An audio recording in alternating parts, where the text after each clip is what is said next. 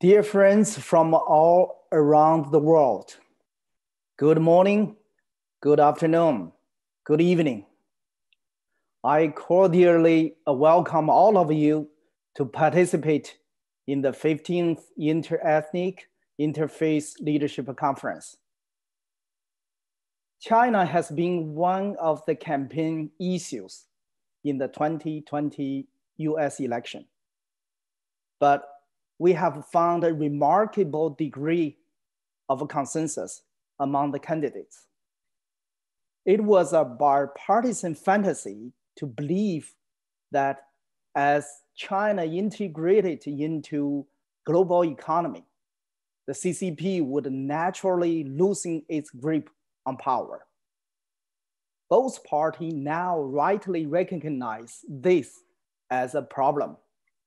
And there has been little partisan disagreement over, for example, targeted sanctions relating to CCP abuses in Hong Kong, Xinjiang, and Tibet, nor have prominent Democrats criticized the current administration's aggressive responses to the threats to national security posed by the success of China-based technology companies beholden to the CCP.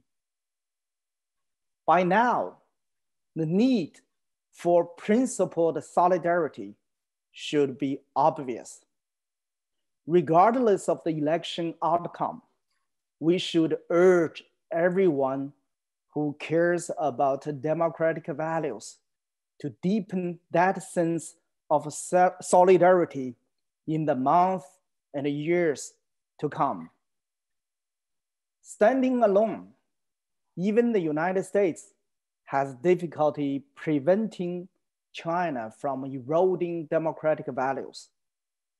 Dependence on China combined with financial incentives bans everything from domestic policy making to the behavior of private institutions like Disney or NBA, to the tenor of discussions occurring in American universities away from democratic principles. In response to economically coercive statecraft, the CCP is practicing a new kind of alliance like NATO. Marrying economics with the democratic principles is needed. It is the best response to the CCP's own pursuit of a decades-long strategy of maintaining a united front with its allies and dividing and conquering its opponents. What should members of United Democratic Front commit to doing? At a minimum, among many other things which I have no time now to enumerate, they should credibly promise to assist each other economically if any member is retaliated against by the CCP or any other country, frankly, for mere nonviolent advocacy. Regardless what whether one favors Trump or Biden, regardless of whether a particular democracy leans center-left or center-right, so long as one claims to believe in ideals like the rule of law, human rights, and free speech, one should recognize that advancing those ideals requires putting aside our lesser differences. The CCP and other autocratic regimes would like nothing more than to continue dividing us along ethnic, religious, partisan, national, or various other solidarity weakening lines. If we fall for it, those who will suffer most in the long run are the citizens of those regimes, few, if any, of whom really want to live in societies dominated by lies, fear, and violence. And while lasting democratic change ultimately depends on the organic efforts of those citizens, those of us lucky enough to live in freedom would do well to not undermine such efforts by letting increasingly powerful dictators play us against each other to the detriment of democratic values everywhere. Our solidarity must become a verb. Thank you so much. Now, I want to introduce His Honorable Mr. Representative of the Dalai Lama, Mr. Ngodup Tsering. He will give us greetings. Tashidele, I'm pleased that the Citizen Power Initiative is once again organizing their most important annual event, that is the 15th Interethnic Interfaith Leadership Conference. Years ago, the initiative has received guidance and blessings from His Holiness the Dalai Lama, an icon who has committed a lifetime for freedom and democracy, human values, and religious harmony. The Citizen Power Initiative serves as an inspiration to so many people. The founder, Dr. Jianli, has pursued his vision of empowering leaders of different ethnicities and backgrounds through thick and thin under all circumstances.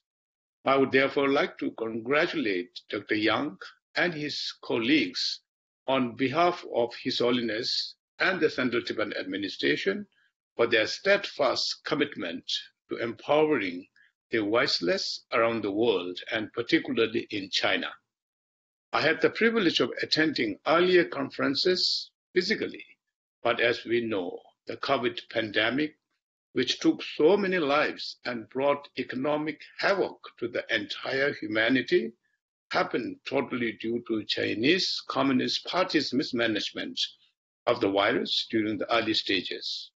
Due to lack of transparency and accountability of the CCP, the entire world is now suffering. But sufferings apart, COVID has enabled the world, in part, to open its eyes to the evil design of the CCP, a design to eventually control the whole world. That could be more dangerous and destructive in scale and scope than this virus pandemic, I think.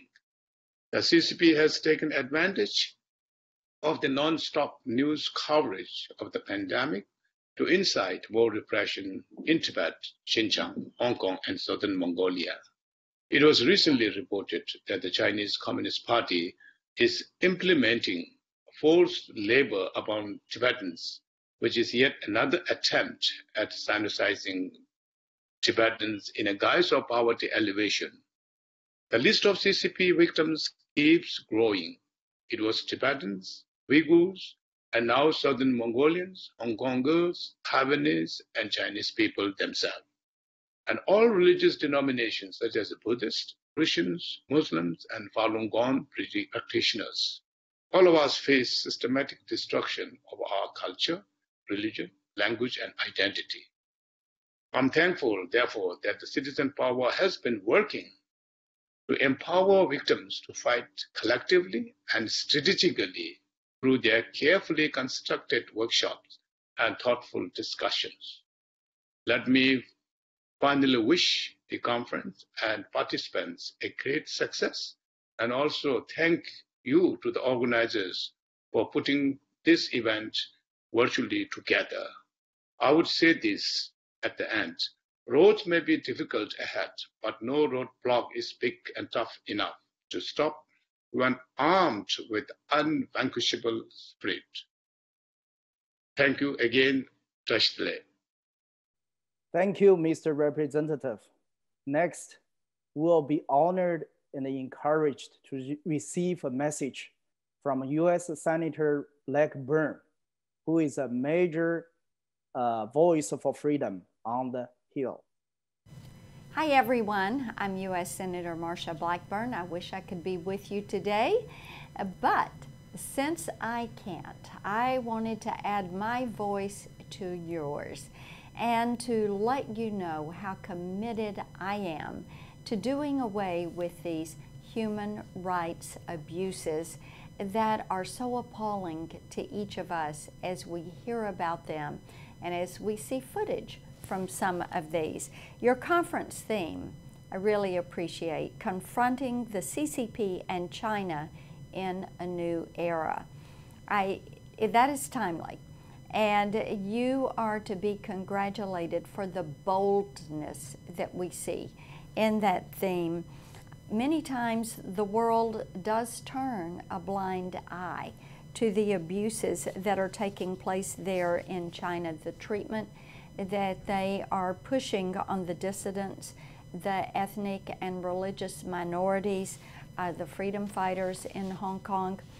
And it seems that only recently some of the mainstream media outlets have allowed these persecuted people into the spotlight, but the true nature and scope of the CCP's abuse of its own people really is largely unknown to the majority of the world. The path forward is to expose them for their steep dive into these abuses. And it's because of the work of groups like Citizen Power and your initiatives that people all across the world are hearing about the horrors of these authoritarian rules and regimes, and people are beginning to speak out publicly and using their voices to drown out the hate and the propaganda that is coming from Beijing.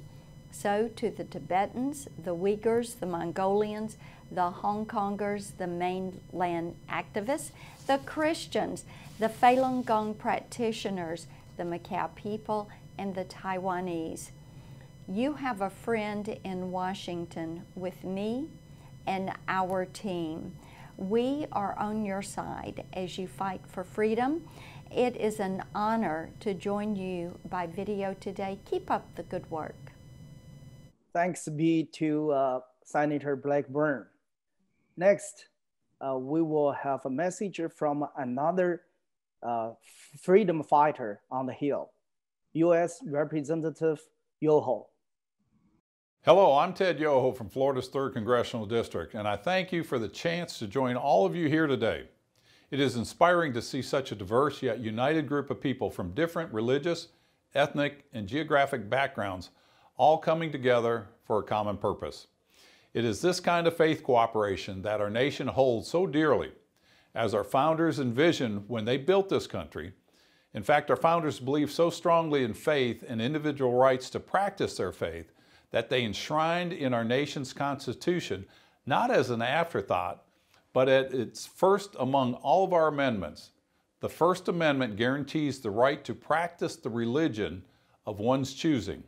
No matter what darkness there is in the world, we must remember that diversity and cooperation between different faiths and beliefs strengthens society and leads to better futures. There has to be mutual respect for one's faith and the protection thereof. One of the reasons we are here today is because one nation has remained actively hostile to all ideals that faith stands for, the People's Republic of China.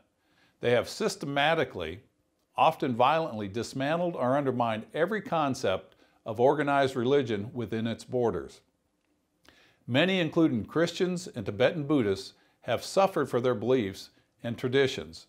However, what continues to be perpetuated against the Uyghurs and Muslim population in Xinjiang and elsewhere within China's border is unconscionable. Over the past decade, Chinese Communist Party authorities have ramped up a campaign of oppression into what has the appearance of a full-fledged state-sponsored genocide on a scale not seen since the end of World War II.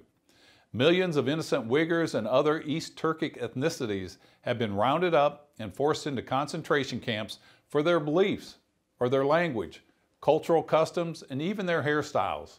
The reason for this oppression and canceling of cultures is the Communist Party cannot survive with citizens that have free thought. People of faith like you, like us, we submit to a higher power. We serve our God, whereas in China's Communist Party, there can be no higher power than the party. Government like ours protect the rights of the citizens and empower the people, whereas the role of the citizen in China is to serve the party. Again, the CCP's belief is there is no and can be no higher power than the Communist Party. That is why they and communism will not survive. People are designed to achieve their desires, not a government's command or suppression.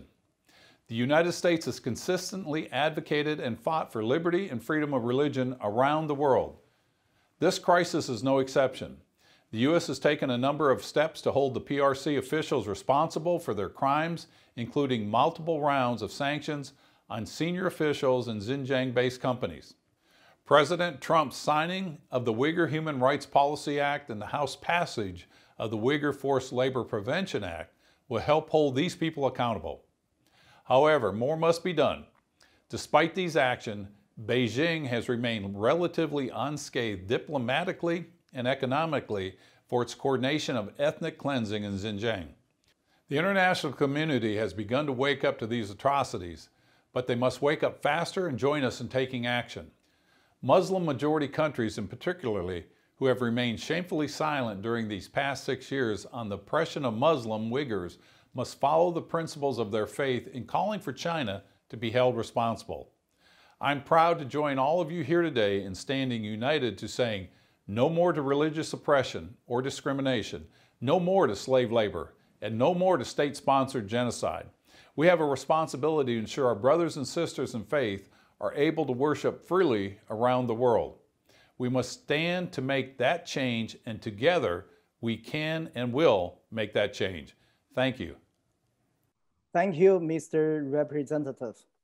In recent years, we have been disencouraged and even appalled by division among the national leaders in this country, Republicans and Democrats.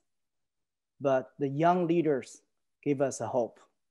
Next, I will introduce Mr. Caleb Max. He is the co-founder of Athenai Institute that is committed to protecting human rights and defending American values and interests. But this organization is bipartisan organization. It consists of a college student from both parties. So they are setting good examples for our national leaders. Now we have Mr. Caleb Max. Good morning. First, I'd like to thank Dr. Yang and the whole team over at Citizen Power Initiatives for China for putting on this great event. It's an honor to be included. So my name is Caleb Max, and I am a recent graduate of George Mason University, and I'm one of the co-founders of a nonpartisan student-led organization called the Athenai Institute.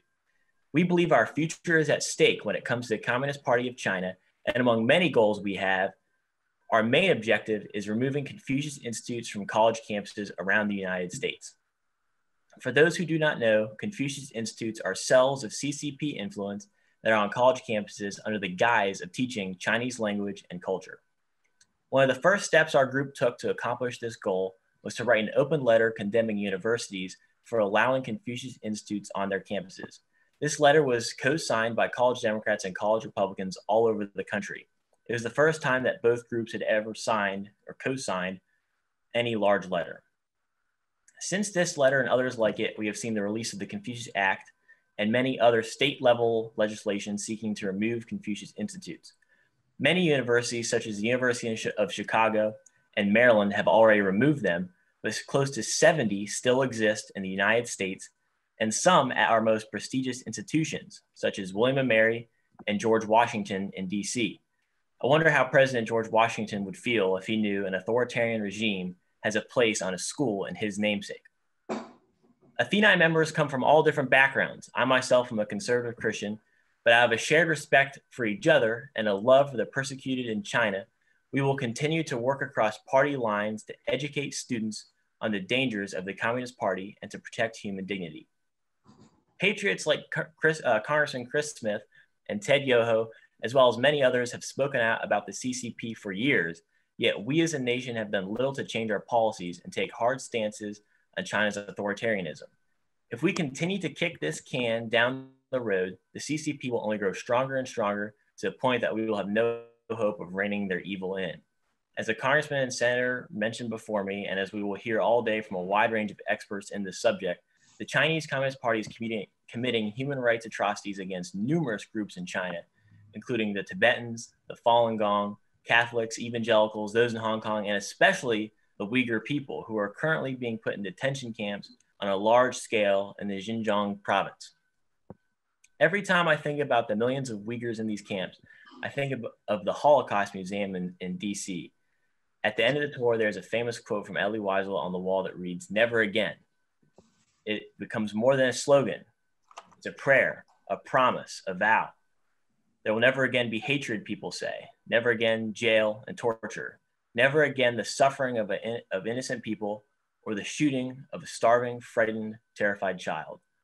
And never again the glorification of base, ugly, dark violence. It's a prayer. I often wonder if we as a nation and a world truly mean it when we say never again. Are we truly ready to put human rights interests above commercial interests? Are we willing to stand by as the world turns a blind eye to China, or in many cases goes into business with them? Will we be willing to call out companies like Apple and Disney and the NBA who have knowingly worked in Xinjiang province and refused to condemn the CCP for its violence? Will we be willing to stand up to our university administrators to get rid of Confucius Institutes and other influence on campus? I am confident that we will, but we must act. I pray every day that my generation will wake up to this challenge and fight the good fight. Martin Luther King Jr. wrote, "He who accepts evil without protesting against it is really cooperating with it." Let us hold our universities, our companies, our politicians accountable and work together for the freedom of the Chinese people. Thank you again for having me and my group. Look forward to listening to the events and the speakers all day. And if you want more information about our group, please visit our website at athenai.org. That's athenai.org. Thank you.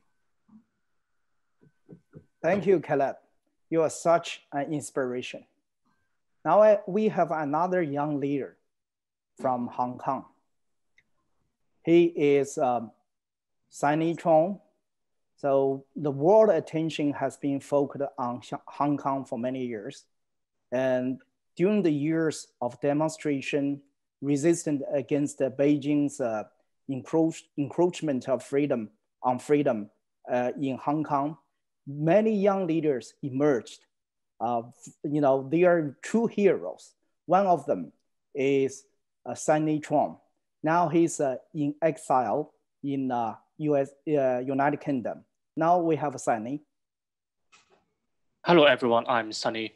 It's my honor to be here to deliver some messages to all of you. We have witnessed how the CCP tried to encroach Hong Kong's autonomy and freedom. And over the years, we also witnessed how the CCP tried to repress all the people around across its border, including Uyghurs, Tibetans. And we also witnessed how the CCP is getting much more influential and try to impact the liberal international order and try to increase its influence and sharp power in order to increase its power. And then today, it's my honor to be here to talk about the Hong Kong situation. As many may know that since the pandemic, the situation in Hong Kong is getting worse because we know that the movement is getting is going to die down. But however, I can assure that after the national security law, the imposition of national security law, we also can be assured that many Hong Kongers are still holding their beliefs and faiths on fighting for democracies. We're still optimistic about our future because we know that we are not alone. Today is actually one year from last year from today. We also witnessed the PolyU siege. We witnessed how the Hong Kong police force attacked the PolyU and the CUHK last year in this month. And because of this brutal repression, that actually induced the Senate passed the Hong Kong Human Rights and Democracy Act. And this bill is actually the effort by the Hong Kongers, very brave Hong Kongers who fight till their last breath on the front line. Last year, I was invited to testify in the Congress to talk about, as a student representative, to talk about the Hong Kong situation. And now, and previously, I went for the Legislative Council election, and then with other activists like Joshua Wong and Nathan Law, I won in the Democrats primaries. However, you know that the Hong Kong government postponed the Legislative Council, and since then, I was even prosecuted by the authority because I, with other activists like Joshua and some very famous political figures like Jimmy Lai, because we participated in a candlelight vigil to commemorate the victims of the June 4th massacre. And that is really miserable. And due to the national security law, I have been harassed and followed by different agencies, spies, and Hong Kong police force. And that's why I have to leave Hong Kong to protect my own safety and to protect the safety of my family. And today I'm here to try to appeal to all of you that we Hong Kongers will not give up, and we will continue our fight. And we also hope that all the people around the world, no matter you are Uyghurs, Americans, Taiwanese, or other people who also realize the threat brought by the CCP, we should assemble our forces and try to create pressure to the CCP. And we believe that a strong United States, a strong free world can help contain China in many domains. And that will be our goal. And we, in the long run, we hope that democracy, freedom, and equality, these conceptions can be maintained and safeguarded in the long run. And we can build a democratic regime in the long run. Thank you very much. Thank you for this opportunity. I hope that we can end this suffering sooner or later. And thank you all of you. Thank you, Sunny. Now, Dr. Lian Chao Han.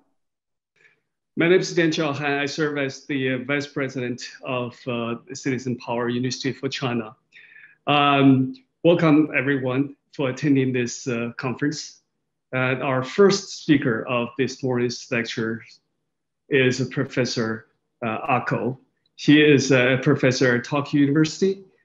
He has been studying China for so many years. He's recognized as one of the leading China experts in Japan, who has published many books on this subject. Also in this process, he has helped many Chinese human rights activists. Her expertise and insight will shed light about future Japan-China relations. So with that, please go ahead with your lecture, Professor Atul. Hi, hello. Can I share my PowerPoint? Daniel, can you help with the professor's presentation?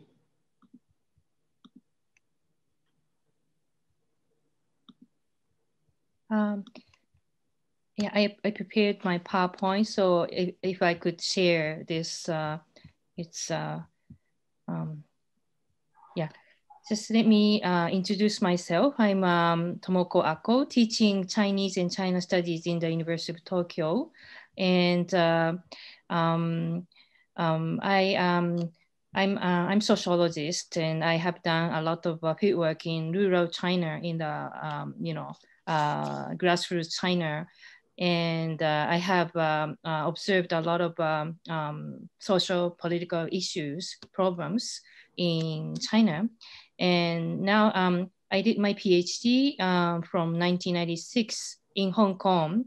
So looking at all the changes happening recently in Hong Kong, I have felt very sad, and I know that a lot of young people in Hong Kong have been working very hard for freedom and democracy in Hong Kong.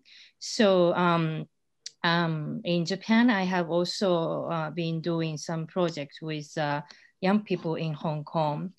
And also I'm doing some project with Chinese public intellectuals and human rights lawyers and civil societies. Today I'm going to talk about, okay, yeah, now I can share my PowerPoint file. Okay, let me check. Okay, yes, yeah, it's my title of my presentation is my observation on Japanese diplomacy towards China. I'm not an expert in international relations or diplomacy, but I think a lot of people are interested in the new Prime Minister Suga, his diplomatic policy. Well, and I'm gonna explain a little bit. It's my observation, my personal observation, but I hope that you can get something from my presentation. Let me see. Prime Minister Yoshihide Suga, yeah, he made his first face-to-face diplomatic debut, meeting with 3 foreign ministers. They're one from United States, also from Australia and India. And he clarified his stance to take over the free and open Indo-Pacific concept of the former administration of Shinzo Abe. The Prime Minister's aim is to build a seas network with the United States and improve relations with China, which is indispensable for rebuilding the economy. Whether it's possible to chase the 2 rabbits while balancing the conflict between the United States and China. So Japan has been forced to do difficult steering. The Prime Minister chose comrade country, which resonates with the Indo-Pacific concept in the face-to-face diplomatic debut. Yeah, as I told you, these 3 countries, US and India and Australia. Yeah, just yesterday, Prime Minister met the Prime Minister, Australian Prime Minister, and they discussed the collaboration between the Japanese self-defense forces and Australian military. It's clear that series of talks with these countries to restrain China, which advocates the One Belt, One Road, giant economic zone concept, is expanding its influence in Asia. The movement to advance into the ocean is also active, and public vessels are sailing around Okinawa Prefecture and the Senkaku Islands, and military bases are being built in the South China Sea. So it was decided that the 4-country meeting would become regular. The 4-country meeting was held in earlier this year, and then yeah, and that meeting would become regular from next year onward. And it was agreed that cooperation would be promoted in the cyber field as well. So the Indo-Pacific concept, which can be said to be a common philosophy, is a diplomatic strategy launched by Mr. Abe in 2016. And after the meeting, Foreign Minister Toshimitsu Motegi told after this 4-country meeting, Foreign Minister Motegi told reporters that the diplomatic concept advocated by Japan has never penetrated the international community so much. And so the second, the Suga's diplomacy, Prime Minister Suga visited Vietnam in mid-October. That was the first overseas destination for the Prime Minister. And Vietnam and Japan, the 2 countries, which are the core of the association, of South Asian nations, ASEAN's network, where Vietnam, is one of the important country in ASEAN, and it was selected in order to increase the number of companies in the Chinese Seas network. However, before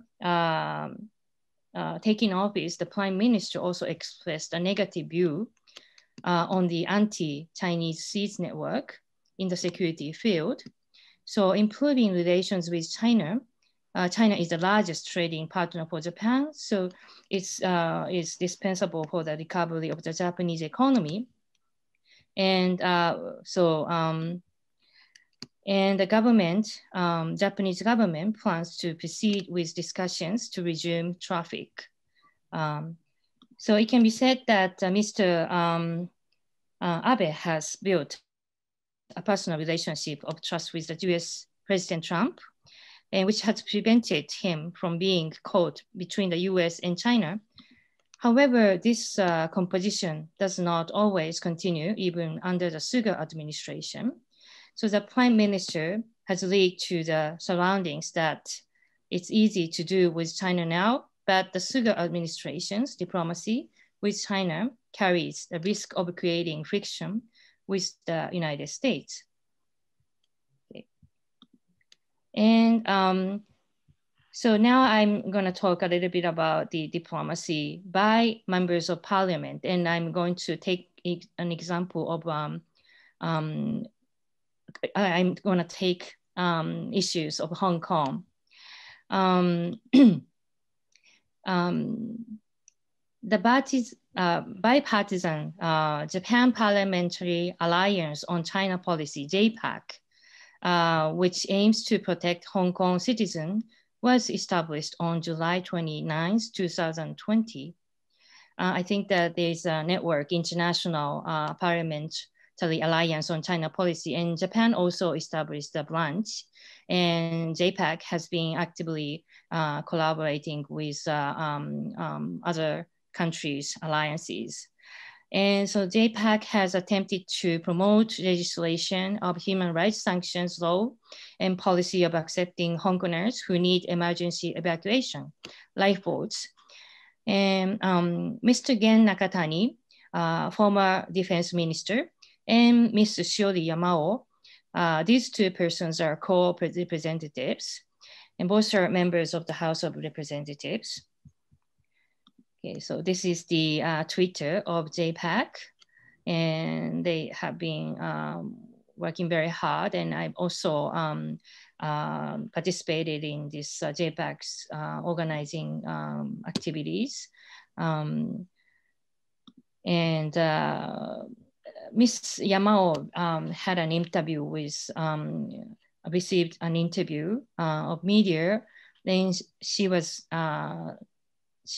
telling that as long as we place importance on the universality of human rights, we should firmly point out and seek correction as a member of the international community against the suppression of human rights by nations that cannot be cured by domestic affairs, even in other countries. And she also said that while there are not so many Asian countries that can be pointed out to China, but Japan, which has a certain level of economic power and defense power, has a strong presence in the international community as a powerful human rights observing nation in Asia.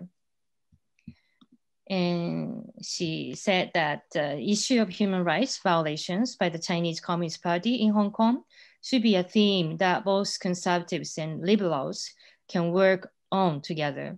But rather, the liberal side is hesitant about criticizing Chinese officials, Chinese government, and conservatives cannot speak because of the pressure from the party. And we should be able to go around once and work together, but rather in the opposite direction. Then we realized that everyone was in a situation where their mouths were heavy from the left and right.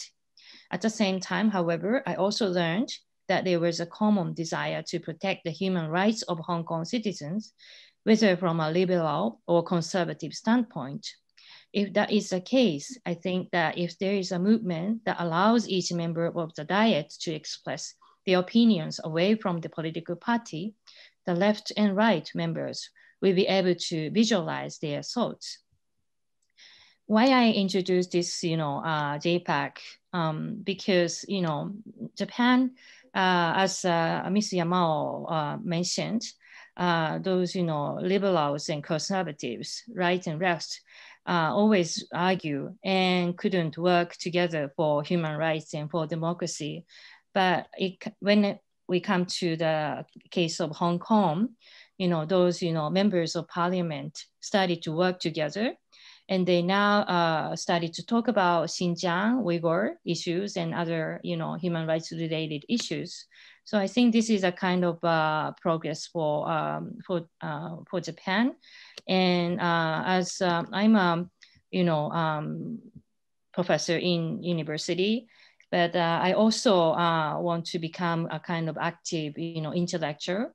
And I'm trying to work together with those politicians and citizen groups for democracy and freedom. So I feel very happy to join this online event today. And I hope that we Japanese groups, academics, civil society, and political parties can work together with international groups in the future as well. Thank you. Thank you so much, Professor Atul.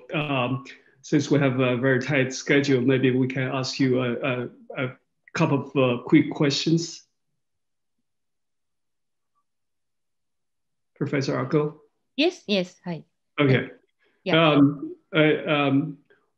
We know that Japan has played a key role in help the CCP party state rise. It has not confronted Beijing as the United States and other allies have, despite China's gross violation of human rights abuses and its continued military aggression in the region. What is the final goal of Japan's diplomacy? Does Japan see China as a threat, a strategic competitor, or a regime whose behavior can be changed through Japan's goodwill and kindness? Japan regards China as a threat, also as a strategic partner, because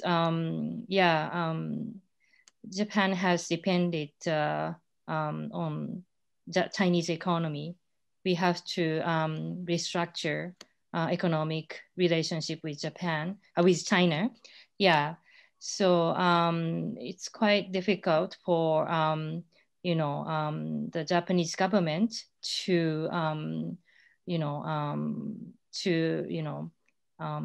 criticize Chinese human rights issues so directly. Yeah, but as I introduced, those members of parliament started to work together, both conservatives and liberals. Yeah, because we look at the situation, changes happening in Hong Kong, we really cannot resist, and we really cannot help speaking out for them, because it's quite serious. And even a lot of Japanese companies have offices in Hong Kong, and scholars and businessmen from Japan, they travel to China and they have been arrested. So we academics also are trying to give more pressure on Japanese government to look at what's happening in China and what Chinese government have been doing for those people with good wills. And I also trying to help speak for public intellectuals, human rights lawyers. They are trying to contribute to their own countries with their own professional knowledge and good wills, but many of them have been arrested and have been detained. Yeah, so I think we should build more channels with those, intellectuals and citizen groups with goodwill and professional abilities, and more members of parliament and citizen groups in Japan working together for those, for freedom and democracy. Yeah. Thank you. One last quick question. Japan just signed the RCEP with China and other countries. And definitely that Japan sees as benefit Japan's economy. However, based on the past lessons learned from Taiwan, do you think the arrangement will increase Japan's economic dependency on China? Yes, Japanese companies are moving their offices to Southeast Asia, and they're leaving from China, many of them. But still, China is a big market for Japan, and also very convenient for many Japanese companies to do production in China. So it's almost impossible for Japan not to depend on Chinese economy. Yeah, realistically speaking. Yeah, so we have to balance between economy and politics. That is reality. But of course, when you do business in China, you also have to consider safety of your own company's people, and business also are related to legal issues and other things. So I think the Japanese government should give more pressure on China in terms of legal aspect. When we Japanese company do a business in China, we really hope that the Chinese government can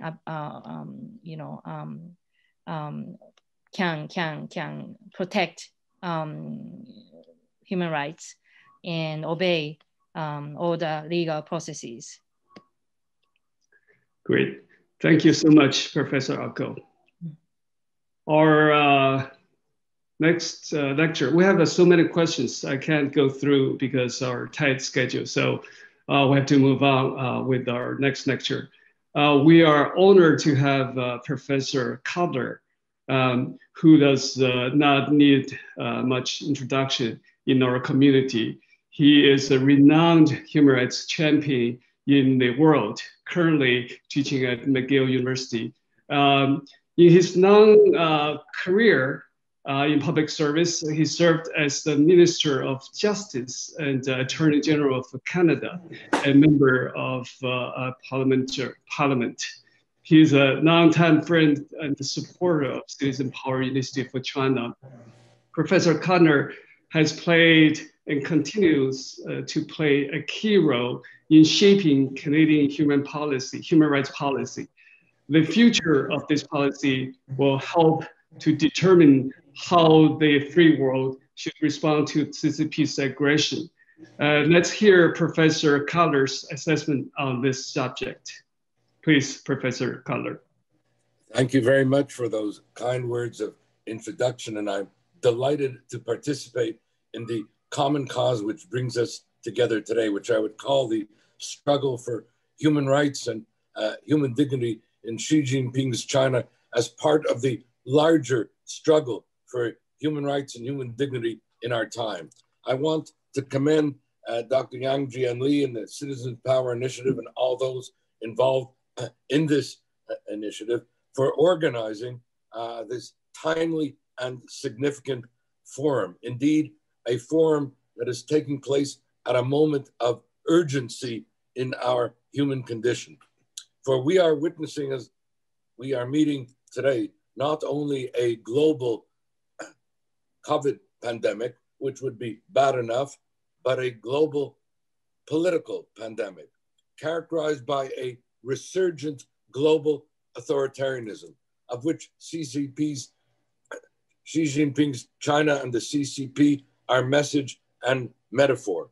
And where the CCP is engaged as we meet in a multi-pronged assault on the international legal democratic order, including, and this is an audience which is well versed, so I will actually share these panoply of assaults in a series of one-liners. The first, the targeting of what the CCP has called the 5 poisons, the mass atrocities against the Uyghurs, of which I will speak more later, the national security legislation in Hong Kong, constituting a frontal assault on the rule of law, a standing breach of an international treaty, the UK-Sino Treaty, the criminalization of fundamental freedoms in the basic law under that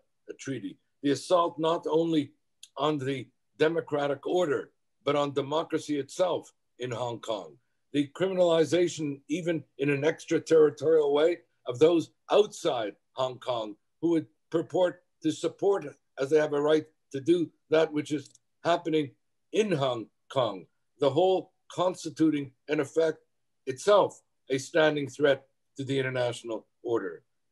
And it doesn't stop there.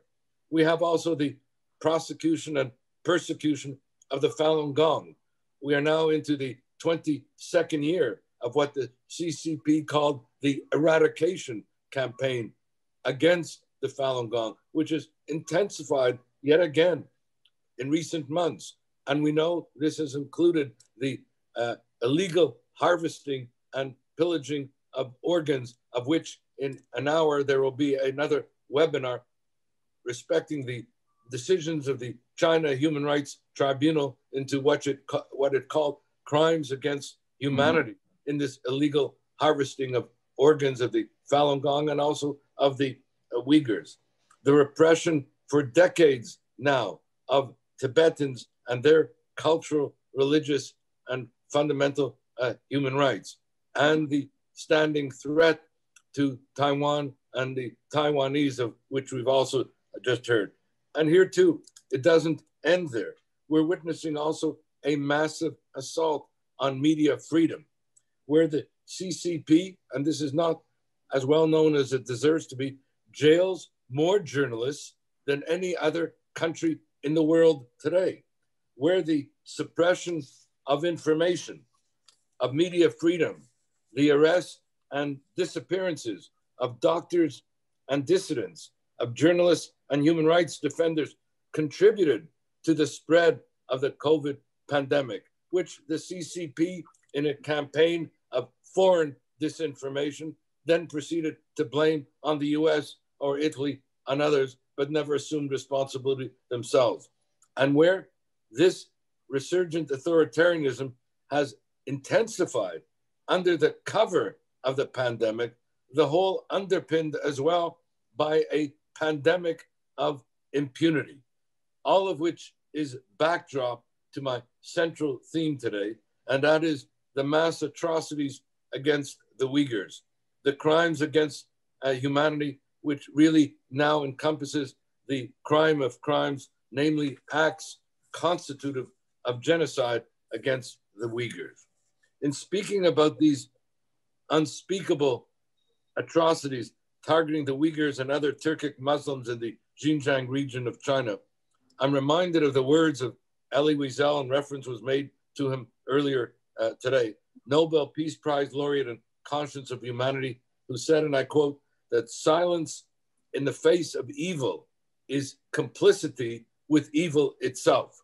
And that, as he would remind us again and again, indifference always means coming down on the side of the victimizer, not on the side of the victim. These words underpinned my testimony recently to a 2-day Canadian parliamentary inquiry into the plight of the Uyghurs. In my testimony before the parliamentary inquiry, which, as it happened, was taking place in the 75th anniversary of the liberation of Auschwitz, the most brutal extermination camp of the 20th century, reminding us of horrors too terrible to be believed, but not too terrible to have happened. I was haunted because just before my testimony, I saw chilling footage, which I viewed, as I said, just prior to my testimony, of Uyghurs, heads shaven, blindfolded, shackled, and herded onto trains headed for concentration camps. I do not make any analogies with the Holocaust, but the graphic videos against the backdrop of what was happening were painfully evocative. The Holocaust and the genocides that followed from Rwanda to Srebrenica to Darfur to Myanmar were unspeakable, not only because of the horrors, but because of these genocides were preventable. Nobody could say we did not know. We knew, but we did not act. And we know now and must act as Beijing's mass atrocities as we meet against the Uyghurs constitute the following. And these mass atrocities are, in my view, and in the view of those experts who have testified in this regard before the Parliamentary Committee and elsewhere, and where the Canadian Parliamentary Committee, in its unanimous report, itself said that the following acts, which I will identify, constitute acts of genocide under the Genocide Convention. First, mass internment in concentration camps of well over 1 million Uyghur men, women, and children as young as 13 years of age, the largest detention of a minority since the Holocaust, with survivors testifying, as they did before the Parliamentary Committee, of forced enslavement, torture, rape, disappearance, and murder.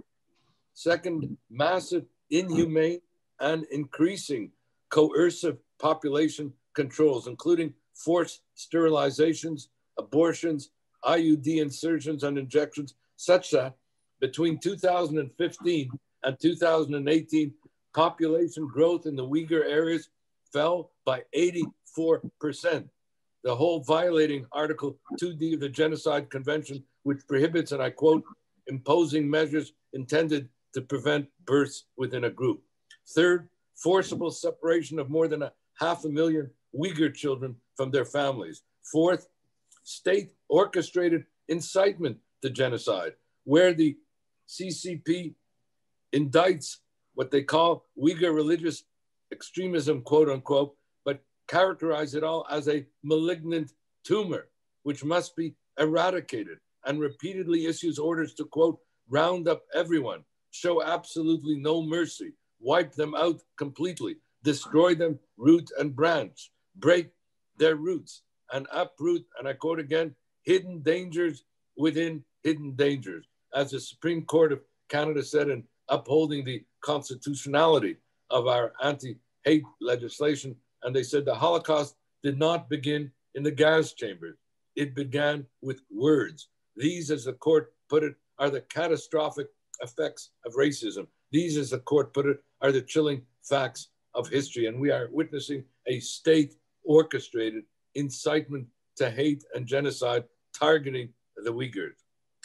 Fifth is a massive surveillance state underpinning what has been called the world's most technologically sophisticated genocide, as Yona Diamond, the legal advisor to our Raoul Wallenberg Center, and Rehan Assad, a senior fellow at our center, put it in a Foreign Policy magazine article. The surveillance permeates every aspect of life in Xinjiang, with closed circuit televisions, artificial intelligence, facial recognition, and biometric data, all deployed to track every movement, every communication, and generate lists of quote unquote suspects for detention. And finally, massive state orchestrated assaults on Uyghur memory, religion, culture, language, and identity. At least 65% of all mosques in Xinjiang have been completely demolished or damaged, with others converted into commercial spaces. And so the question, what can we do? For we need not only to unmask and expose these crimes against humanity, we need to act. We need to secure justice for the victims and accountability for the human rights violators. Let me just identify, by way of summary, a list of initiatives that can be taken, need to be taken, and should be taken. First, the UN Secretary General should appoint a special envoy or other independent international investigative mechanism with unfettered access to the Xinjiang region. Second, the US Congress and other parliaments like the Canadian Parliament should engage in their own respective inquiries and make determinations that these crimes against humanity effectively constitute acts of genocide. And here I would like to say that I am a co-chair of the Interparliamentary Alliance on China, which brings together hundreds of parliamentarians from over 20 parliaments, and the list is growing, and we are meeting again later today. But the first issue that we took up were the issue of crimes against humanity against the Uyghurs. Third, the US, Canada, and the international community should invoke and implement the responsibility to protect doctrine, committing the international community to intervene, as the doctrine says, and we are now on the 15th anniversary of the adoption of this doctrine, that wherever crimes against humanity, war crimes, or, God forbid, genocide is being committed in any particular country, and the government of that country is unable or unwilling to do anything about it, or worse, that the government in that country is the author of that genocide, as is happening now in the Xinjiang region in China, then there is a responsibility with respect to the international community to intervene and protect the innocent targets of those mass atrocities.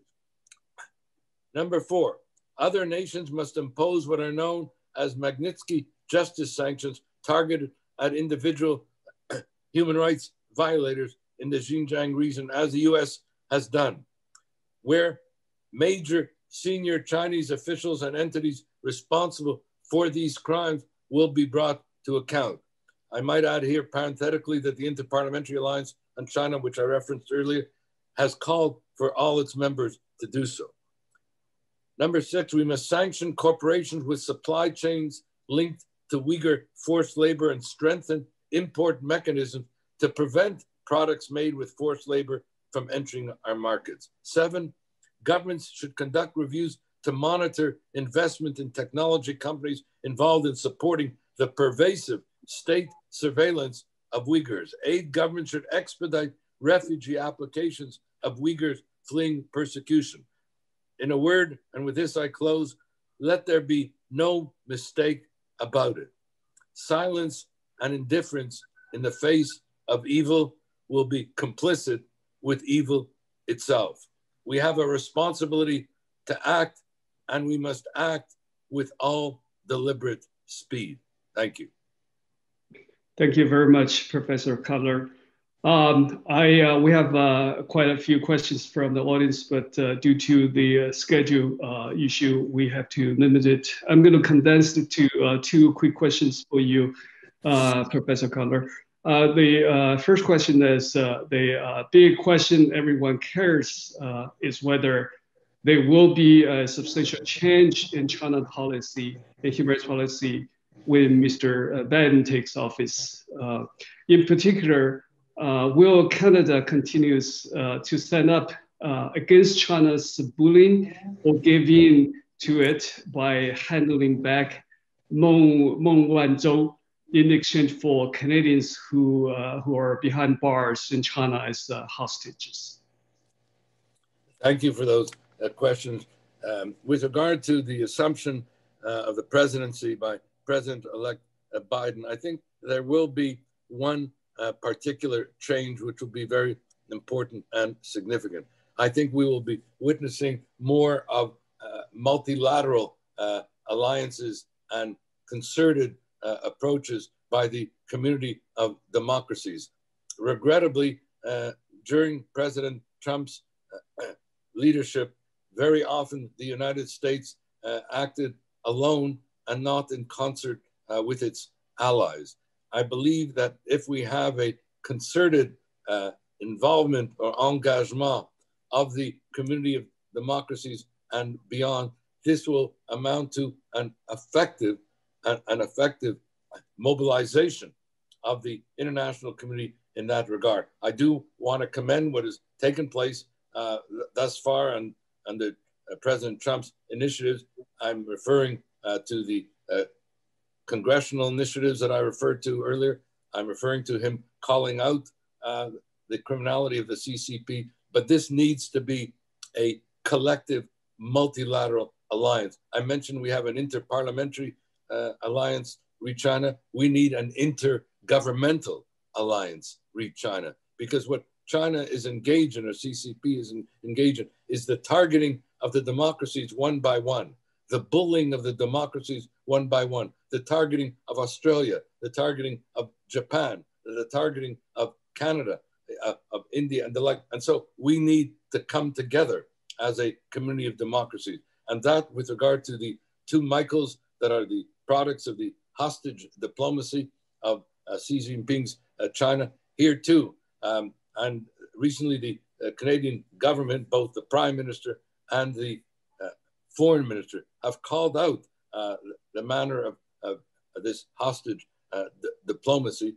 And I believe that part of this intergovernmental alliance, along with the interparliamentary alliance, will lend the necessary collective support that hopefully will result not only in the freeing of the two Michaels, but an end to this pattern and policy of hostage diplomacy, as well as political prisoners. I'm representing now for 18 years Dr. Wang Bizang, a Chinese doctor who came to Canada in 1979, received his PhD from McGill University in 1982, decided, as many of you know, that rather than become a practicing doctor, which you would have liked to have done, it was more important to pursue democracy in China. And so he set up the Overseas China Democracy Movement and did this in 1982. Fast forward 20 years later,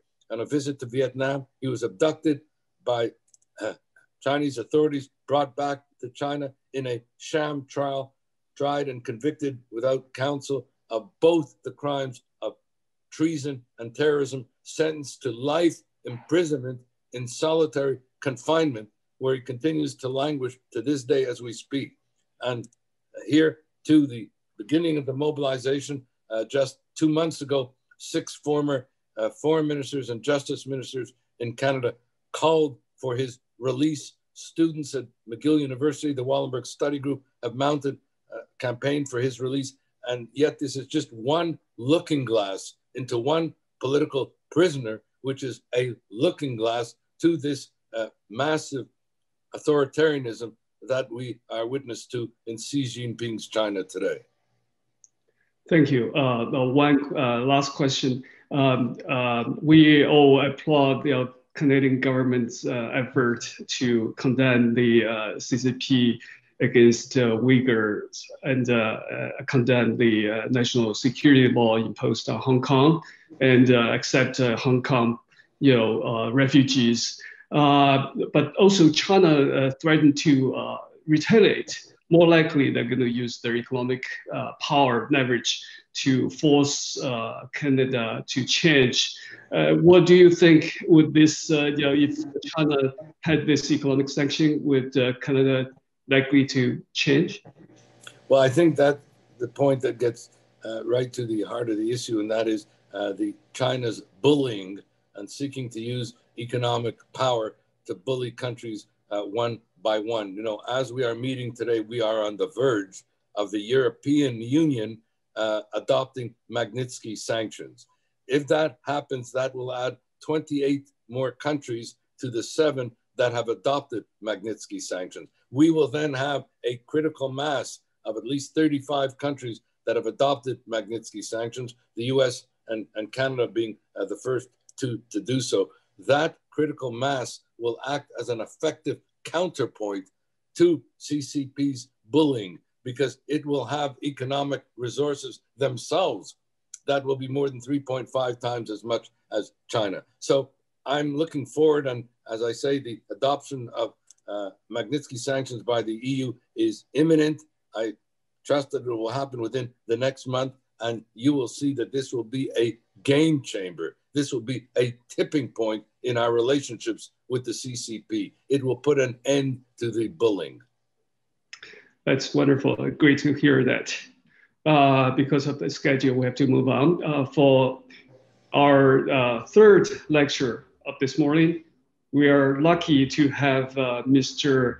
Aneja from India give us a talk about geopolitics in Indo-Pacific region.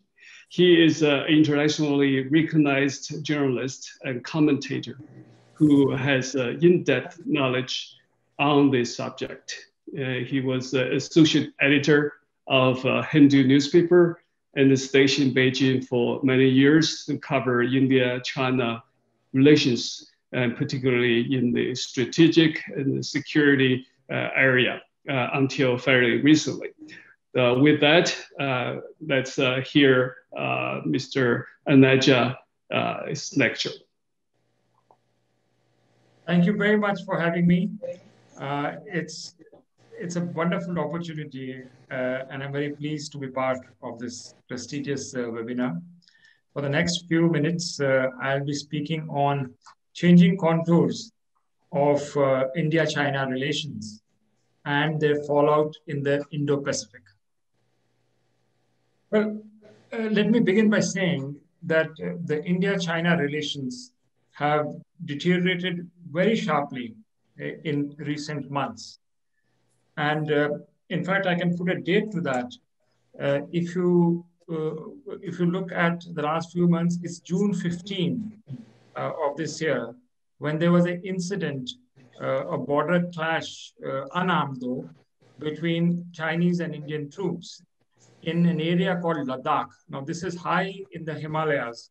And the area is, if I put it a geographic thumbnail to it, it's close to the Karakoram Pass and Leh, which is the capital of this province called Ladakh. This is part of the Tibetan Plateau, this entire area. During that clash, there were 20 Indian soldiers which were killed, and an unknown number of Chinese troops which were killed.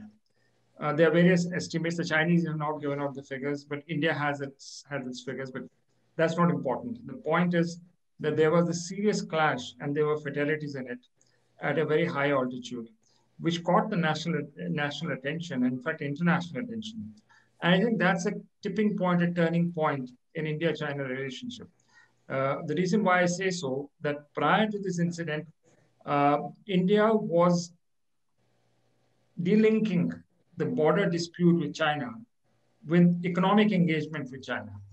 So while there were frictions on the border, there's an unsettled border, yet there was this understanding that we will keep the two separate, that the border differences will not intrude into a very vibrant economic relationship which has been being built up with China over the last decade or so, if not more. But after this delinking process has been given away. And the shadow of the border conflict, especially with casualties coming into the picture, has resulted in the decoupling of the border and the economic issue. And consequently, we had economic retaliation coming against China, especially in terms of the number of apps which were very active in India, including WeChat and others, TikTok being the other big one. So these were banned along with 200 other apps, Chinese apps. And even in terms of trade, that has also been hit after this incident. And more structurally, what has happened is that there's a conscious policy decision in India to reduce dependence on China, especially this was exposed during the COVID-19 pandemic, and build new supply chains. And the partners in these supply chains are primarily countries which belong to what is called the Indo-Pacific Quad, By Indo-Pacific, I mean the vast geographic space on either side of the Malacca Straits, one on the Indian Ocean side and one in the Pacific. So it was these countries, and specifically 4 countries, which form what is called the Indo-Pacific Quad. That's India, Japan, Australia, and the United States. So the attempt after this June 15th incident is to build these new supply chains, with India being given its vast potential as a manufacturing hub, being one of the primary countries which will aggregate the supply chains which are rooted. Especially on September 1st, we had a meeting of the trade ministers of India, Australia, and Japan, with this very idea to study this topic in much greater detail, so that this reliance on China on the economic side is reduced. So that has been a major fallout of this clash which took place on the June 15th in terms of policy terms. The Indo-Pacific on the military side, I think it's become, for the first time in my memory as a journalist, that the friction between India and China has acquired a much broader regional dimension. In the sense, in India, we no longer are looking at our differences with China on the border in Ladakh in isolation, but are connecting it in a much broader geographic space of the Indo-Pacific, extending from India right down to South China Sea and East China Sea. So this broadening of perception is something which is new. And while you broaden this perception, you are also looking at new geopolitical partners. And that is where the Indo-Pacific Quad comes in. And as I said, the military side, there's an economic dimension to the Quad which has emerged, but there is a very strong and fundamental military dimension which is evolving as we speak. And right now, we have begun what is called the Malabar exercises, the second phase of exercises, military naval exercises. This is in the West Indian Ocean, Arabian Sea, which is the western flank of the Indian Peninsula, where we have a large exercise involving 2 aircraft carriers, the USS Nimitz and India's Vikramaditya, along with participants from Japan and Australia. And this is a very complex exercise because this involves carrier fleets. So you can see the scale of it, and symbolically, carriers are the ones which are there not for just defense, but for sea control. Along with them are submarines which are coming in. We are testing interoperability of these 4 navies. So the Indo-Pacific Quad military dimension has evolved and strengthened very strongly, and more so after the incident we have had on June 15th, in fact, from May with China along a border. And not only is this exercise a symbol of the deepening defense ties, but there has been a lot of groundwork which has been done. All the 4 countries bilaterally have signed what are called logistics agreements, which would allow military assets, including warships, to dock in each other's bases. So which would mean that an Indian warship can dock, let's say, in Guam, and an Australian can come into India. At the heart of the Indo-Pacific strategy is what is called the Andaman and Nicobar Islands in the Andaman Sea. That is East Bay of Bengal, and that's Indian territory. The Andaman and Nicobar Islands are strategically very, very significant. And that's because there are 2 specific sea lanes which I'm referring to now. One is called the 10-degree channel. This separates the Andaman group of islands with the Nicobar group of islands. And then at the end of the Nicobar Islands, we have something called a 6-degree channel. Both are very important because commercial shipping going from West Asia and beyond has to pass through these channels before it enters the Malacca Strait and then into the South China Sea. So these are critical choke points, which is part of the Indian territory. But when the Quad is meeting, I think the unsaid focus is how do we work together to ensure that there is real capability to intervene in these two channels. And that's where China comes in, because most of the Chinese commercial shipping is going to pass through these through, especially the 6-degree channel before it enters the Malacca Straits. So while this is Indian territory, there are certain limitations. And India can't do this if one is pushed to that level. I mean, that's extreme kind of eventuality. But I think that's the real leverage which the 4 countries have vis-a-vis China.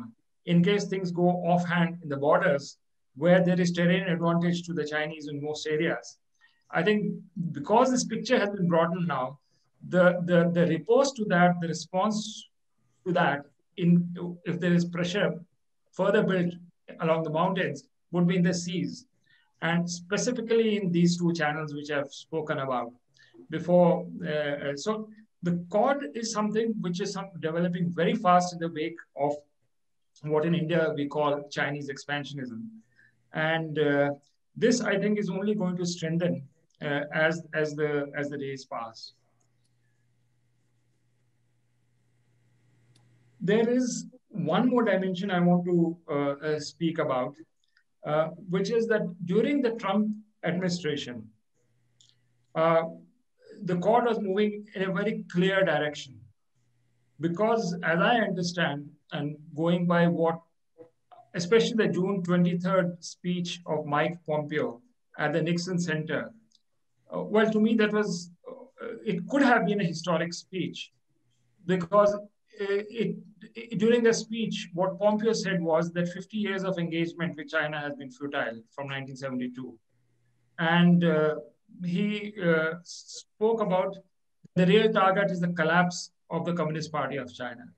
And that's Cold War to me, because that's exactly what was done to the Soviet Union when the CPSU, the Communist Party of the Soviet Union, was the target. And the collapse of the Soviet Union was something in 1990, which was as historic game changer in the global system. So from an Indian point of view, we saw in Pompeo's speech a real roadmap, in the sense there was a clear objective in the end of what is to be achieved. And that gave a lot of focus to Indian policy thinking. But now we have a rider with Biden coming in. While we may have, and this is my own view, that while we may have greater emphasis on human rights issues, and that comes to Tibet, that will come to Xinjiang, but when it comes to the Chinese mainland, to the Communist Party of China, my own view, unfortunately, is that there will be accommodation between the United States and China, where, of course, the United States will have an edge, military edge, in the West Pacific. But I do not think that the Biden administration is going to go that far as to seek the collapse of the Communist Party of China. That sort of brings in a new rider into how far we can trust the United States, because India stands in the front line of China, and our troops are facing China over there. I am not sure, and I think that could be a line of thinking in Indian policy making, that if we make the move and confront China frontally in a military way, will the United States and the Quad really come and support China, support India at that time? That's a big question mark. So that is something which is reevaluating our line of thinking. I know it's early days. We'll need to engage with the Biden administration as it unfolds. But unless we have a clear-cut answer as to the extent the United States is going to go ahead and confront China, I don't think the Quad will move as fast or in the direction, let's put it very blunt, in the containment of China, as would be the case with the Biden administration. There's plenty of skepticism over here that would be the case. So essentially, we are arraigned against the Chinese, and we are facing them on the borders, and we are not going to blink. As far as the mountains go, the Indian troops will not come down, whatever the pressure comes from the Chinese. That's something which our administration is very clear about. And so we are willing to face them. But if you look at broader geopolitics, that while we defend Indian territory, which is the duty of any government, I'm not sure as a partner of other Indo-Pacific countries, and let's say of countries of Taiwan, let's say, whether we have so far the assurance that the United States will go whole hog in support of in that direction. One last point, that Taiwan becomes extremely important for India in the building of new supply chains. I spoke about Australia, Japan, but I think the real game changer can be Taiwan. India-Taiwan relations are moving very rapidly in a positive direction. And there is a lot of buzz in Indian business circles that if we do not get access to Chinese technology, Taiwan has very real value, especially in the domain of high technology, electronics. And in fact, in real estate, in high-rise buildings, the Taiwanese have developed extremely exceptional expertise. And this would be a natural partnership, I think, which will build up in the years to come. I'll stop here and be very happy to respond to any questions there. Thank you. Thank you, sir, for that very insightful talk. You pretty much answered lots of questions our audience have. But just one quick question. You mentioned about Taiwan and India is going to develop a significant relationship with Taiwan. But China, of course, see Taiwan as the red line. If you cross that red line, they are going to retaliate against India, do whatever they can. I just wondering, as a part of the strategy, India has rejected the RCEP. Is that part of the strategy against economic dependence against on China? How you're going to work out relationship with Taiwan without facing the retaliation from China? Well, in India, we follow an independent foreign policy. We are quite confident about our potential as a civilization state of the future. So our engagement with Taiwan will not be dictated by China. Though we know that the Chinese will try and exert as much pain as possible. But I think that's where the economic asymmetry between India and China, from the Indian point of view, that's where a partnership with Japan, Australia, and the United States becomes very, very important and critical factor. I do not think that India on its own will make any decision on the one China policy vis-a-vis Taiwan. It will wait because geographically it's not coming directly in our in the Indian Ocean zone. But it will wait and see the signals which will come from the United States towards Taiwan. Now, my own hunch is that if Trump administration was there, we were moving in a direction where there was a real chance of one China policy being rejected. We already see the military relationship between the United States and Taiwan being revived big time. And there were signals to suggest that the Americans may go even further. So I think on Taiwan, while we will engage it on the economic track, on any other track, I think we'll wait and watch the response, which will come from the United States, especially, to take a call whether to go further. As far as China goes, Taiwan is very much a part of our new supply chain initiative. We are aware that it is going to cause considerable pain while we move away from China. But given a long-term perspective, the feeling is that because India is a self-contained economy in one way with a large population and domestic market, we have the capacity to bear the pain before we forge into new supply chain partnerships. So I think our engagement with Taiwan will continue, disregarding whatever be the perception from China and the way China retaliates against India. Great. Thank you so much, sir. Because of the time limit, we have to stop asking more questions. Our next speaker is Mr. Ben Rogers. He does not need much introduction. As we all know, he's been long-time supporter and friend of this organization, and he's a co-founder and the chief executive of Hong Kong Watch. He's been work as an international human rights activist for many, many years. So with that, please go ahead, Ben, with your lecture. Well, thank you very much. It's a really great privilege and pleasure to be with you.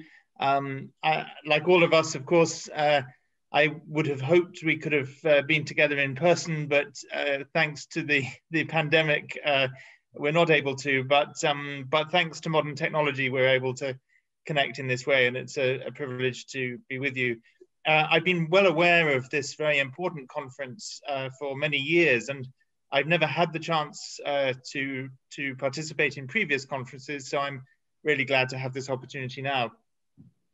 I was asked to focus my remarks on the relationship between the United Kingdom, Hong Kong, and China, and I was asked to come up with a title for this, and I gave it the title Britain, Hong Kong, and China: Broken Promises, Treaty Violations, Wolf Warrior Diplomacy, and Mass Atrocities, Time for a Reset.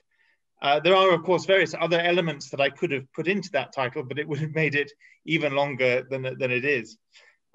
Just some very brief background for those of you who might not be familiar with my own personal relationship with China. I first went to China when I was 18 years old to teach English in the city of Qingdao for 6 months in my year between school and university.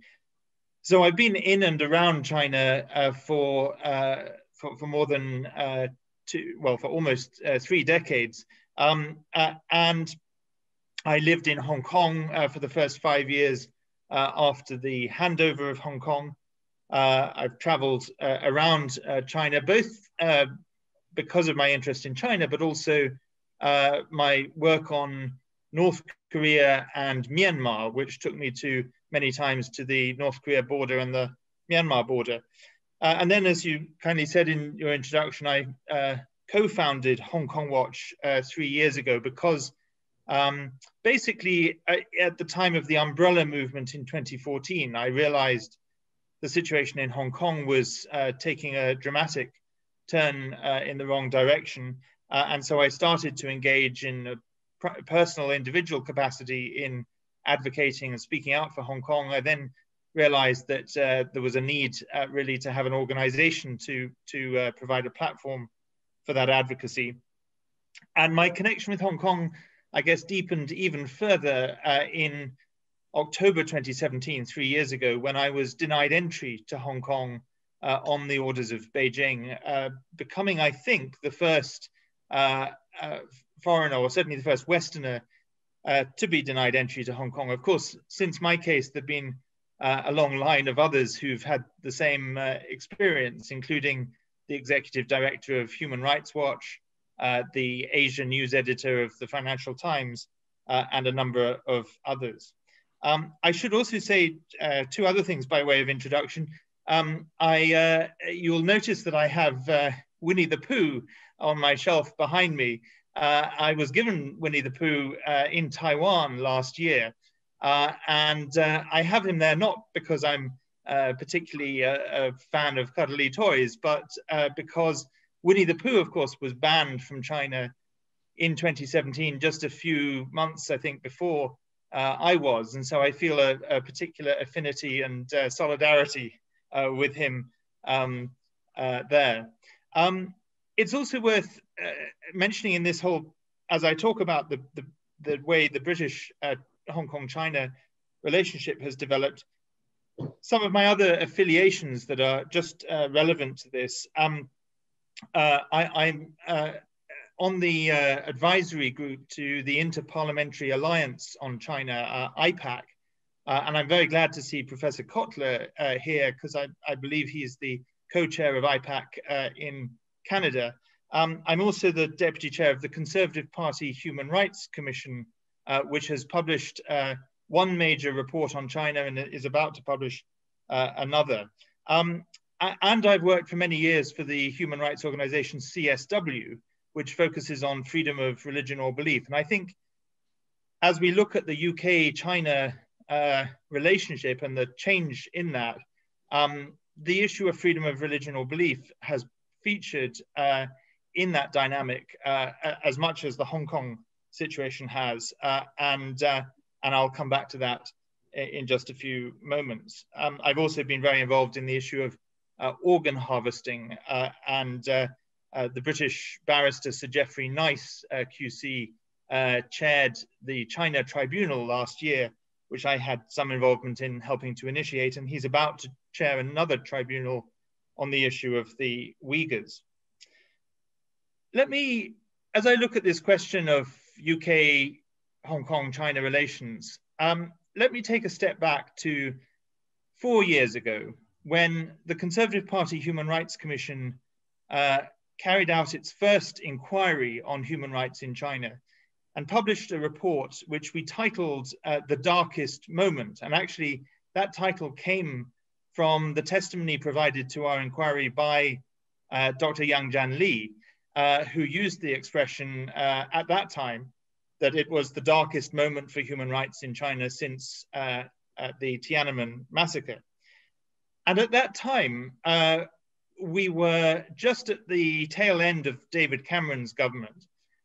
And of course, David Cameron and the Chancellor of the Exchequer, George Osborne, had pioneered what they called the golden era of Sino-British relations. Of course, their policy was not a totally new policy. It was an expansion and extension of the policy of most of their immediate predecessors. Tony Blair and Gordon Brown certainly pursued very positive relations with China, but David Cameron and George Osborne took things to a whole new level. And one of the turning points for me personally, in terms of my increased activism on China, was when Xi Jinping made his state visit to the UK in 2015. And I was so shocked by how the British government at that time rolled out the red carpet for him without saying anything publicly on the human rights situation in China. And it took one member of parliament who I work with very closely to raise an urgent question in the House of Commons on a specific human rights case in the middle of the state visit. By tabling that question, that forced the government to say something on human rights publicly in the middle of Xi's state visit, but they were very angry about it. Our own government was very angry about it.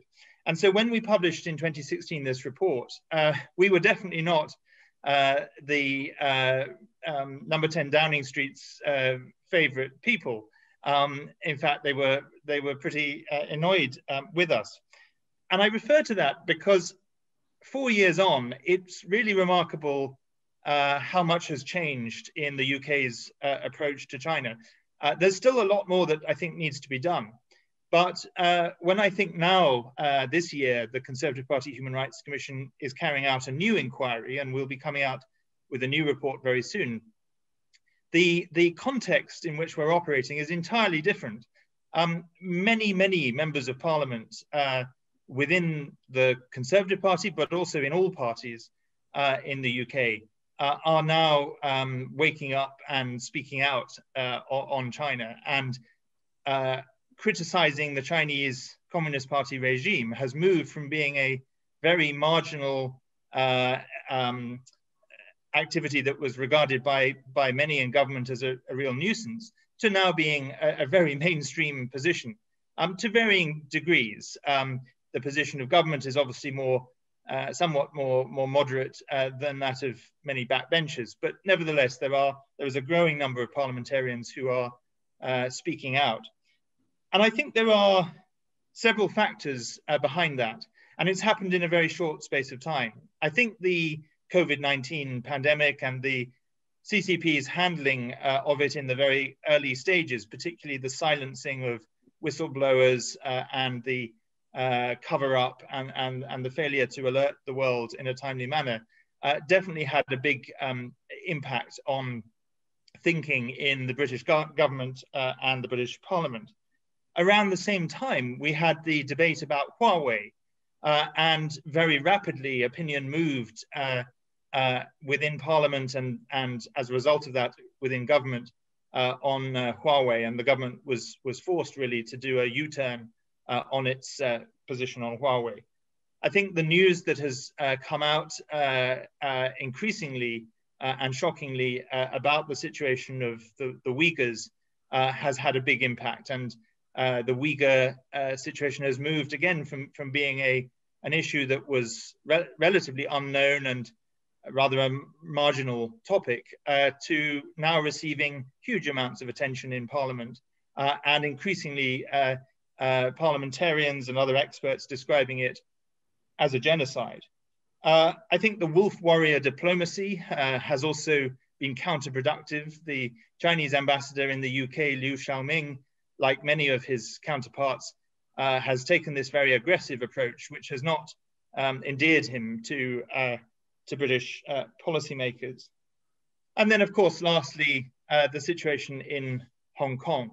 I think that the British government came to stand up for Hong Kong very late in the day, and I was previously very critical of the British government in past years for failing to stand up for Hong Kong's freedoms. But at the end of the day, after the imposition of the national security law on Hong Kong, the British government, to its credit, moved from taking this very mild position to a much more robust position very quickly. And it did that in particular, both with its very strong statements, but also with its extension and its very generous and courageous offer to Hong Kong British national overseas status holders at the risk of Beijing's wrath.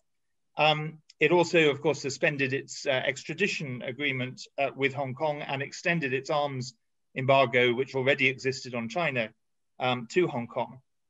And earlier this summer, the British Parliament passed our Magnitsky sanctions legislation. And there are growing calls for the UK to apply our Magnitsky sanctions to Hong Kong government officials and Beijing officials in the same way the US has done. I think we may be a little way off that happening just yet, but where I think we're very close to is seeing the British government apply Magnitsky sanctions in relation to the situation of the Uyghurs. And the last thing I would say about how the change in the British government's position is that it has now recognized 3 violations of the Sino-British Joint Declaration, 2 of which occurred this year. The imposition of the national security law, and then just last week, the disqualification of pro-democracy legislators in the Legislative Council. I would argue there have been many more violations of the Joint Declaration, but the fact that the British government has officially said there have been 3 violations of that international treaty, I think is very significant and gives us something to build on in terms of urging the UK to go even further. And so let me conclude my remarks and to allow some time for questions, hopefully, just by saying, what would I like the UK to do next? Well, apart from implementing targeted Magnitsky sanctions, I would like to see the UK lead the free world in forming a much stronger and well-coordinated coalition of like-minded countries to respond to all of the human rights and security challenges that the CCP represents. It could do that in a number of ways. I've advocated proposing the creation of an international contact group, particularly to coordinate the global response to the situation in Hong Kong. We could strengthen an alliance of democracies. I know that Boris Johnson has talked about the formation of a a D10 group of democracies. I know that President-elect Biden, assuming he does take office, if the legal challenges in the US aren't successful, my understanding is that he may well have an interest in a global summit of democracies and in pursuing a more multilateral approach. International coordination could focus, at least in part, in a lifeboat rescue package for Hong Kongers who need to flee the city. The UK, under its BNO offer, is taking a large number of people from Hong Kong, but there are many young Hong Kongers who are not eligible for the BNO program, many of whom are in the most vulnerable situations because they were frontline protesters and they're born after 1997. So like-minded countries could coordinate an effort to ensure that those who need a place of sanctuary can find one in the free world. And lastly, I think there are things that Britain and allies could do at the United Nations. The United Nations, of course, is an extremely flawed institution, but nevertheless, there are mechanisms that could be used. There's already been a call by 50 UN special rapporteurs for the creation of a UN special rapporteur on China. I and others have been calling for some kind of special mechanism specifically on Hong Kong, but I think the UK could play a key role in that. And lastly, I think with everyone else, the UK should be looking to diversify its supply chains and to move away from this focus on China, and particularly strategic dependence on China, and diversify our trading relationships and our supply chains around the world. So with that, I will stop, but I simply end by saying I think the UK is in a very different position from the one it was in even a year ago. There's a lot more to do, but I think people are finally waking up here as they are in other parts of the world as well. Thank you very much. That's great. Thank you, Ben.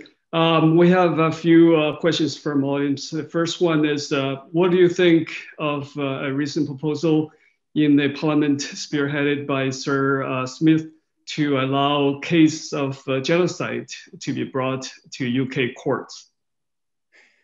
I think it's an excellent proposal. One of the other people pushing it in the House of Lords is Lord Alton. And I think that it's a very important proposal because one of the key response that the British government always makes on questions of genocide is that it can't make a determination. Genocide has to be determined by international bodies, but then international bodies are so hamstrung by China's influence that they're unlikely to either. And so I think giving the power to our courts to make a legal judgment, not a political judgment, but a legal judgment as to whether something amounts to genocide is a very good idea.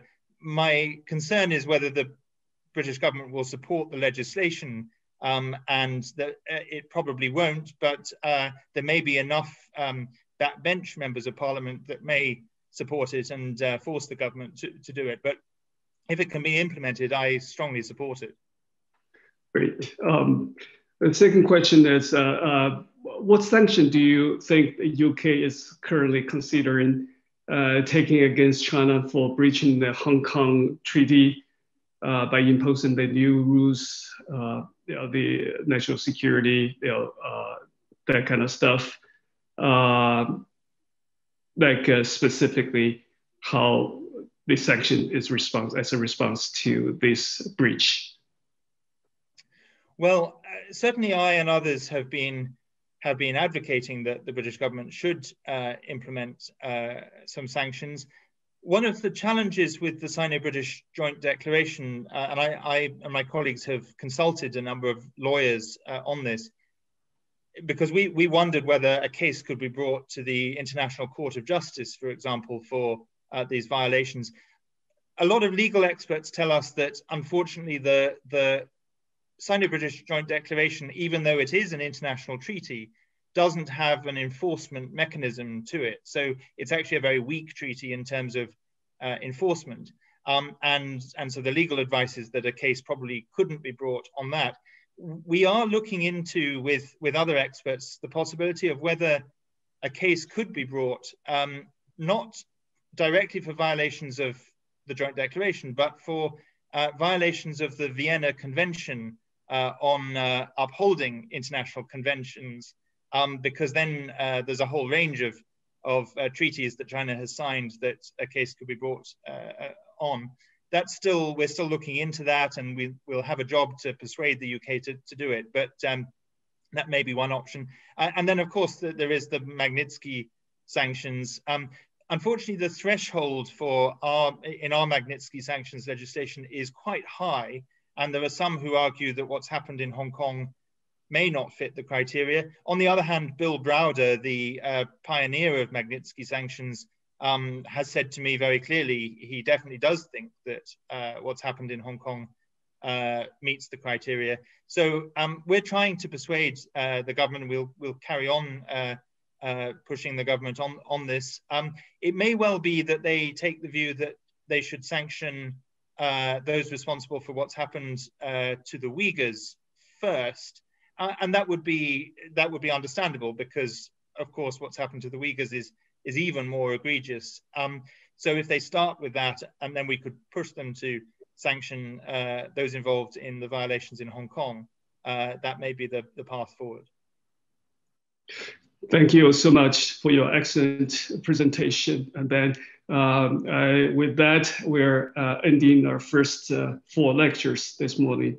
And Dr. Yang will moderate the next few lectures. Thank you, Ben, again. Thank you very much. Bye. Bye-bye. I'm sorry, I didn't unmute. And thanks to the previous speakers. Thank you so much. Now we have a talk by Mr. Eric Brown. And we will continue to look up to your advice in future work. Thank you so much. Thank you, my friend. Thank you all. Yeah. Now I want to give a floor to Rory Connor. Rory is the president and the chairman of Athenai Institute. As a college freshman, he helped organize the student support for the Hong Kong Human Rights and Democracy Act and the Uyghur Human Rights Policy Act. He has previously worked in Senator Chris Coon's office and led the effort behind the Washington Appeal. 我用中文讲一下哈。下面有个panel呢，我想请那个 Rory O'Connor 先生来主持。他就是刚才我介绍的美国的大学的这个学生，他是这个民主党的，他是这个有一个组织叫 Athenai 的这个创办人，他现在是他的主席。这个呢就是一个2党的年轻人组成的一个组织。他呢作为年轻人，实际上在过去的1、2年内，在华盛顿起到了非常重要的作用。那这个在国会他通过了香港人权法案，我们都知道香港人权民主法案以及这个维吾尔人权法案，实际上他们在背后都起了非常非常大的推动作用。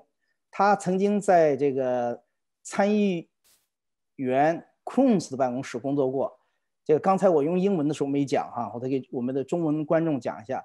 这个 Senator Coon 是这个 Biden 团队里边非常重要的一个成员，他也是 Biden 可能要选择做国务卿的一个人选之一。Now, Rory, I give a floor to you. Thank you for that, Dr. Yang. Foremost, I just want to thank everyone involved, all of the panelists, those attending. I feel as though this is a very good opportunity for us to really discuss and get into the views of college students on this.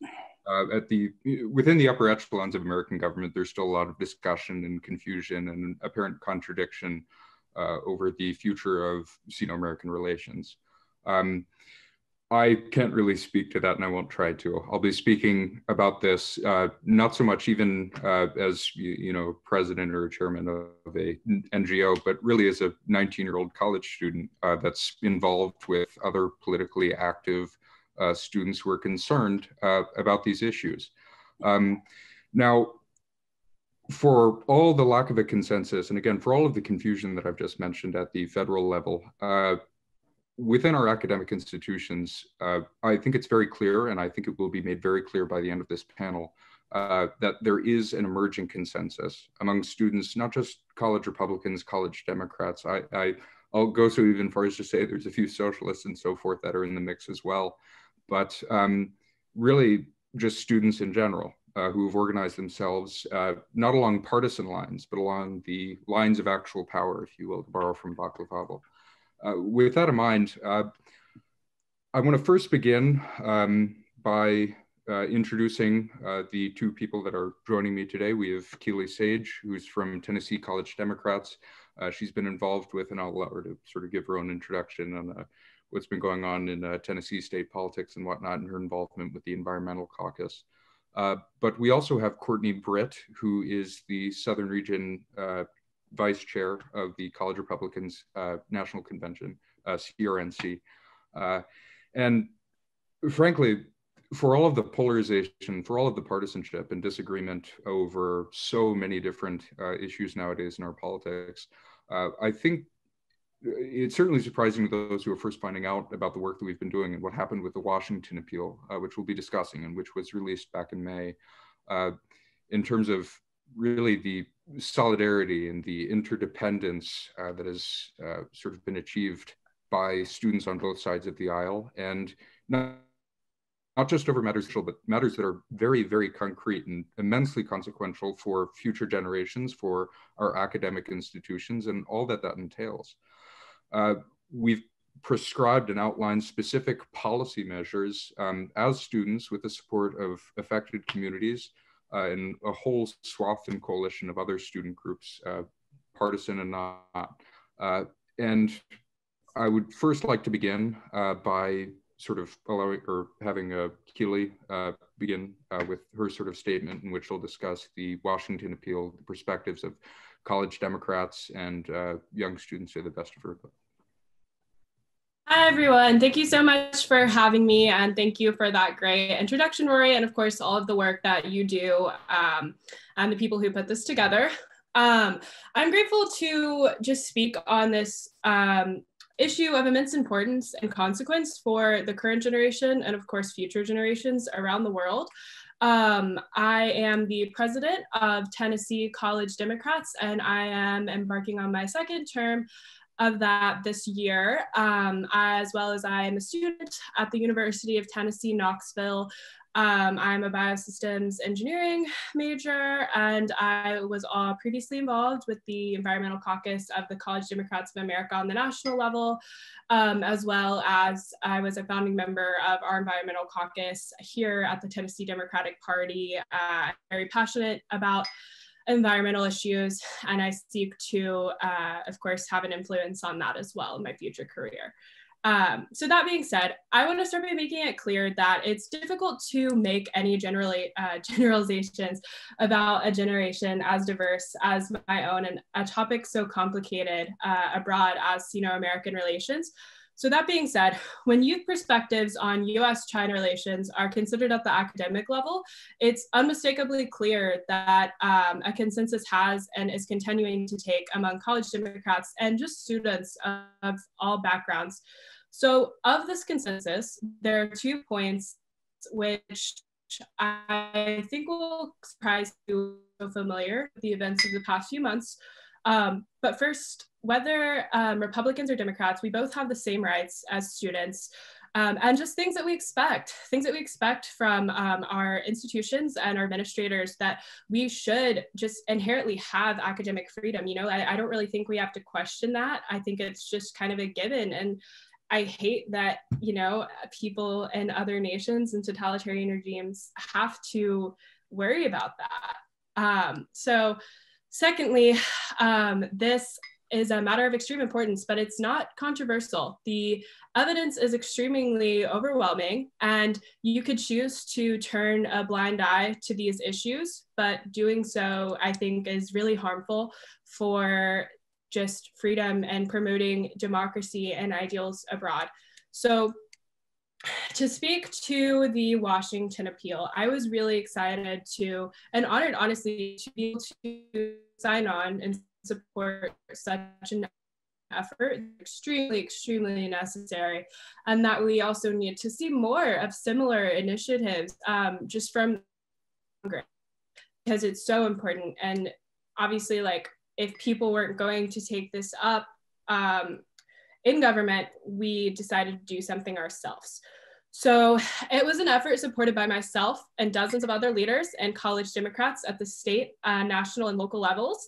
And it was organic and a grassroots undertaking from students across the country that just hate to see these injustices taking place and kind of like these ideals being promoted that are kind of, I guess, like intrinsically opposed to American freedom and ideals of democracy. So that being said, the most important idea of it is an effort that crossed party lines. So I think between me and like other people who are heavily involved with politics in America, we know that partisan polarity is increasing and it's super damaging. So any, I guess, like thing that could bring us together and that we could talk about and not have to worry about if you're a Democrat or Republican, I think is just super important that we bring these issues to the table, because I think that creating these conversations kind of goes into ending the extreme polarity that we see in the United States. So yeah, we also are seeing in action from administrators. Despite confusion and conflict between public officials, we wanted to take action ourselves.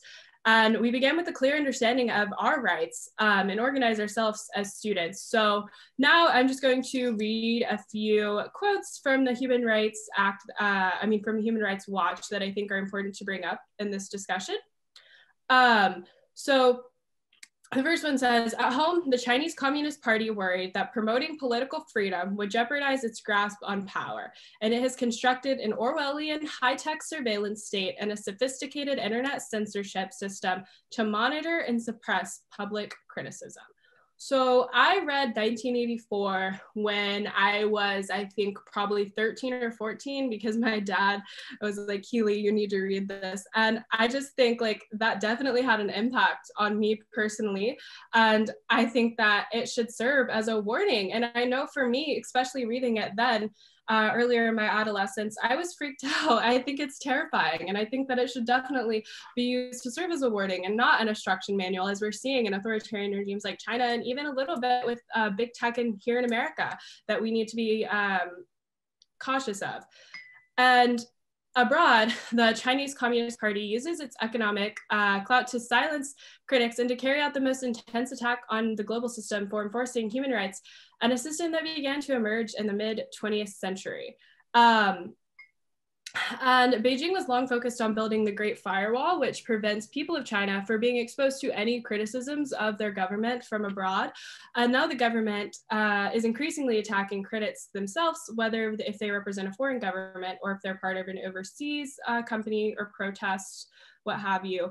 And this is extremely concerning, because I think that it is important to be able to criticize your own government and just kind of like stand up for injustices internally and abroad. I don't think really anyone should be denounced for doing so.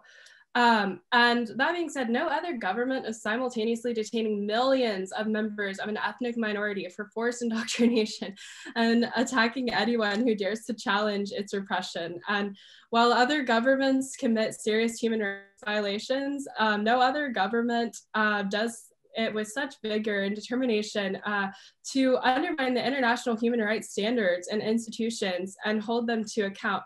It's awful. And I think that we do need to kind of bring this into the conversation, because so many people in America are simply not aware of what is going on with Uyghurs and other ethnic minorities in China. That is absolutely an abomination.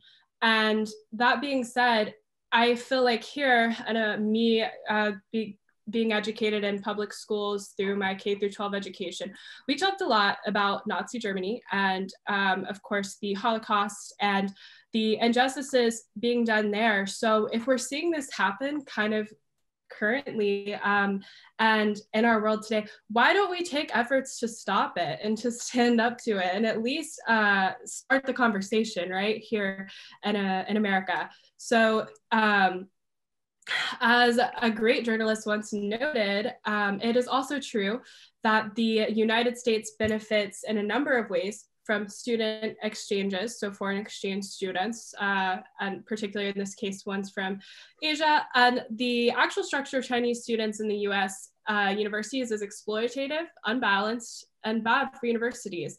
And in viewing Chinese international students as mere commodities, universities administrators have fostered a political environment where the monitoring of Chinese students by the embassy and their classmates is effectively tolerated by schools, while they have suppressed their own academic freedoms of speech for fear of financial repercussions. So in America, obviously, a lot of schools are for profit and a lot of administrators make huge salaries. And of course, international students have to pay full tuition. I know this because I dated one in the past. And it's just, there's not really, and we mentioned this in the Washington appeal, that there isn't really a way to report these things that are happening to these students. So a lot of them feel unable to speak up and to voice their opinions and issues in school, like in America, where we do promote academic freedom. And I think that's core to our universities. But these students are afraid to voice their opinions because they fear retribution and consequences to themselves or to their family members abroad. And I think that is absolutely terrifying. And there really needs to be a system in place among all universities that have international students to be able to report things that happen to them. And so they feel like they are safe here and they feel like they can speak what they want and learn and research topics without fear of retribution from any foreign entity or even ones here. So I just think that that's super important. And I think here in America, like we take these things for granted, we have topics that we could research and we don't really ever think about what's going to happen if we do, or who could be tracking us or watching us. And I think that it discourages these students from kind of utilizing critical judgment and developing their own capacity and engaging in their own searches for truth, which of course we hold very important to our school system here in the United States. And yeah, so I think they are more than a resource to universities, and we have a moral and an ethical responsibility to protect these students. And the students and academics whose rights are threatened are classmates and professors. I know me personally as an engineering student, I have one of my professors is from China, and we want them to have a safe future. We want them to be protected. And they deserve to learn without fear of coercion, intimidation, and suppression, which is why we aim to shut Confucius Institutes, yikes, on the national scale. And I also think it's important to bring up that in America, we have the most, we have the most of these institutes abroad. I think before this year we had over 100 in America and in American schools. And I think like when we're dealing with these institutions, we need to think about where they're coming from and what China's goal in promoting them into US universities is. And it's not just US universities, it's also K through 12. So I think China's main goal abroad is political control. And I think that we need to look at it from that lens. And that being said, I also would just like to say upfront that Chinese language and culture is so beautiful, and it's something that should be respected and should be promoted in US universities, but we need to be able to kind of like control the lens and making sure it's not from a bias or propaganda area that it's coming into our schools. So yeah, that's pretty much my remarks. Thank you again for having me on.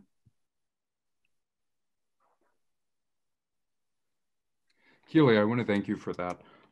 There's a few points that I think you mentioned. First of all, I think it was it's very difficult to understate how helpful and how important the guidance provided from Human Rights Watch was, and all of the research and work that they've done was in forming the Washington appeal. I certainly know that that was something which certainly resonated among college Democrats such as you and me. But in general, they provided a great body of resources, including with their 12-point code of conduct.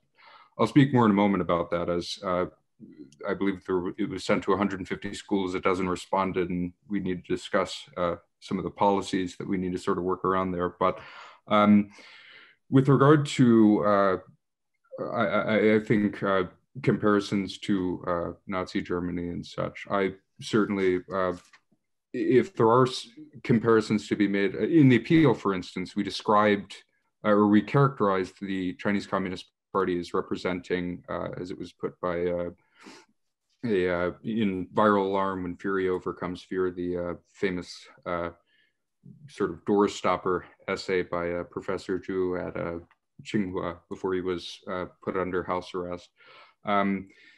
He described it as representing a form of legalistic fascist Stalinism. And I would certainly say that at least in how certainly the Confucius Institute US Center in particular responded to our effort. The first time, to my knowledge, that they've actually issued any sort of public response to, especially a student effort. They hit us with, as one German propagandist put it from the Second World War, Schlagworte. Pronunciation might be a bit rough because I took Latin, so forgive me there, but hitting words, basically. Things like McCarthyism, win-win. They'll often throw words around really for emotional effect, and certainly not to actually in any sort of logical manner clarify what's going on. And they provide the semblance or appearance or the facade of actually having some sort of important meaning. But I think what's been most fascinating in dealing with the Confucius Institute US Center and the many, I think it's only safe to do some bad faith sort of efforts to defend Confucius Institutes, whether it was by the Ministry of Foreign Affairs spokesperson or the any number of outlets in Chinese state media, from Chinese state media. We certainly saw the same things over and over again. We saw how hollow they were. And seeing that, beginning from all of this, from a deeply moral perspective, really just noticing that it's our classmates that are affected by this. For all the names that we had on the Washington appeal, you and I know, Courtney knows certainly for sure, and I'll certainly give her space to speak on behalf of college Republicans in a moment. But we all know that there's a lot of names that weren't on the Washington appeal because they were fearful of what would happen to their family. They were fearful of what would happen to themselves. And it certainly was quite rough hearing that. And I think it was all the more, it invigorated what we started and what we've been doing with all the more purpose and all the more need to really accomplish something and protect our classmates, our professors, people that we work with on a daily basis and learn with on a daily basis. Now, with that in mind, while we'll be speaking more about Confucius Institutes later, so far as I recollect, I believe there's about 67 left in the United States right now. Certainly a lot less since when we began or released the Washington appeal. But with that in mind, I want to segue over to Courtney Britt, who has done an incredible job of advocating for this issue, and she'll be speaking to sort of provide a perspective or to provide some clarity and describe the perspectives of young conservatives in the United States, especially within the context of the Washington appeal and the current effort that we sort of have underway. Thanks, Rory. I think I'm unmuted here.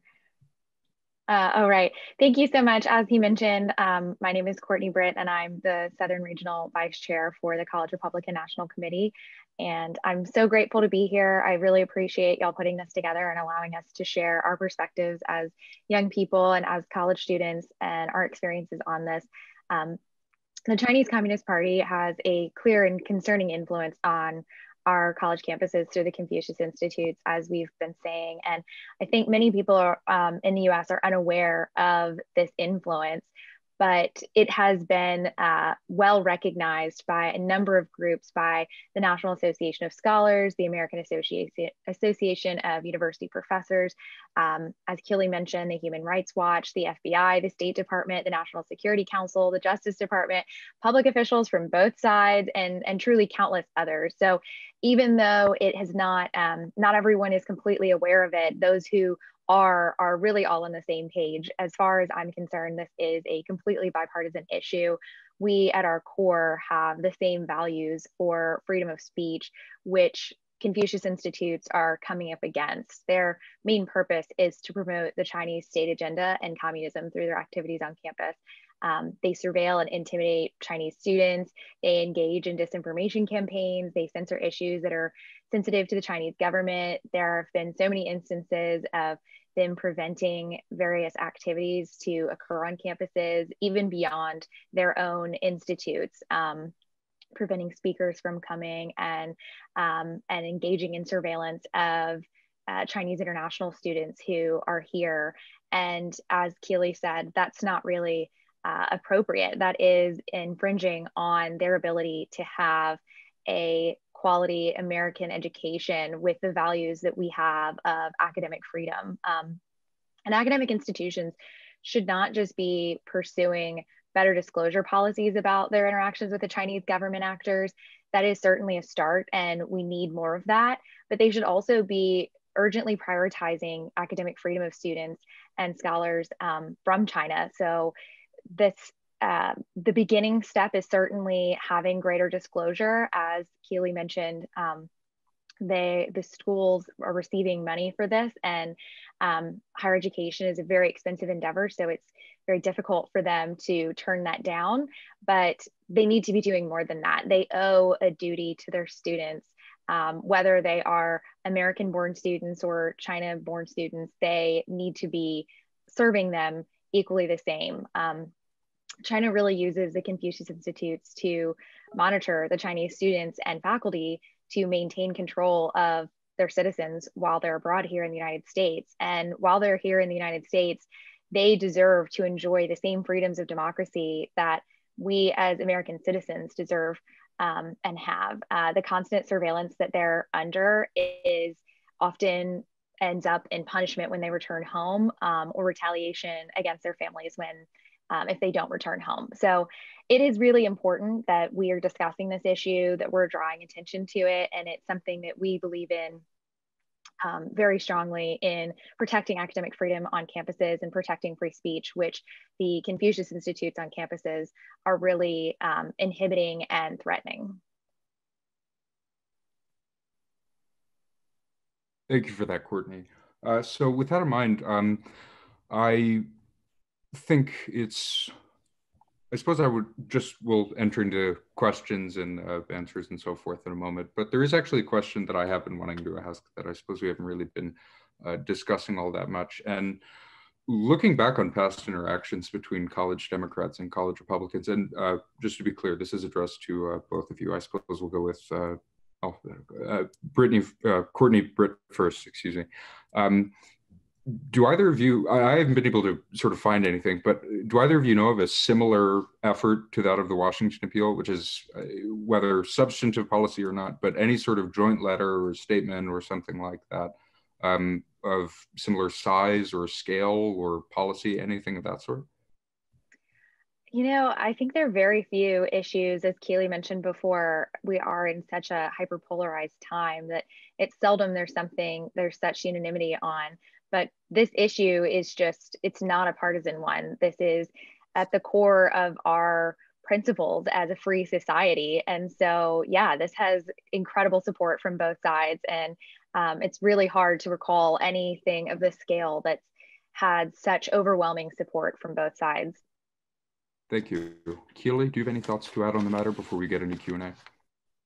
Not really at all. I 100% agree. I personally think climate change should be at the same scale, but honestly, it's not recognized as such. So this is really the one issue that we can point to, and we can really not really have any disagreements among party lines, which is really admirable. Thank you for that. With that in mind, it appears that we do have a question for both. As young Americans, what would you say to current politicians or current public officials about bipartisan work? Now, I do sort of just want to add on this. I think this is especially helpful because one of the things that Sophie Richardson from Human Rights Watch actually has mentioned in the past, and it's something that I believe has been discussed by a lot of scholars on the matter, especially considering how silent university administrators have been on this. What do you think the role of public officials or, I suppose public officials is in response to, or how should they treat something like the Washington appeal, the sort of effort that we have underway? We can start with Keely, I suppose. Sure. So I think that they should really hold it to utmost importance, right? So like I said, I think that there should be more issues that should be framed from a nonpartisan lens, because as we know, we are so extremely polarized in the United States, and that's incredibly damaging. And I found that if you really get past kind of like social media and like all of these like echo chambers that we've been forced into, we actually have a lot in common pertaining to especially a few certain important issues. So I just think that it's important that they kind of like take our issues and concerns and act on them, because as we're seeing with administrators, they kind of have a hard time directly standing up to things such as Confucius Institute. So we need all the help we can get. And I think like starting the conversation is an important first step, as well as making sure that we are framing this from a very, very bipartisan lens, which I think that it does so in itself. So I think they kind of owe it to us to kind of take our concerns, because we choose elected officials to represent our interests in government. That's what they're for. So if we have these concerns, then I think it's their duty to us to respect that and to act on it. Thank you for that. Courtney? Thank you. Yeah, I think that, you know, our school administrators have shown in many instances pretty broadly that they're not taking this issue seriously. And quite frankly, it's not only an issue of the schools. Generally, I'm a big fan as a conservative of keeping things very local and having local agencies and institutions be the ones to make decisions on things. But this is a matter of national security, quite frankly. And so we should be, our officials should be implementing greater restrictions, particularly in instances of our public institutions. Many of the Confucius Institutes are on our public campuses, and our US tax dollars are going to fund those and are being complicit in the support and promotion of the CCP's agenda. So yes, I think that our government officials should definitely be instituting greater restrictions. And as I said before, you know, the first step is definitely greater disclosure. We need to get beyond that, but at a minimum, there needs to be greater disclosure, which we're not seeing right now. Thank you. So I think it's fair to say that especially considering that there have been discussions over if academic, I suppose I should be very clear in saying administrators, because faculty have raised concerns about this. I know personally faculty and professors who have raised concerns about these, or who have concerns that they've expressed to students, but they do not feel as though they're in a position where they can either safely or whether in terms of their own personal safety or professional and sort of maintaining their position, speak frankly about these sorts of matters.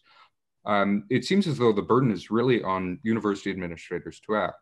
Now, of course, folks like Keith Kroc from the State Department, I think it was certainly welcome to sort of have our effort mentioned in a letter that he wrote to university administrators and the boards of trustees of higher learning institutions in the United States.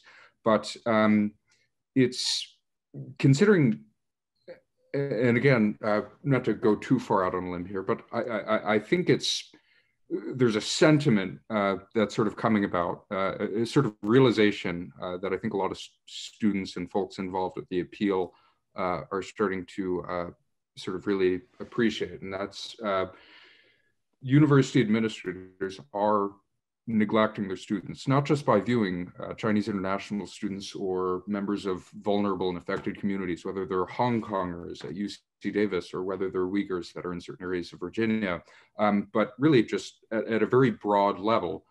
They're failing their students, and they're failing us. They're failing our faculty. They're failing their responsibilities and their duties to act in order to secure the rights and the freedoms that they have and that they ought to want to preserve, as we're doing right now, and as we've organized ourselves to do through the Washington appeal. Do you think it's fair for, or do you think, and I'll address this question to both of you here, we'll start with Courtney this time. Do you have any sort of closing remarks on how you see this going forward in the future, whether it's sort of the beginning of something new, or whether this is sort of it, and this is something that's going to fizzle out? Candidly, Courtney, would you like to start? Yeah, thank you. I don't think that this is going away. I think that the awareness is only increasing on this. And the more that people are aware of this issue on campuses and off campuses, the more attention it will gain and the more momentum that this movement will get. I really see this continuing to evolve as a grassroots effort. As you said, like clearly administrators are not acting. And so I think that students and communities will continue to push for change at a grassroots level. And I think that that's clearly what's going to have to happen. The administrators are prioritizing funds and other political decisions over their student communities and over the priorities of just academic freedom, quite frankly. So I think that that's what we'll continue to see. We had over 128 chapters of college Republicans sign on to the Washington appeal. It has continued to gain momentum.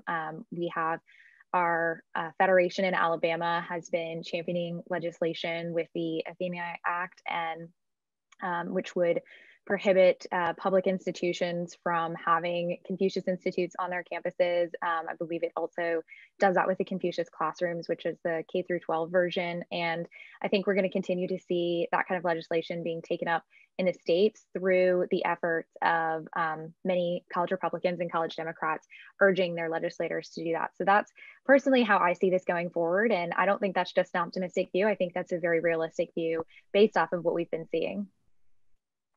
Thank you for that, Courtney. Keely, do you have any thoughts or closing remarks on the matter?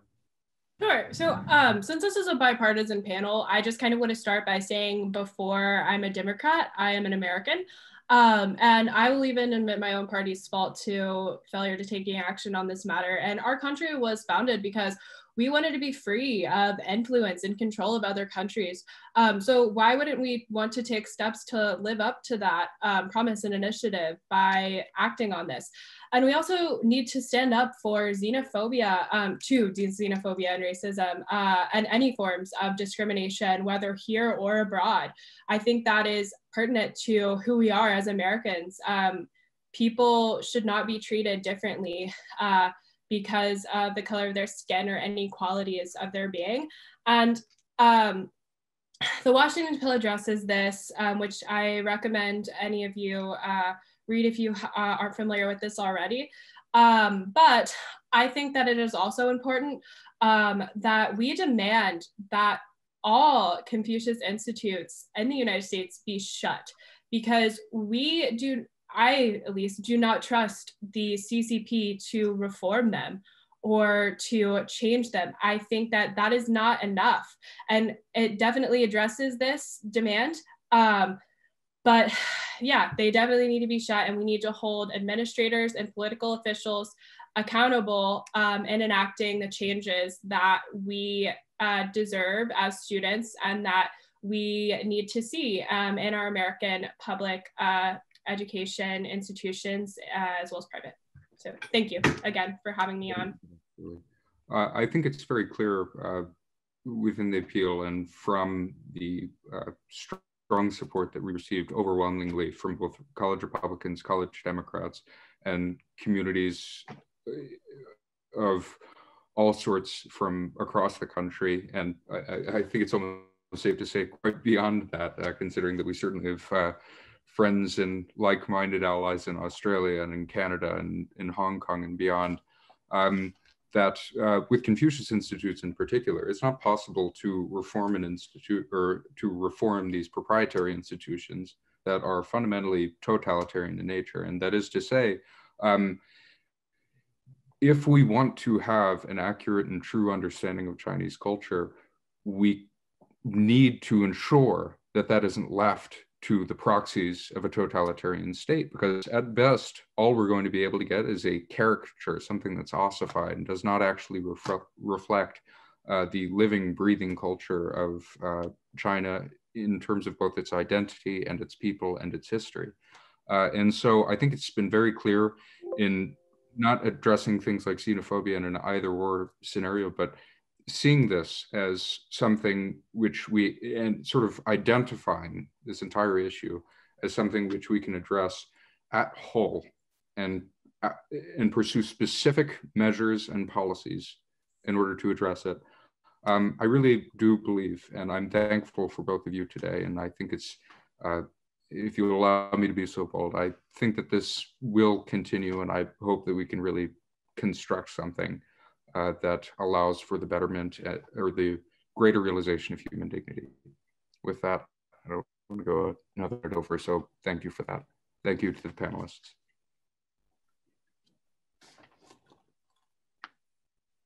Thank you, Rory, Keeley, and Courtney. Thank you so much. It's really inspiring. 刚才这是3位美国的年轻的大学的这个领袖们，我们这个节目实际上给大家呈现一个美国的年轻的领袖在想什么，他们谈了一些问题，谈了很多，我在这儿简单的这个总结几个要点。第一呢，在这个2位女生呢，一个是民主党的，一个是共和党的他们第一呢，就是像那个第一位那个女生，她讲到了一个故事，我觉得非常有意思就是 Keeley 她讲到，她说她这个小的时候读过1984她爸爸读的时候这个介绍给她这本书读过这本书，而且在他们的教科书里都读到纳粹的集中营等等这些东西，他没想到今天呢，在他生活的世界里就存在了，所以他说为什么我们不阻止这样的事情呢？这一点呢，讲得非常好。另外一个呢，他们都非常关心这个美国的学术自由，也就是说，他们都是大学生嘛。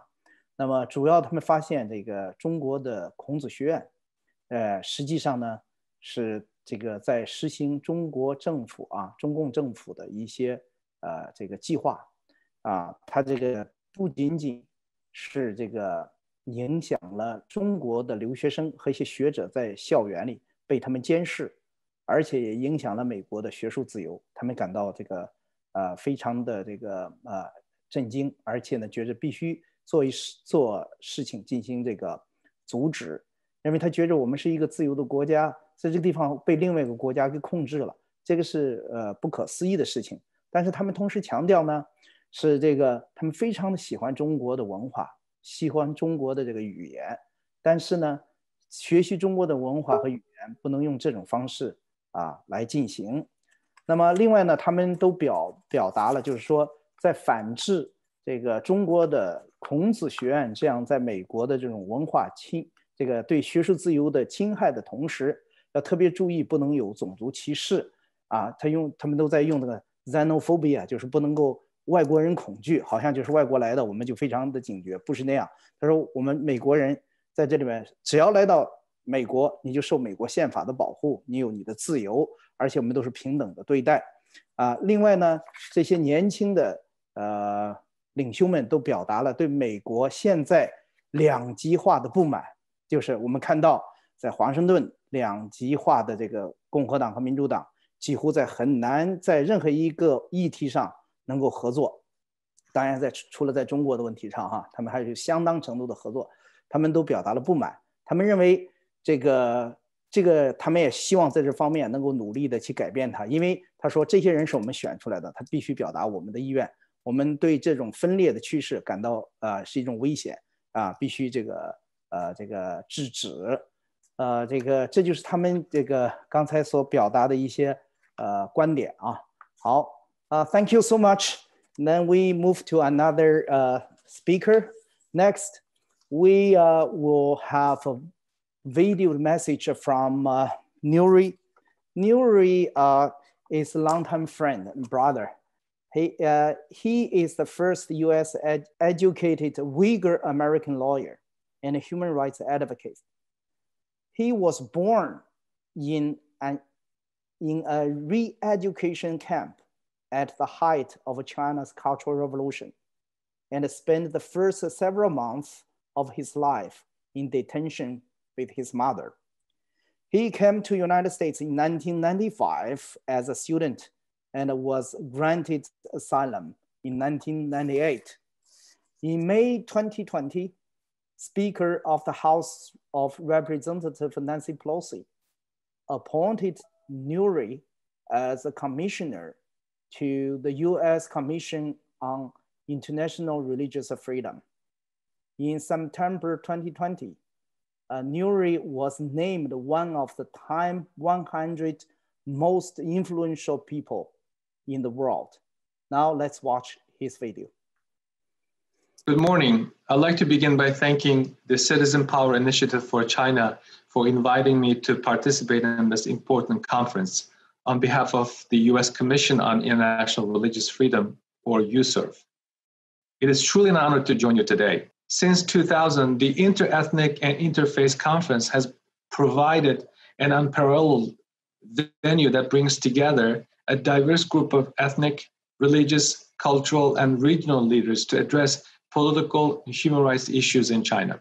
Indeed, as we gather today, I cannot help but notice the great diversity as well as the strengths and unity we collectively represent. Tibetans, Uyghurs, Mongolians, mainland activists, Hong Kongers, Macau and Taiwanese people, Christians, Muslims, and Falun Gong practitioners. This is truly a remarkable gathering. At the time when the Chinese Communist Party is actively trying to erode and erase the religious, ethnic, cultural identities that define us, even using genocidal practices unseen since the Holocaust, our gathering today presents a counterexample to CCP's egregious policy of forced assimilation at all cost. The message we are conveying today together is loud and clear, that unity can be realized through diversity, pluralism, and through our shared commitment to human rights and universal values, rather than force uniformity through neglect and violence. That is why today's topic, Stop China's Ethnic and Cultural Genocide, is especially relevant and timely.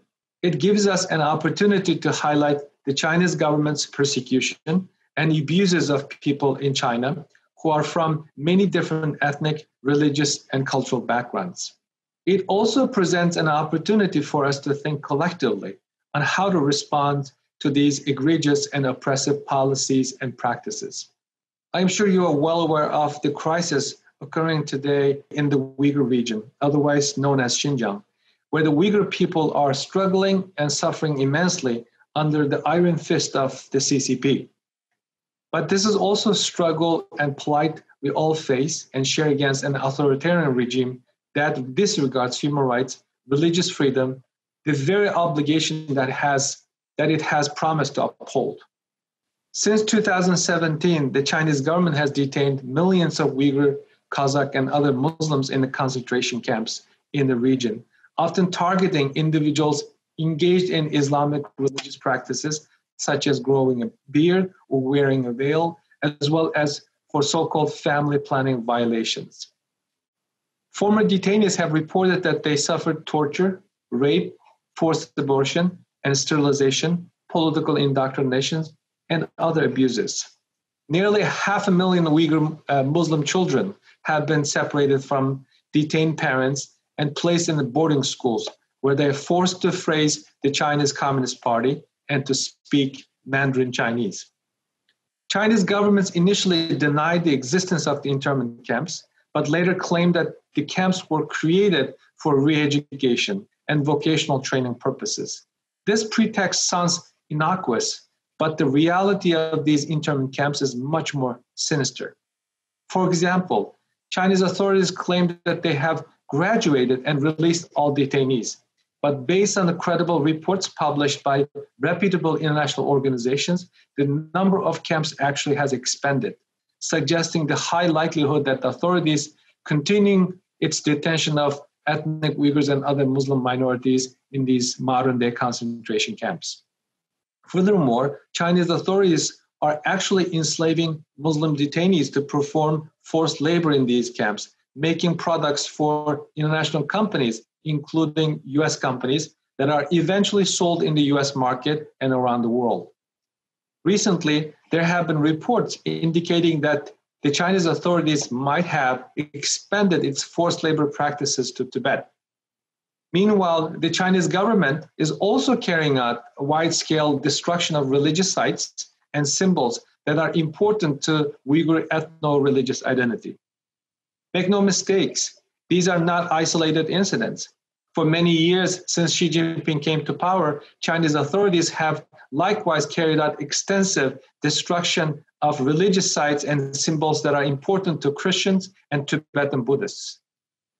Perhaps most egregious of all is the Chinese government's genocidal practices of forced sterilization and abortion, which it has implemented against the Uyghurs and other Muslims. In Kashgar, a place of my birth, and Khotan, two of the prefectures that make up the Uyghur heartland, combined natural population growth rates fell by whopping 84% between 2015 and 2018. Last year, Xinjiang's birth rates declined by further 24%, with ethnic minority regions seeing stronger decline between 30 to 56%.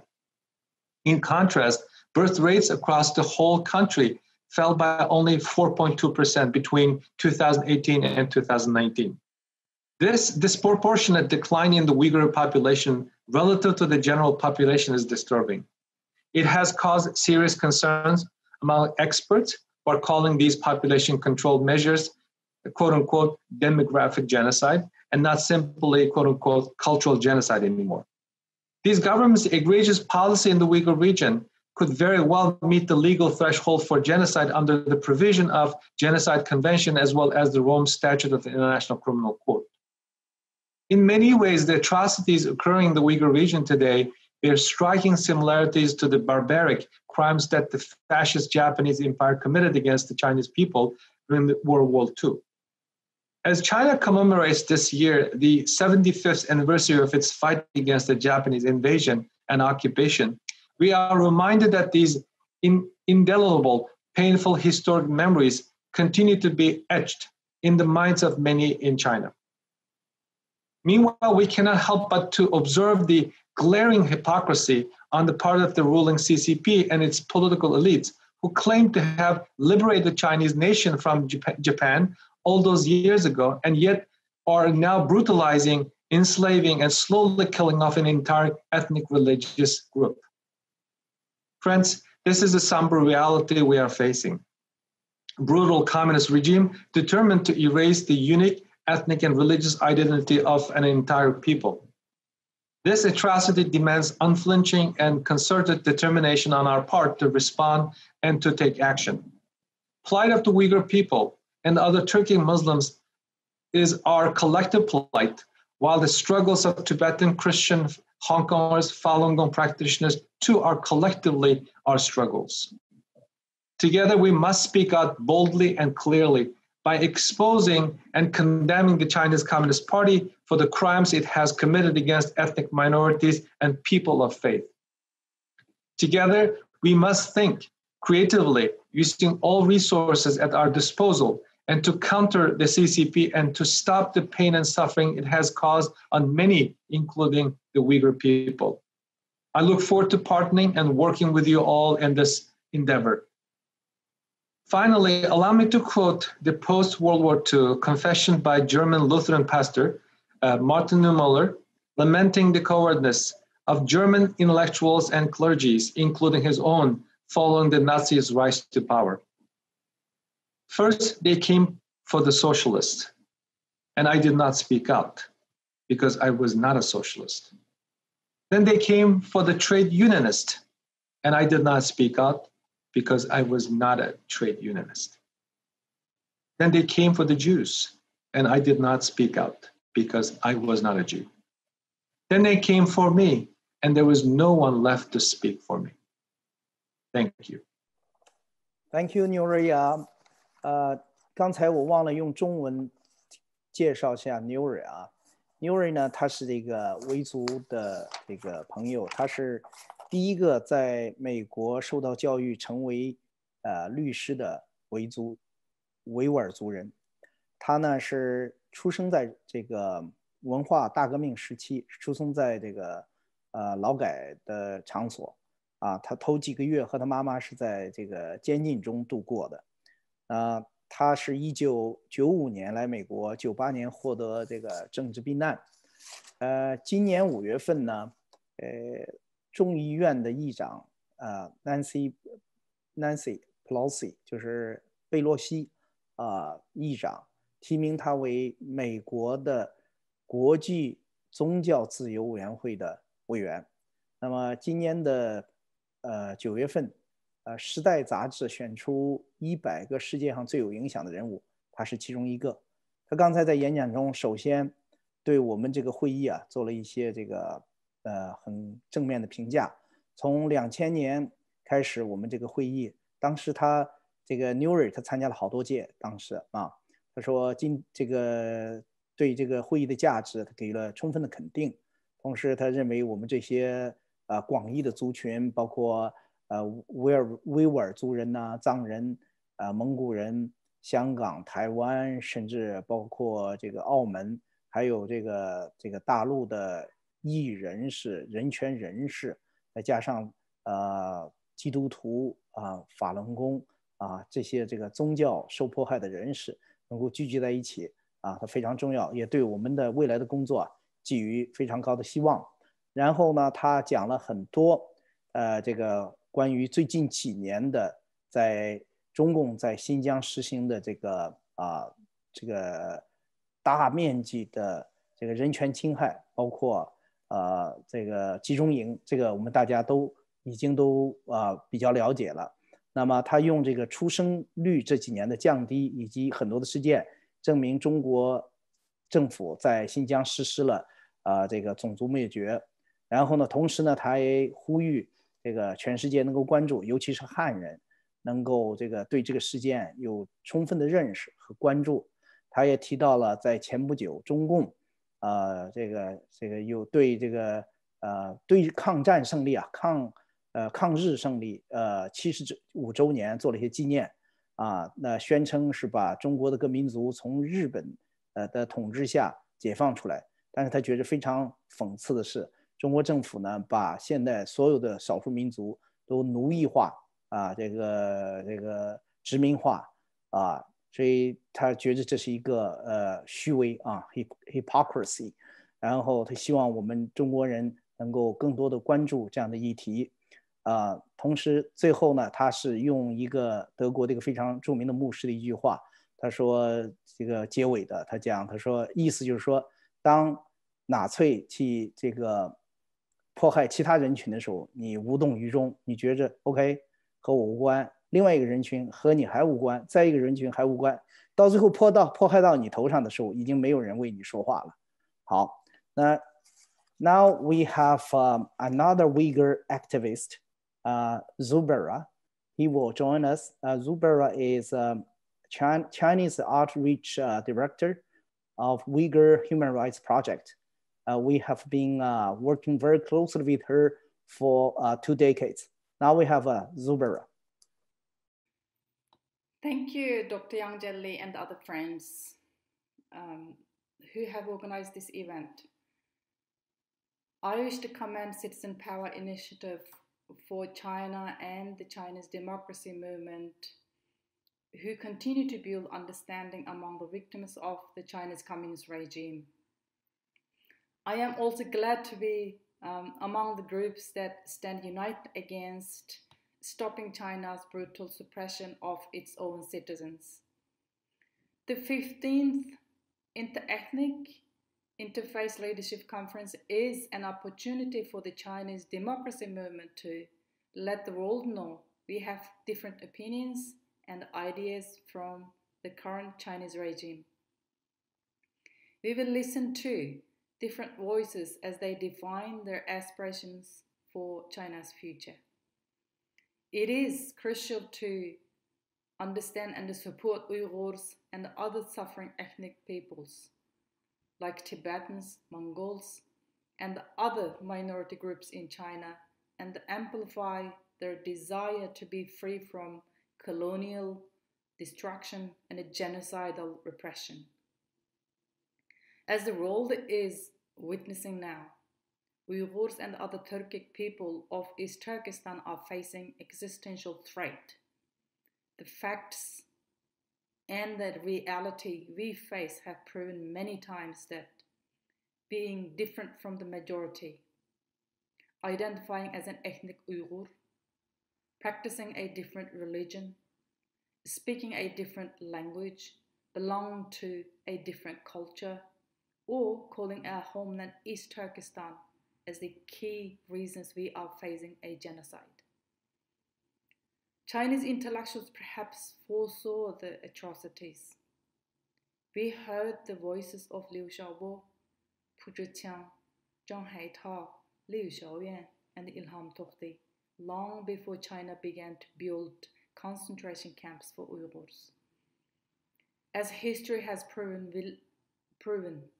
willfully ignoring warning signs and staying silent is a sign of consent to this Chinese government.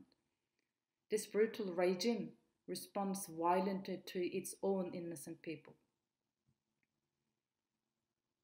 Now, this violent regime's nightmares are reaching beyond China's borders, threatening the peace, freedom, and democratic values across the globe. Here, I wish to highlight some of the most concerning issues regarding Uyghurs. 1. Mass detention of Uyghurs and other Turkic people into concentration camps. Estimates put the number of interned individuals since 2017 at 1.8 million, almost 20% of our population. China has now shifted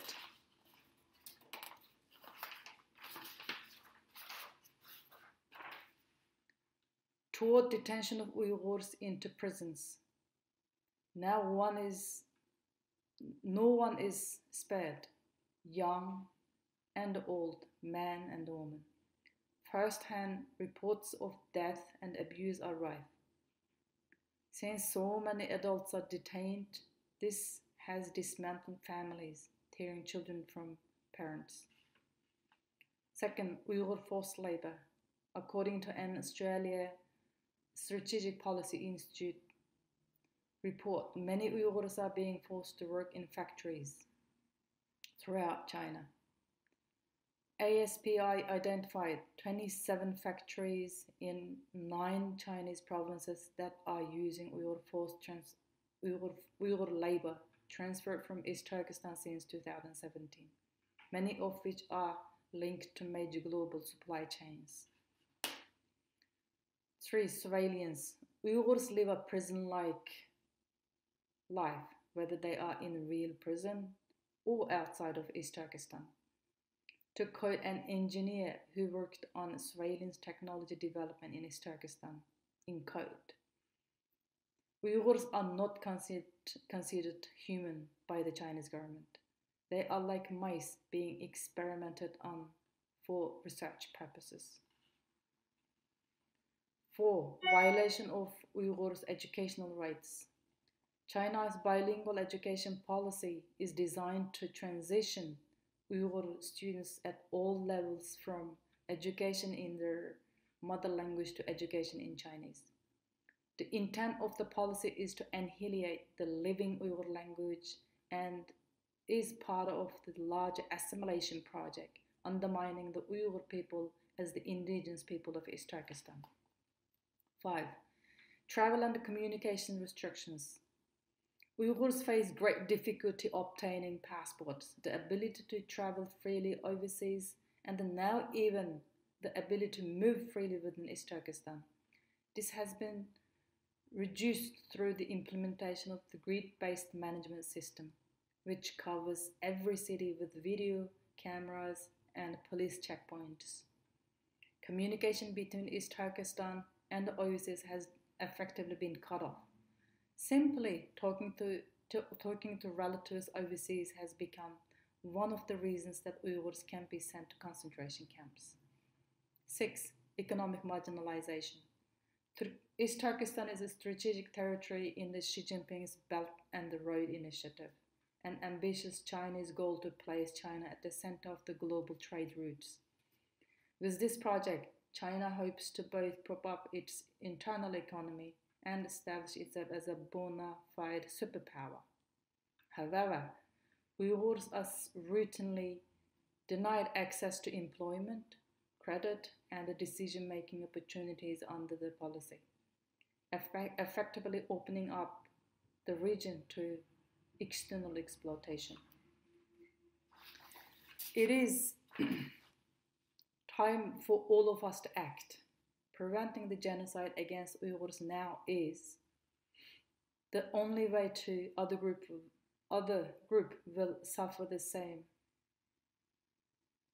The only way no other group will suffer the same fate tomorrow. Here are a few actions that you can take.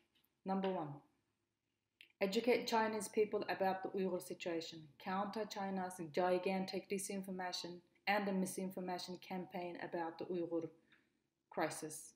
As native speakers of Chinese, your message of delivering the truth to billions of Chinese people is much more powerful than any other voice. 2, mobilize and encourage Chinese lawyers and intellectuals to contribute to the worldwide campaign of preventing genocide in East Turkestan by the Chinese government. 3, contact your senators to urge them to co-sponsor the Uyghur Forced Labor Prevention Act, which is S3471. 4, endorse the global campaign fashion brands to end complicity in Uyghur forced labor. The call to action on human rights abuse in East Turkestan in the apparel and the textile sectors is supported to date by 250 plus trade unions, investors, NGOs, Uyghur groups, and faith groups. Number 5, Beijing Olympics. The choice is simple: respect Uyghur rights and close the camps, or lose the 2022 Winter Games. No rights, no games. 6, donate to Uyghur Human Rights Project to support our work. We provide emergency humanitarian relief for Uyghur refugees in 2 concentration camp survivors to help tell the story to the world, and campaign to end business as usual while Uyghurs are suffering crime against humanity. It is impossible for someone to claim ignorance now, especially our Chinese friends. You are the people on the front line witnessing these atrocities. Every single call and every single signature counts. It is time to act.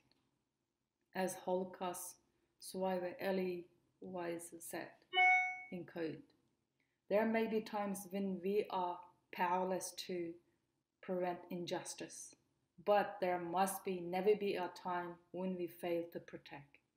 Thank you. Thank you, Zubayra.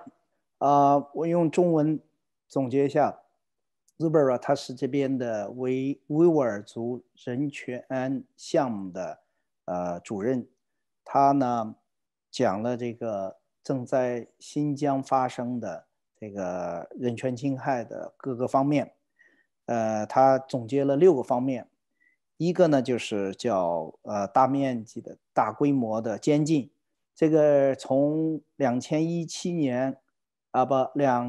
年开始，对的这个大规模的集中营，现在呢很多人已经转到监狱去了啊，转到监狱里，就是这个虽然形势发生了一些改变，但是仍然是大规模的监禁。第二呢，就是这个强迫劳动啊，强迫劳动。这个第3个呢是这个监控啊，无处不在的那种监控。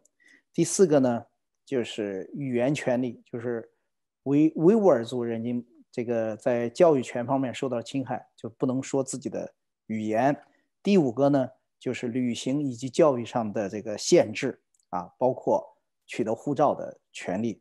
那么第6个呢，就是维吾尔族人的迅速的经济的边缘化。那么同时他提出来我们必须行动，他还提出来行动的几个方面，6个方面。第一呢，就是尤其是中国人啊汉人应该将新疆发生的真实事实要告诉这个其他的中国人啊，那么在国际范围内也要告诉其他的人。第2个呢，就是国际倡导，利用国际上各种的这个论坛，能够讲述在新疆发生的故事。第3就是你给这个自己的参议员或众议员能够这个施加压力和游说，让他通过和维吾尔族现在的人权状况相关的一些法案。现在正在进行的法案呢，是这个叫维吾尔族强迫劳动法案啊。第4个呢，就是不消费强迫劳动的这个生产的商品啊，尤其是棉花类的，大家要对此要非常的警醒。第5个呢，就是这个北京 Olympic， 就是2022年北京的冬季奥运会啊，这是一个非常大的一个国际场合，我们要利用这个场合呢，为这个维吾尔族的人权讲话，就是没有权利就没有这个奥运会。那么第6个呢，就是希望大家为这个他们的人权工作进行捐助和支持。那么同时他对这个中国人抱有更高的希望，他认为我们是在前线，而且是和我们最直接的相关，所以我们的这个表现呢，可能是至关重要的。好，那现在看看 ，Now we have open for question for Zubayra. Do you have a? Now I cannot see any. See, there may be a technical problem, Daniel. There's no question list in the chat box and Q&A here.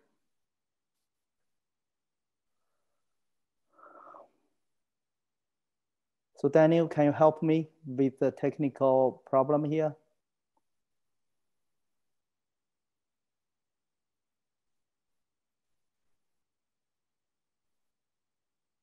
Dr. Yang, can you check on Q&A?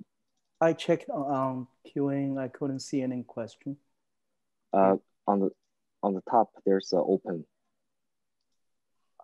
Yes,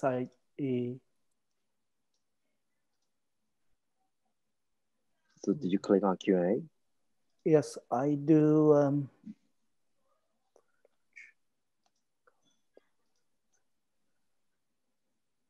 Okay.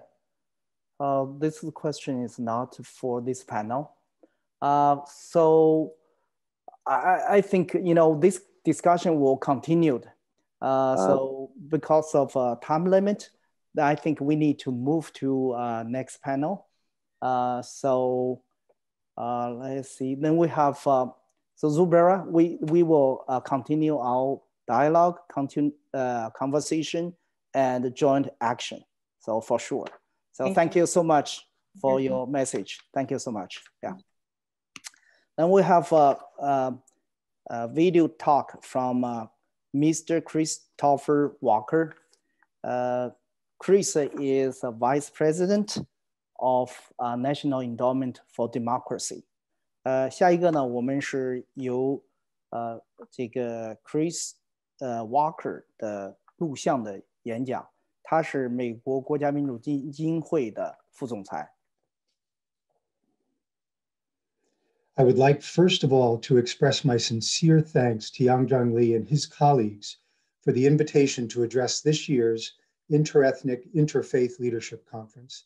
It's my real pleasure and privilege to be with you today to discuss the sweeping challenge presented by the Chinese Communist Party state to democratic institutions, principles, and ideas. For many years now, the paramount authorities in Beijing have tightened their grip on Chinese society. At home, the party has taken steps to intensify its control of media and free expression and has deepened repression more generally. It's only recently where larger numbers of observers have focused greater attention on the extent of the the repression in China. For most of the post-Tiananmen era, however, the PRC has been seen by external observers chiefly through a lens of economics. The free world's jump into what was effectively unconditional engagement with China over time has resulted in a wide constellation of serious problems. With hindsight, a prudent course would have been to pursue a more measured approach that established a central role for principles of democratic accountability and human rights, which, after all, represent an essential competitive advantage of the democracies. Without factoring democracy into the equation, however, open societies ceded the advantage to the authorities in China. Now the free world must accelerate its efforts to make up for lost time. The central assumption was that by deeply engaging the PRC and welcoming its integration into the global economic system and key international political institutions, China would be encouraged to move in the direction of political reform and liberalization. But this approach has not turned out the way we expected. Rather than reforming, and as we see now on an almost daily basis, China has deepened its authoritarianism. Vast depredations are evident across China. The Xinjiang Uyghur region is effectively functioning now as a police state, animated by cutting-edge surveillance technology. Unspeakable systematic repression is the norm in Tibet. The erstwhile freedoms enjoyed by the people of Hong Kong are being consumed by the CCP's unrelenting appetite for control. So many other groups face similar repression. The grim pattern by now should be clear. And critically, as the PRC has become more assertive internationally, the authorities have been turning their authoritarianism outward and pursuing policies and practices that have the effect of corroding and undermining democratic standards and values at a global level. For the purposes of this discussion, I'll touch on several crucial aspects of what is a multi-pronged assault on democracy being undertaken by the authorities in China. Given time constraints, this is not meant to be an exhaustive review, but will reference some of the most critical developments and how we can respond to them. The first relates to ideas. The authorities in Beijing understand the importance of ideas, which explains a good deal about why they work so hard to prevent the emergence of alternative ones within their own system. The Chinese authorities have made extraordinary million-dollar investments in outward-facing media and information capacity in the meantime. Over time, the leadership in Beijing has fine-tuned methods of media and information manipulation. Through its global media apparatus more generally, China is spreading messages about alternatives to democracy as models of governance, how the media can be controlled, and value-neutral internationalist positions in debates on issues such as internet governance. Why do leaders in Beijing, Moscow, and elsewhere devote such massive resources to manipulating and distorting the information ecosystem? One explanation is that they do so to contain what they fear and do not possess, namely democratic accountability and legitimacy. China scholar Andrew Nathan, writing in the Journal of Democracy in 2009, observed that the Chinese system, like all contemporary non-democratic systems, suffers from what he calls a birth defect that it cannot cure. The fact that an alternative form of government is by common consent more legitimate. Beyond the media sphere, China has dramatically extended its reach into the global knowledge economy, presenting serious challenges to free expression, independent thought, and academic inquiry. The extent to which the CCP and its surrogates today are engaged with and influencing universities, publishers, and the knowledge sector more broadly would have been barely recognizable even a decade ago. Scholar Glenn Tifford observes that China and other authoritarian regimes are, quote, exploiting unanticipated vulnerabilities in open knowledge economies to challenge free intellectual inquiry from the inside.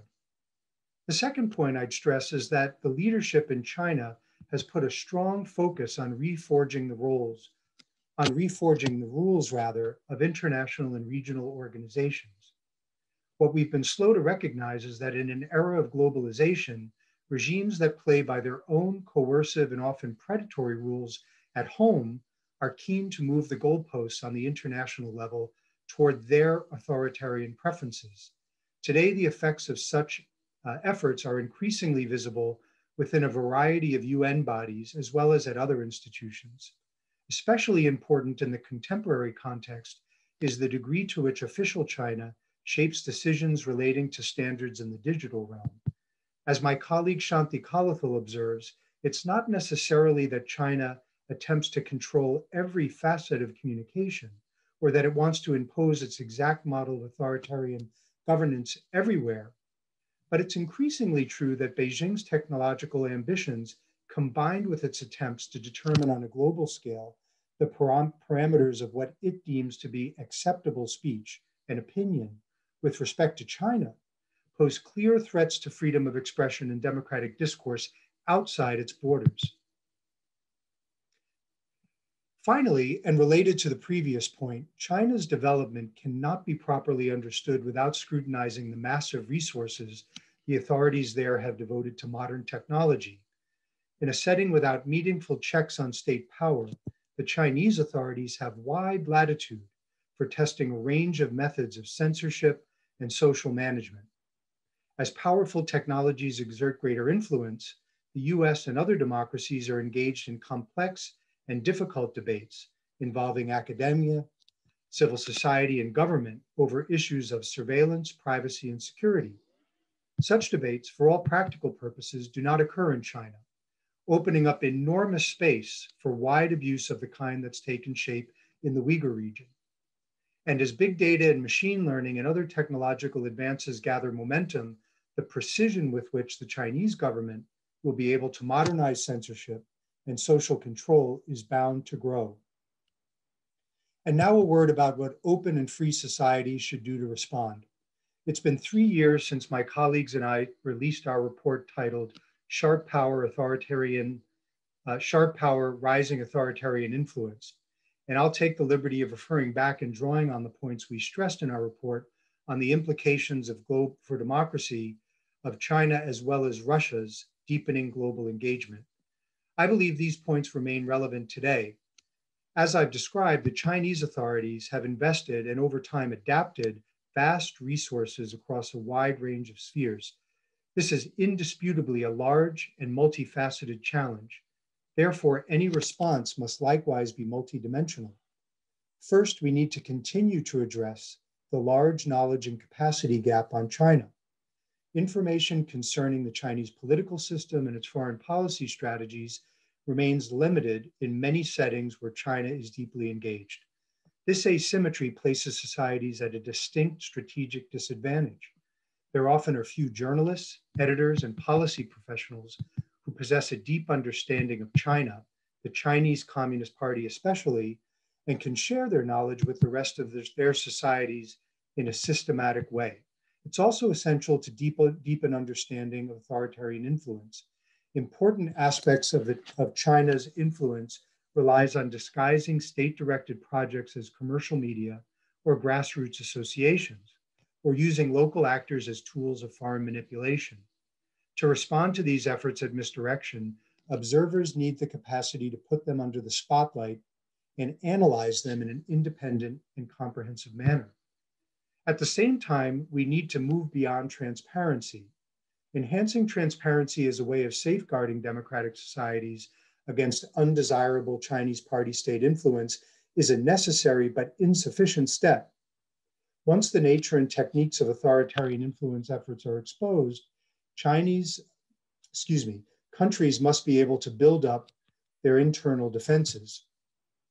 Authoritarian initiatives are directed at cultivating relationships with the political elites, thought leaders, and other information gatekeepers of open societies. Such efforts are part of Beijing's larger aim to get inside such systems in order to incentivize cooperation and neutralize criticism of the authoritarian regime.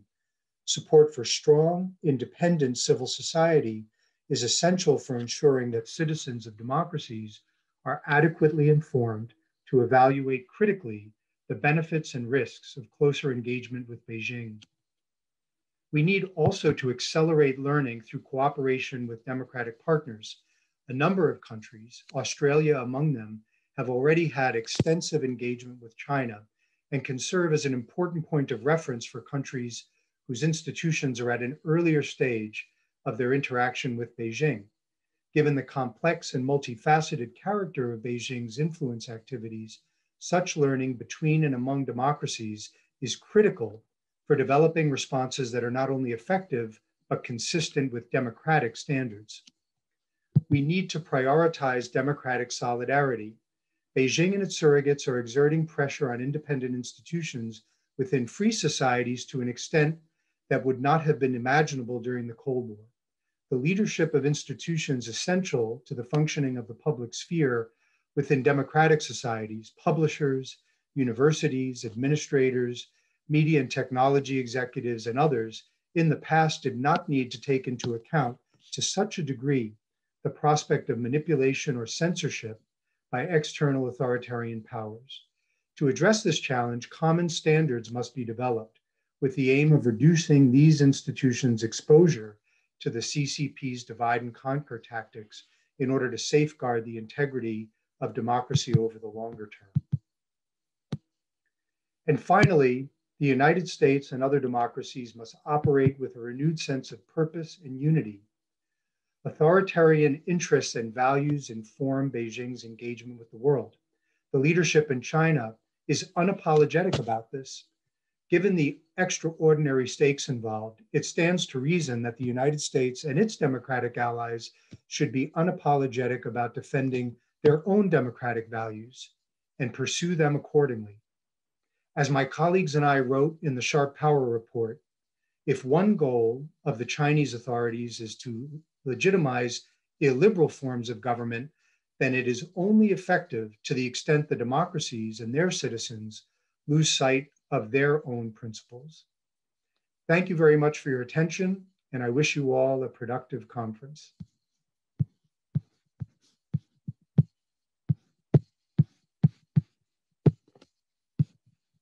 This is a great talk. It's a wonderful talk, and 这个 Chris Walker 他那个主要是讲中国的这种这个专制统治，他在中国的这个统治的这个方式，实际上已经是这个已经出口了，就是已经进入了国际社会啊，超越了他自己的边界。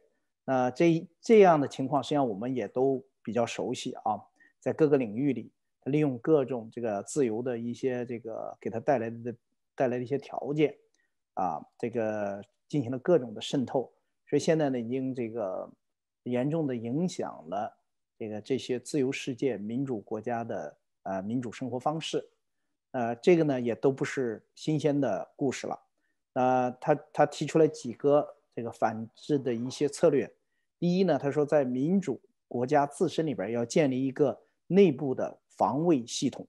内部的防卫系统主要是这个上层的这个精英阶层的政治精英啊、经济精英啊、文化精英啊，他们通过对这些精英的渗透来渗透美国的这个体系。这些人要建立一个内部的防卫体系。第二个呢，就是要告诉自己的公民和中国打交道会有哪些危险啊？无论你这个交道是商业的、文化的、教育的或等等其他的。第三个呢，他说要这个建立这个合作关系和民主政府之间，能够互相学习、互相帮助啊。这个像建立这个内部防备系统啊，这个它是一个学习的过程。那么另外一个呢，他提到了这个美国必须有一个就是在保卫自己的民主价值的时候，没有什么可以这个感觉不好意思的，就意思好像强硬了会影响外交关系等，这个没有，这是你在保卫自己的这个民主的价值。另外，他最后强调，就是如果你想保卫自己的民主价值和自己的这个自由的系统的话，要非常的清楚，就是说我们要对我们的自己的价值，就是在国内的运作中要珍惜。如果我们在国内的运作中把这些东西丢掉了，可能就给了这些独裁者一个口实，使他们能够正当化他们在这个维持他们的这个专制的统治。好， now we have another panel, and we have two young leaders, Rory and Caleb. They don't need further introduction.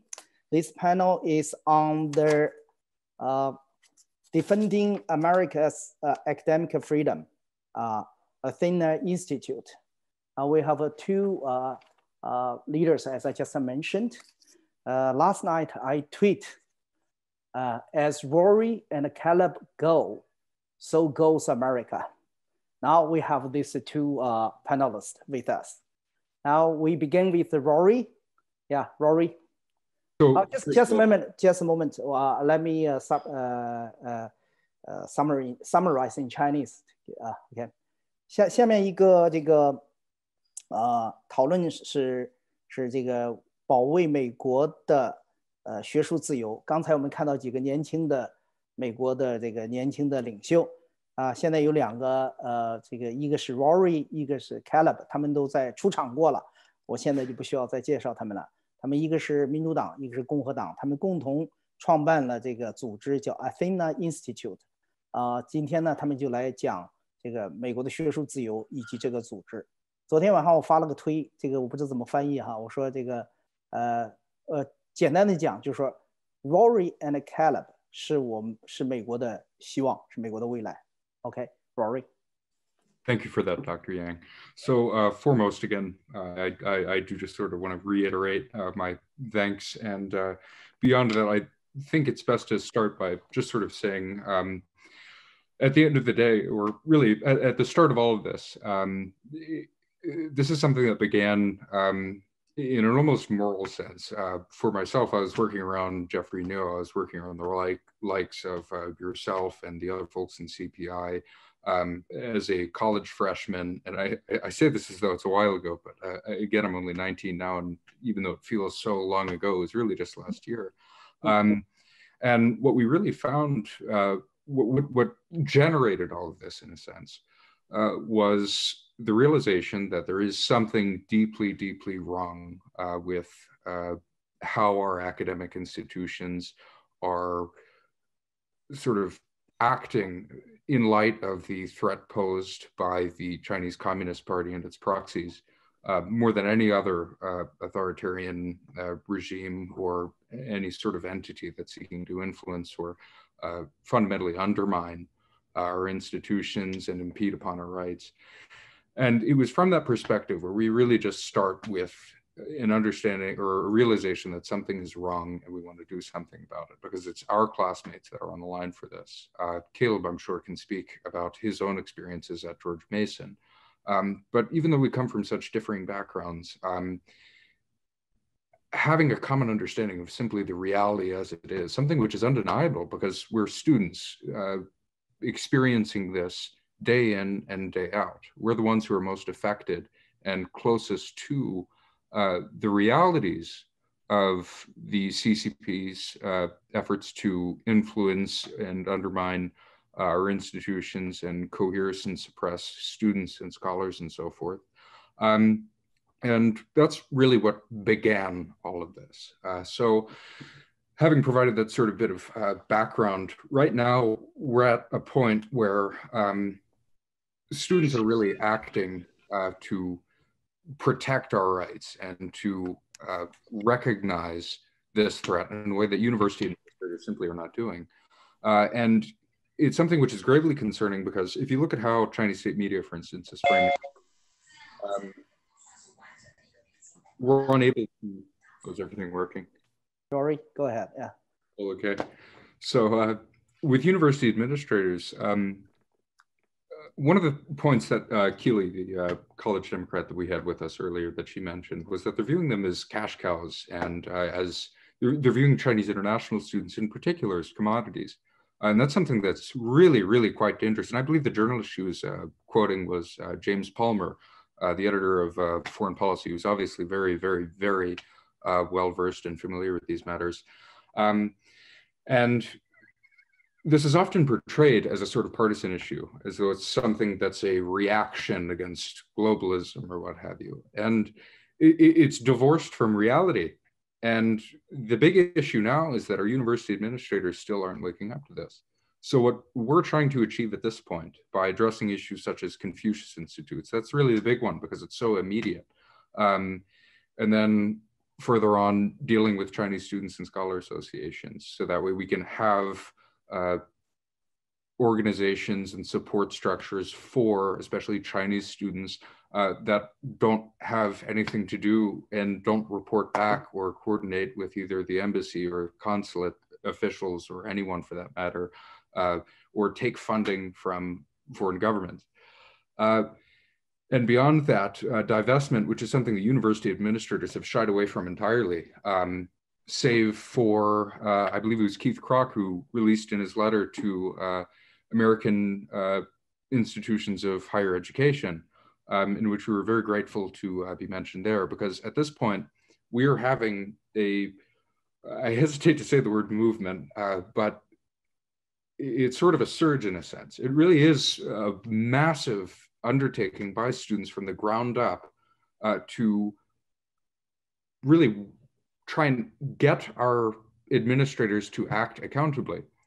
And if we aren't able to do that by bringing these sorts of things to their attention, because they can't claim ignorance at this point, then we're going to have to start getting a little bit creative, and we are going to start getting a little bit more direct in how we're trying to approach issues like this. It's not something which is similar to bullying or harassment or anything of that sort going on a sort of normal, sporadic, as normal as that could be, but as sporadic as a basis as that happens at any given college or university. This is something which is fundamentally different. And the policies that we currently have at our universities are grossly inadequate. And they're not listening to NGOs.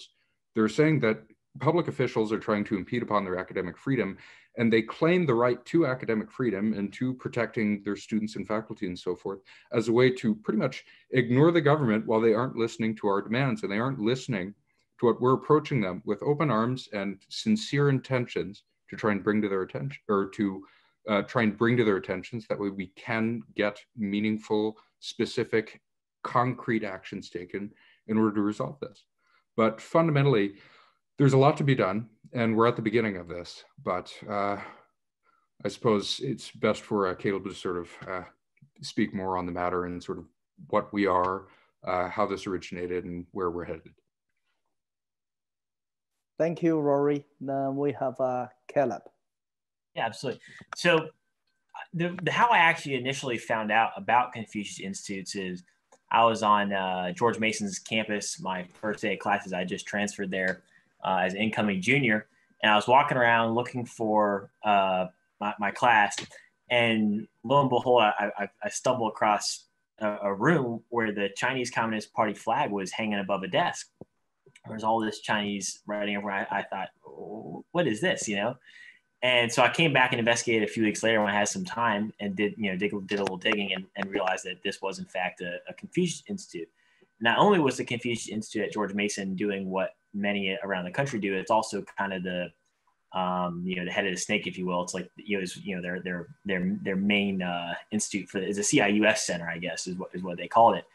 And as much as we've said, administrators aren't taking this issue seriously, part of the other issue is even at George Mason, where we have apparently they're closing, but they haven't officially said it yet. One of the biggest CIs. If you polled 10 people, on the campus, whether in their faculty or students, and ask them, well, what's the Confucius Institute, or do you know that China has the Chinese Communist Party operates on your campus, they would have no idea. Now, of course, as soon as you educate them on what the CI is and what they do, they're like, well, we should get rid of it, And I think the reality is the Confucius Institute, the CIUS Center, they understand that as soon as students, any student understands what they are, and administrators understand what they are, that their time is limited. So even though they do operate on campuses, they kind of try to, limit their, their reach and what they do. So I started working to write a letter, it was going to be at George Mason itself, with college Democrats and college Republicans, to administrators, say, hey, I think, we as, students think that we shouldn't have these institutes. I thought it'd be a really, powerful thing to get, some Chinese minorities religious minorities on the letter as well that attend George Mason. So the first people I tried to find were Uyghurs. And so George Mason University, it's in Fairfax, Virginia. And as I understand it, the largest population or concentration of Uyghurs in the entire country is in Fairfax County, right up the road from George Mason.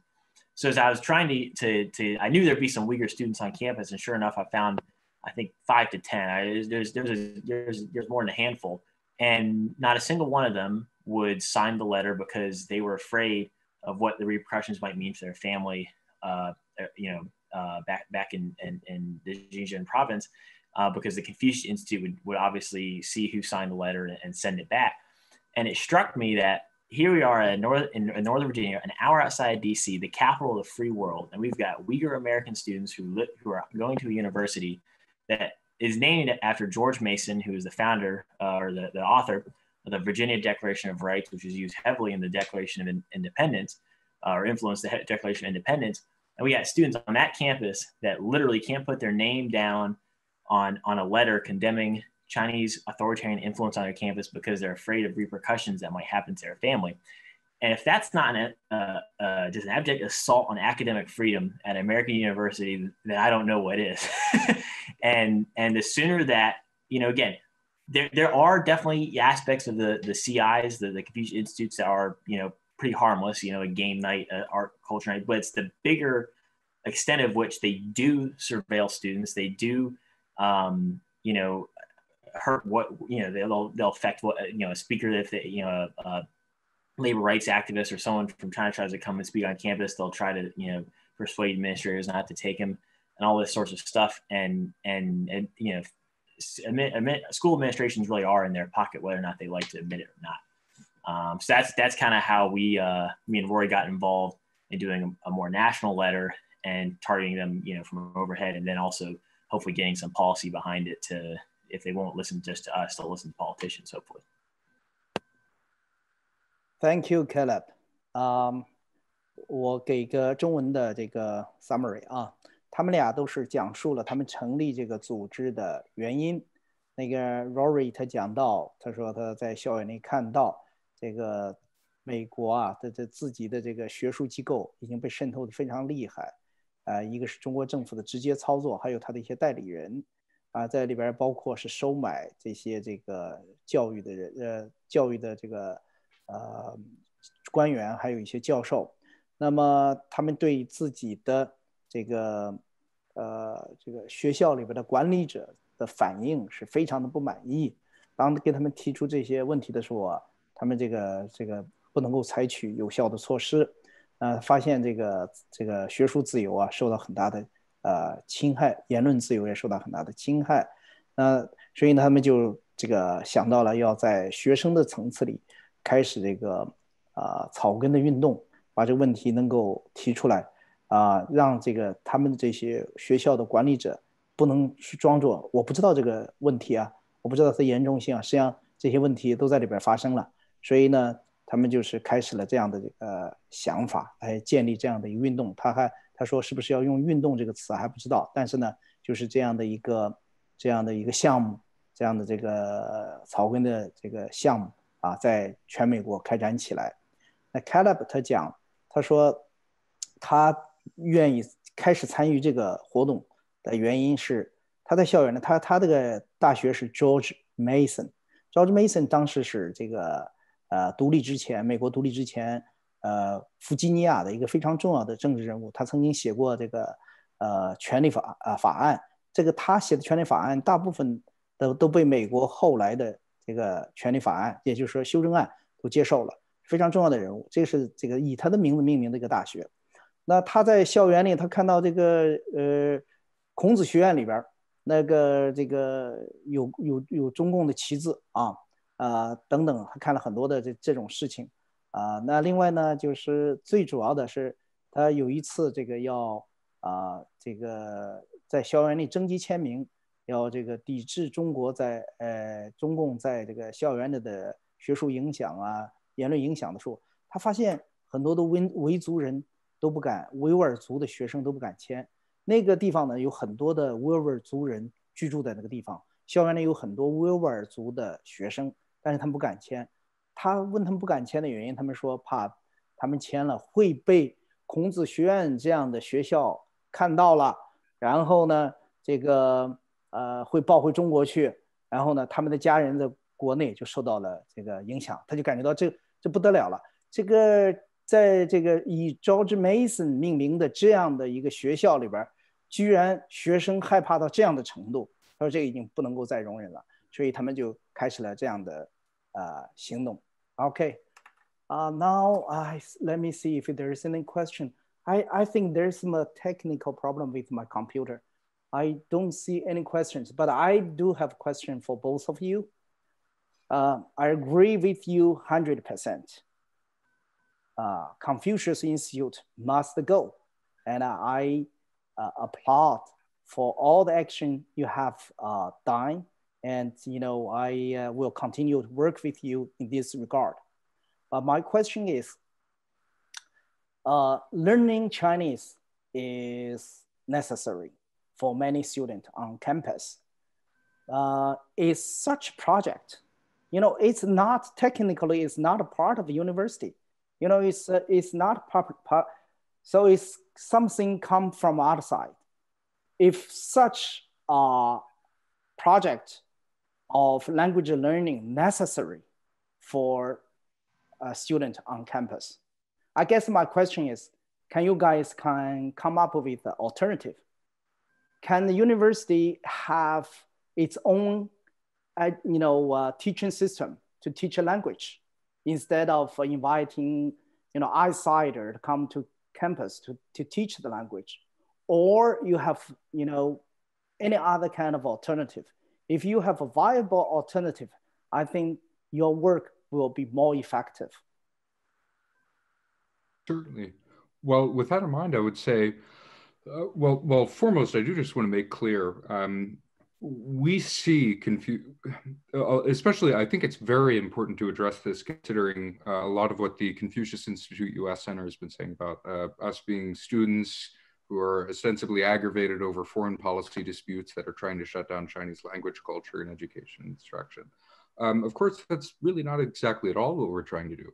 If anything, Chinese language instruction, culture and history instruction, these things are too important to be left to Confucius Institutes. Now, there are such things as I believe they're called Taiwan academies, if I'm getting the name correct, but something along the lines. There's about 4 in the United States, and I don't know if they're directly run by or facilitated by TechRo, but they're much more similar to the programs that we've seen from countries like Italy with the Dante Alighieri, I never get the pronunciation right, or the similar, the Van Gogh Institute that's run by programs that are run by the Germans. There are alternatives if they're looking to sort of switch them out and get something from a program that has non-discriminatory hiring practices, that has transparent and accountable and non-exploitative structure or organization. At a lot of campuses, there's just been much more focus placed on having Chinese language and cultural instruction taught and managed in-house. We realize that at some universities, this may be more of a stretch to ask them to do, but this is an open conversation. The Washington appeal should be thought of more as something of an inquiry in a sense, in which we're more than willing to enter into discussion, whether it's with university administrators or our own faculty or public officials or whomever, to discuss alternatives to these programs. Because frankly, it's not so much an issue of whether we want to have Chinese instruction and education on China's language, culture, and history, but we want it to be open. We want it to be democratic, as it is with so many of these other language and cultural programs. If there cannot be a free culture in China, then we ought to at least allow for the formation of an identity or some way of facilitating or allowing a sort of parallel structure, if you will, here in the United States and elsewhere around the world. Being able to identify oneself or one's community is the first step towards self-determination. This is true across the board. It's something language is universal. It's something that we wholeheartedly support. Thank you, Rory. Kala? Yeah, just real quick. I mean, yeah, we absolutely believe that teaching Chinese language on American university campuses is critical. And, I think a really good thing that, could be done, legislatively through the Congress would be in the next national defense budget to put a line in saying we need to start providing the funding for the, American universities to teach the Chinese language. I think that would be the first major step, because I don't know a bigger national defense issue facing us in the next decade or 20 years than China. And if we don't have young Americans that speak the language, then that is a national defense issue. So I think that's the first way. Also inviting Taiwan academies or trying to get other, that obviously we'd welcome all of that as well. But I think that universities just need to start stepping up, especially ones like George Washington. It's right here in DC, and it has a large foreign policy side. The fact that they are not offering Mandarin classes is kind of ridiculous. And the only other thing I'll say is, we don't at all, want to discourage, any Chinese students from coming and studying here. Fact is, we love Chinese students that come and study here. I was in a class at George Mason called, I literally think it was like Democracy 101 or something like that. And it was an opening politics course. And there was a bunch of Chinese students in the class. They're sitting there reading about our founding documents, how this nation came about, freedom, democracy. And I think the reality is a lot of these students, they come and they see that we Americans, we're not bad people. And freedom is actually really a great thing. Not all of them do, granted, but a lot, they do like it. The key is we just got to have them come and study at our universities, not under the thumb of the CCP. So that's the major key. Thank you so much. Thank you, both of you, for a wonderful presentation. Now we have, because of the time limit, we have to end this panel. Thank you so much. Our work together will continue for sure. Thank you. Thank you. Now we have video presentations from various groups, Tibetans, Mongolians, and Taiwan, and Hong Kong. Greetings to all the participants.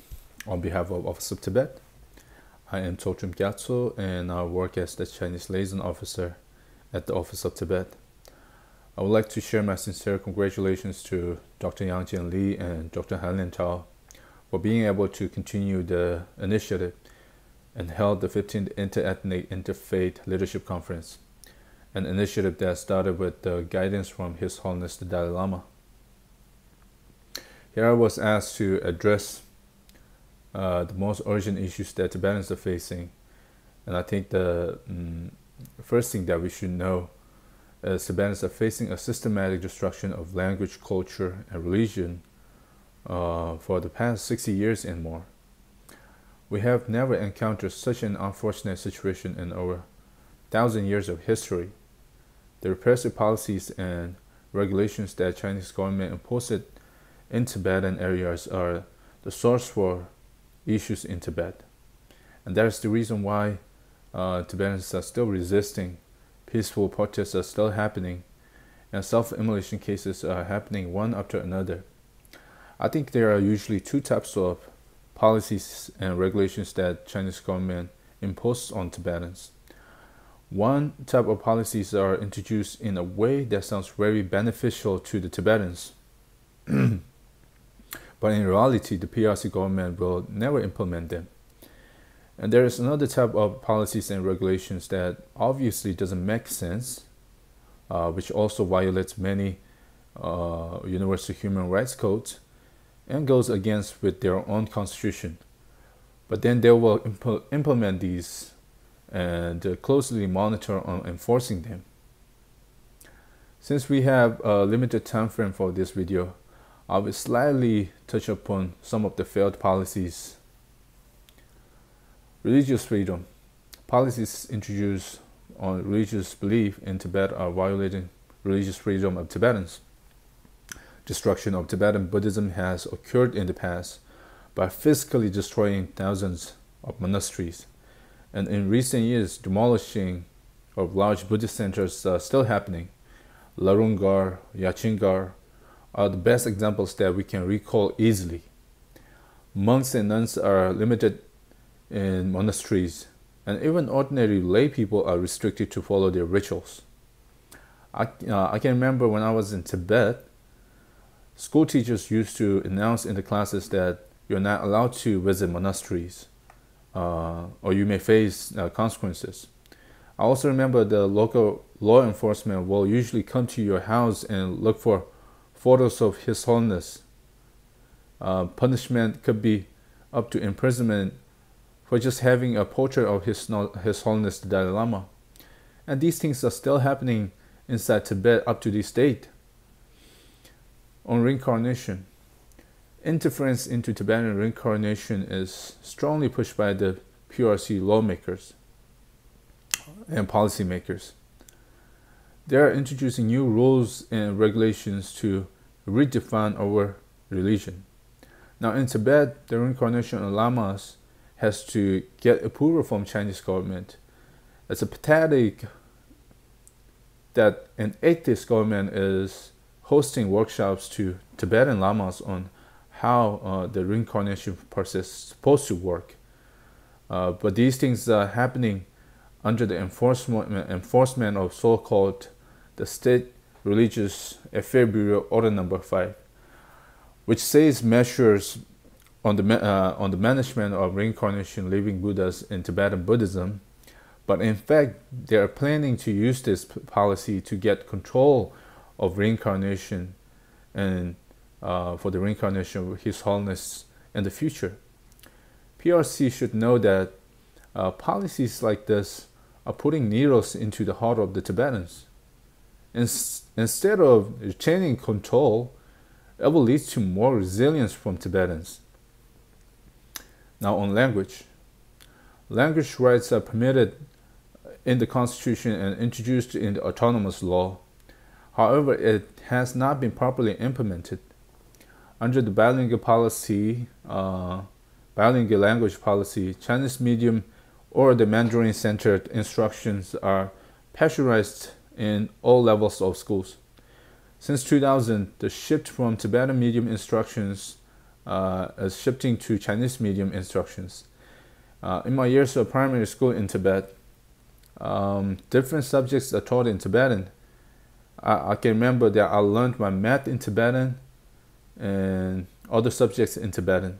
But when I enrolled in junior high school in Tibet, the instruction medium is in Chinese in all the subjects except Tibetan class.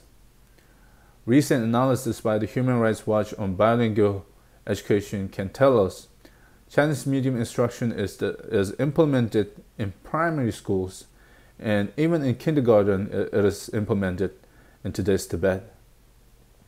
Tibetan medium-centered schools are closed, and campaigners on language rights are detained and charged with jeopardizing state security. In 2018, there are 3 schools closed in strong part of the Tibet, and the only reason is that there are private schools with the teachings in Tibetan medium. Toshi Weng-Chu, I think many of us can recall him, a campaigner on language rights, was detained in 2016, and the court sentence order came out in 2018 under the name of incitement of split the country. Similar cases are happening to all the Tibetan areas in Tibetan Plateau. On ethnicity, ethnic unity regulation was introduced in early February this year, and it requiring all levels of government, companies, community organizations, villages, schools, military groups, religious activity centers be responsible for work on ethnic unity. While describing it will award individuals and all levels of jurisdiction for setting the role model of following the rules, it also describes those who don't follow will be punishable. The 46th article of this regulation describes that individuals harming ethnic unity by taking part or discussing separatism and jeopardizing social harmony will be subjected by relevant officers to criticism, re-education, and administer corrective courses. The same article outlines that matters concerning security will be accordingly punished. This means that someone who keeps just a portrait of His Holiness the Dalai Lama could be considered harming the ethnic unity. Someone speaking for the Tibetan language rights could be considered discussing separatism. Preserving Tibetan culture could be considered jeopardizing the social harmony, and punish those people with the claims of causing security problems. Another thing, massive forced labor. Recent studies have shown that China sharply expanding mass labor programs in Tibet to lift the economy. Research experts like Adrian Zhang describe it as the most clear and targeted attack on traditional Tibetan livelihood that we have never almost seen since the Cultural Revolution. Tibetans from rural areas with nomad farmer backgrounds are moved to vocational training centers to receive ideology education. Military style trainings is given at the centers, and participants are required to military drills and dressed in uniforms. We should know that economic policies introduced in Tibet back then and now haven't benefited the Tibetans from it. And still, business and enterprises from mainland China are the beneficiaries under these policies. These policies mentioned above is some of the examples that I am giving to you, and it's actually violates PRC's constitution. Under the PRC constitution, the law of the People's Republic of China on regional national autonomy was issued in 1984, and it was revised in 2001. According to the law, ethnic minorities have the right to establish autonomous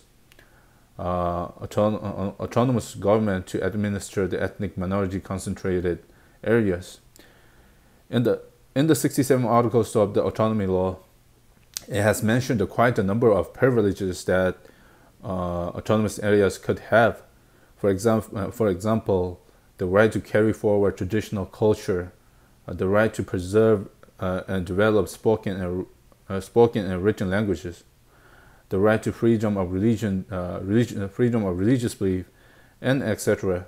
However, these constitutionally given rights are not executed in reality, but violated with the policies like mentioned above. So what we need is a win-win solution, a way forward. The middle way policy proposed by His Holiness the Dalai Lama was embraced fully by the Tibetan parliament in exile, and the Central Tibetan administration have been pursuing a general autonomy for all Tibetans living on the Tibetan plateau within the framework of Chinese PRC's constitution. Issues in Tibet have worsened in recent years, and we are urging Chinese government to correct their failed policies. CTA has implemented outreach tasks in the offices Tibet at the different countries to reach out to Chinese public, and it is important for our Chinese brothers and sisters to know what are our stands and the factual status of Tibet without any fabrication. Dr. Jianli's initiative of this conference is an example of people's power, especially from the Chinese ordinary people's power, and I greatly appreciate your contribution to let more Chinese people know about this truth. Ladies and gentlemen, first of all, I would like to thank Dr. Jianli and his colleagues for organizing this 15th Interethnic Interfaith Conference and the continuing effort to bring together people who have been suffering from China's totalitarian regime and the colonial occupation to discuss the issues and challenges we are facing today. From Southern Mongolian perspective, the most pressing issue we are facing today is a cultural genocide carried out by the Chinese authorities under the direct instruction from Beijing. The official euphemism of this new round of cultural genocide is second-generation bilingual education, which in practice is aiming to completely eradicate Mongolian language from the entire educational system in Southern Mongolia. In early June this year, a high-ranking official from the Chinese Ministry of Education visited Southern Mongolia and verbally relayed the central government's order to the local educational bureau and school authorities in Tonya City. What concerned the entire Southern Mongolian population was the way the policy was implemented, the total secrecy of the plan, and the surreptitious way it was carried out. Even until today, there has been no single official document from the central government on this so-called major national strategic deployment. Responding to this renewed attack on a Mongolian culture that was already weakened by the Chinese Communist regime's 7 decades of forceful assimilation policies, the entire Southern Mongolian population has risen up to say no to the regime's advance.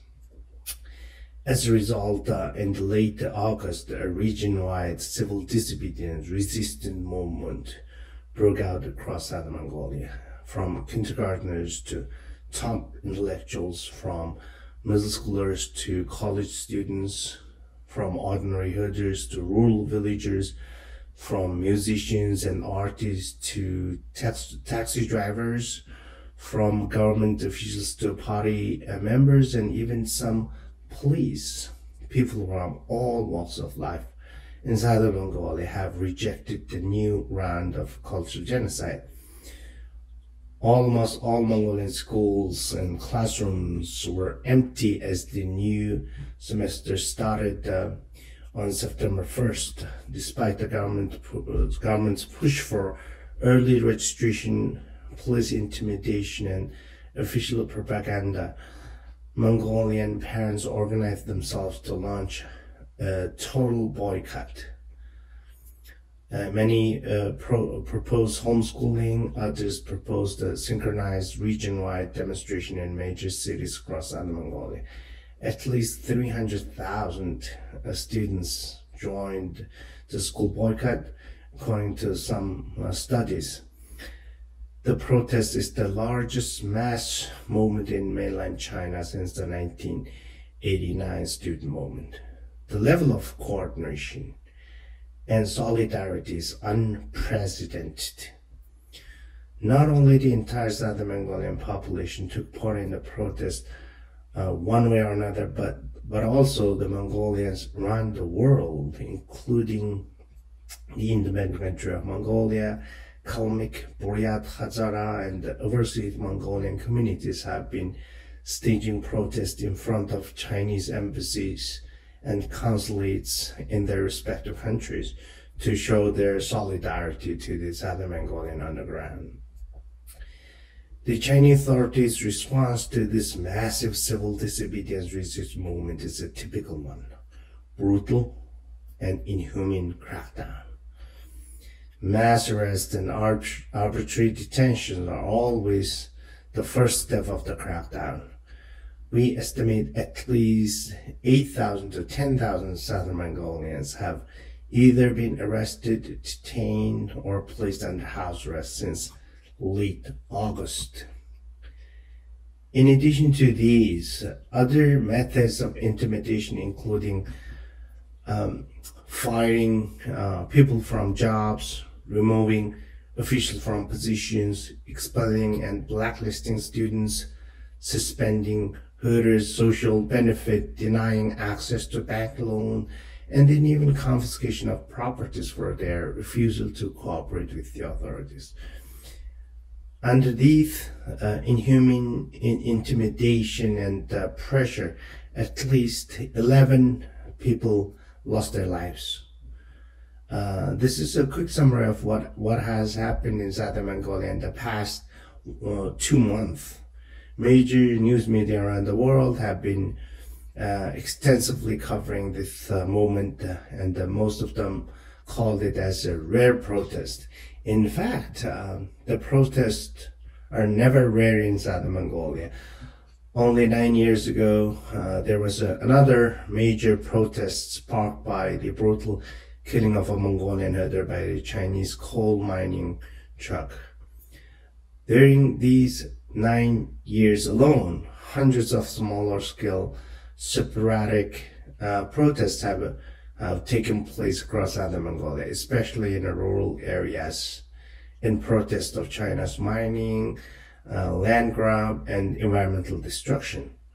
Regarding this new round of cultural genocide, it is not a surprise to us. Genocide has always been an integral part of China's ethnic policy towards Southern Mongolia in the past 71 years. To us, this is the second major genocide. In the 1960s and 1970s, the Chinese government committed a physical genocide to kill at least 100,000 Mongolians and persecuted 500,000. Of course, all Mongolian schools were banned, and the New Mongolian language education had existed for a decade. Hi, my name is Patrick Poon. I'm an independent human rights researcher based in Hong Kong. The situation here is getting really nervous, I do really hope that there will be continuous international attention on the human rights situation here in Hong Kong, and also the diminishing space for free expression here in Hong Kong. As you may have already seen the recent news about the series of arrests of young protesters and young people who are accused of violating the so-called national security law. Since the law was forcibly enforced by the Hong Kong authorities following Beijing's influence by the National People's Congress Standing Committee, the atmosphere in Hong Kong is getting more and more intense. We also see lawyers also feel very frustrated about how the courts in Hong Kong becoming more and more fragile. We used to be quite proud of our rule of law system here in Hong Kong, although we don't have democracy. But even now we see there are signs that the judiciary is not as independent as we used to have. So there are many difficulties now we are facing. So we do hope that there will be more attention on Hong Kong and continuous attention on Hong Kong's situation. And then we also feel like for young people in Hong Kong, they need to have more support. As you can see in the case of the 12 youths who risked their lives, risked their own freedom to try to flee to Taiwan because they were charged with unreasonable offenses for their participation in the anti-extradition bill in 2019. Because of the draconian laws that restrict our freedom of expression and freedom of assembly, they had to flee Hong Kong to try to continue their fight in Taiwan, but we saw that like they were unfortunately caught by the police from mainland China, and they're now accused of crossing national border. And we actually also see the news how they were not allowed to meet their lawyers. The lawyers hired by their own family, which is very common practice faced by mainland dissidents. Their family members cannot meet them when they're detained, and also the lawyers hired by their family are also not allowed to meet them in detention. So they're very vulnerable to potential risk of torture and other ill treatment, as we see in many other cases of human rights defenders in China. So we call for the international community to put more pressure on China to help to save the 12 Hong Kong youths. And hopefully they can return to Hong Kong soon.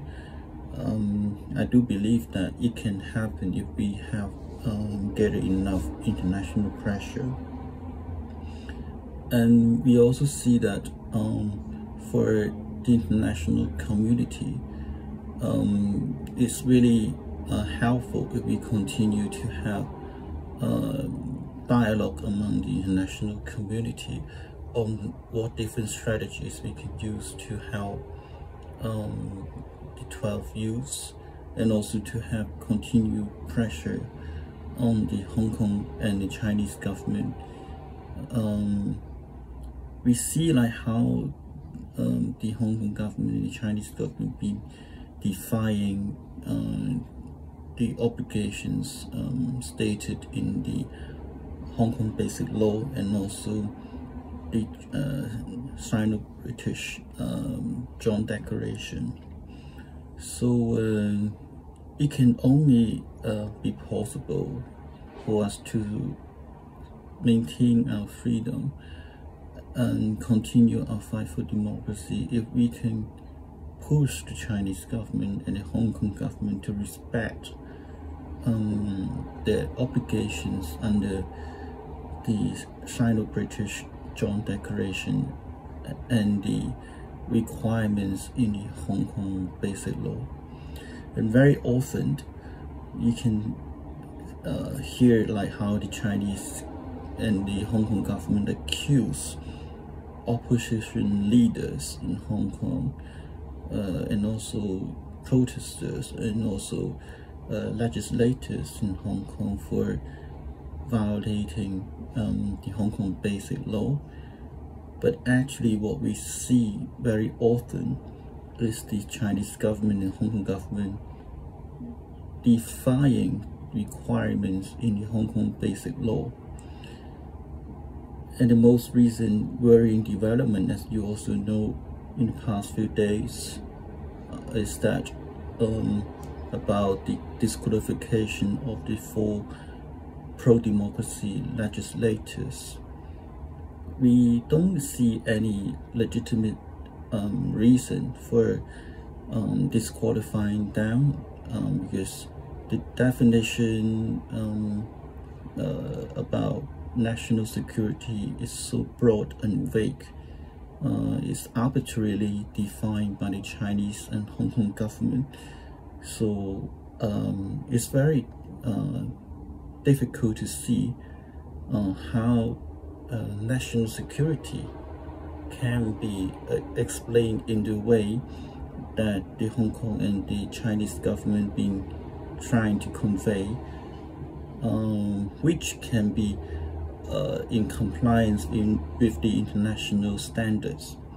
So we call for international community for more attention on the impact on the legislature and our freedom to elect our representatives here in Hong Kong.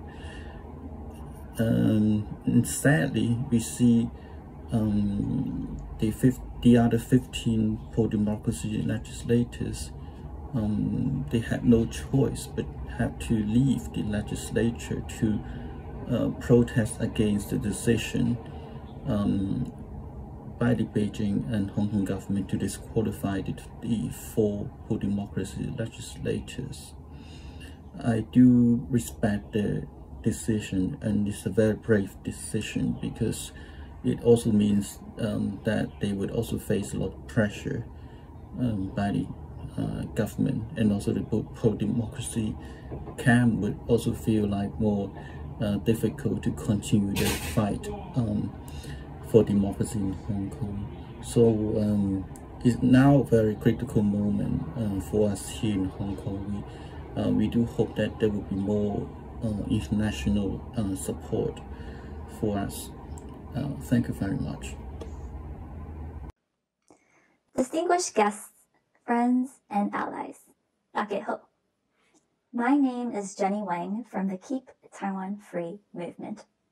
Keep Taiwan Free is a multi-generational coalition of community activists, primarily based in the New York area, dedicated to spreading awareness about Taiwan's unfair exclusion from the international community and to safeguarding human rights and democracy against the Chinese Communist Party's aggression.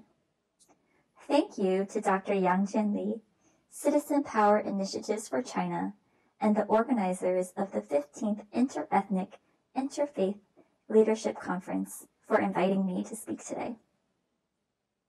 Today, we gather around our devices to partake in this conference, for the COVID-19 pandemic has forced all of us to adjust to a new lifestyle, a new normal.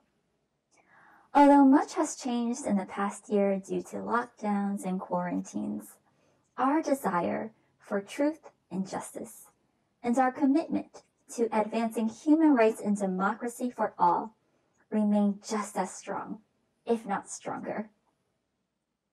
The Chinese Communist Party constantly claims that Taiwan is a problem, a nuisance, a breakaway province, and that they are determined to solve this so-called Taiwan problem in the coming years. But as we all saw this year, ever so clearly, especially in light of the ongoing pandemic, Taiwan is not a problem. In fact, it is a shining light, a beacon of hope, and truly an island of resilience, as President Tsai has often said. Taiwan, a young democratic country with about the same size population as Australia, with a stable economy and a robust civil society, is anything but a problem. As COVID-19 spread globally, Taiwan has managed to effectively respond to the virus. The country's democratic values, commitment to transparency, and deep respect for human rights all proved to play an instrumental role in combating the pandemic. In addition to protecting people within its own borders, the Taiwanese government has also offered and extended a helping hand to other countries. Yet, despite Taiwan's efforts, it remains excluded from the United Nations and its subsidiary organs. Just last week, when the 73rd World Health Assembly reconvened virtually, Taiwan was not invited to the table to join these important discussions. Perniciously, the 6 letters TAIWAN, Taiwan, were at one point filtered and censored from the World Health Assembly's Facebook comments. And this is all because of Beijing's far-reaching influence. It is because of Beijing's false narratives, geopolitical bullying, and political manipulation that the World Health Organization and the United Nations, an international institution that claims to support and believe the dignity of all peoples, no matter from a country large or small, has chosen mere political gains over global health and inclusion. The CCP's well-orchestrated campaign of intimidation and censorship is apparent not only in international institutions, but also in corporations, businesses, Hollywood, and academia, all which actively and willingly aid Beijing's efforts in erasing Taiwan's very existence and remain complicit to the egregious human rights abuses committed by the CCP in East Turkestan, Southern Mongolia, Tibet, and Hong Kong. Taiwan is no stranger to Beijing's tactics. According to the 2019 report to Congress of the US-China Economic and Security Review Commission, Beijing has actively conducted disinformation campaigns in Taiwan, attempting to mold Taiwan's media landscape to be more in favor of Beijing and to interfere in the country's vibrant democracy. Yet, through open governance and embracing innovation and civil society, Taiwan persevered. We saw in the January 2020 presidential elections in Taiwan, where there was an astonishing 74.9% voter turnout. It was a testament of the Taiwanese people's unyielding faith in democracy and ability to combat the CCP's authoritarian overreach. President Tsai, who has repeatedly rejected Beijing's claims and coercion, was re-elected in a landslide victory with over 8 million votes, setting a new record. Taiwan stood up against Beijing. It was a loud proclamation by the Taiwanese people of how we want to have our Taiwanese identity respected, of how we hope to participate equally in foreign affairs, of how we remain determined to protect our hard-fought democracy and human rights. All while the PLA continues to have countless missiles pointed at Taiwan and its 24 million peace-loving people. All while they continue to increase its heavy-handed military intimidation. It is unfortunate and frustrating that despite Taiwan's triumphs, despite Taiwan's own government, own territory, own population, own sovereignty, strong commitment to human rights, democracy, and rule of law, it remains an international orphan, and its plight is often ignored by the global community because of the Chinese Communist Party's pressure. Yet, time and time again, Taiwan continues to relentlessly and courageously stand up against Beijing. In a time of rising tensions in the Indo-Pacific, it is ever more crucial for us all to stand together against Beijing's oppressive regime, and for the world to look at Taiwan not as a problem, but as an example of progress and freedom, a dear friend, and a trusted ally. It is time for concerned global citizens to stand with the people of Taiwan and to recognize their resilience in standing up against the CCP's authoritarianism and Taiwan's unwavering commitment to a more just and a freer world. Thank you. 朋友们，大家好啊！第15届族群会议研习营的各位朋友，大家好啊！我是刚从泰国清迈啊回到美国的宣教士啊，我叫张前进啊。我是1981年啊，当年啊高考进入了重庆第三军医大学啊，学了4年，后来忍受不了军队的这种啊枯燥压抑的生活，然后又受资产阶级自由化思想的影响。啊，就84年退学，86年又重新高考到北京语言学院，啊，正好就赶上了啊89年的学潮，啊，那我们啊作为一个火热的这个爱国学生，一个青年学生就啊投入到从开始的啊罢课到绝食啊，到最后的组织广播站啊，整个运动都全程参与哈，所以后来就被镇压。生涯以后就被关到秦城监狱啊，然后就被判了2年的有期徒刑啊，最后被剥夺学籍啊，然后就只好到海南去做装修回过头来看我这一生，真的是如果我没有信上帝的话，这个世界只是多一个拿红包的医生少了一个救人灵魂的牧师所以我们那一代就信了主以后就很火热就把家开放，然后我们也就租了这个会议室，就来聚会当时的这个在北京，我在3个不同的家庭教会在牧会这个方舟教会就有很多的异议人士那些维权律师，这些作家在里面也有一些六四的像受难者这个齐志勇弟兄，他有条腿在89年被打断了这些人都很渴慕在那样一个绝望的社会，没有公义，后来来到教会发现有爱有上帝的真理很多人就受洗了然后包括这个北大的这个当时在广场跪教请愿书的3个学生之一后来都是我给他施洗，然后甚至办婚礼还有这个王国旗弟兄他也是我们学校的一个印刷厂的工人因着组建自由民主党被判11年徒刑然后包括我们的胡斯根老师他们现在还在监狱胡斯根老师所以你看当时这样的一个教会的背景，加上我们的这个身份，所以这样的教会也常常在聚会当中也被警方骚扰被冲击我甚至在04年又因为想出去教会去讲道，他们不让我去后来又把我拘留了10天所以在这样的一个处境下，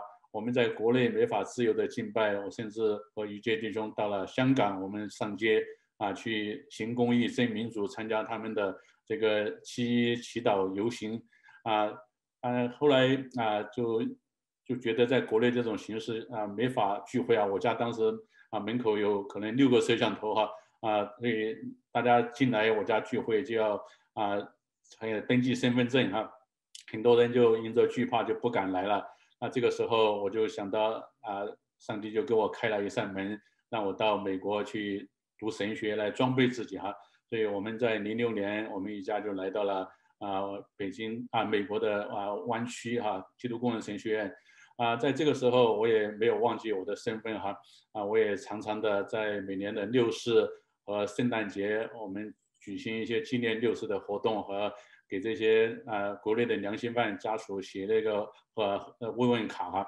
所以因着我这样一个背景吧我们也会把这个像双腿被压断的这个方正我们把它接到美国来那还有这些6四的2代这个像刚从监狱的这个刘宪斌他的女儿陈乔他们来到我们教会，后来我就给他们施洗还有西安杨海的这个妻子这个还有他的女儿杨倩怡，他们都来到我们在湾区的教会，后来就受洗成为基督徒那我也常常的也会利用我的假期回国像这个15年我回到我的家乡贵阳然后当时这个活石教会的这2个牧师，一个杨华牧师，一个苏天富牧师，本来都要我一起去乡下去传福音的那后来他们就被政府给监视最后杨华弟兄被判刑2年半，然后他们的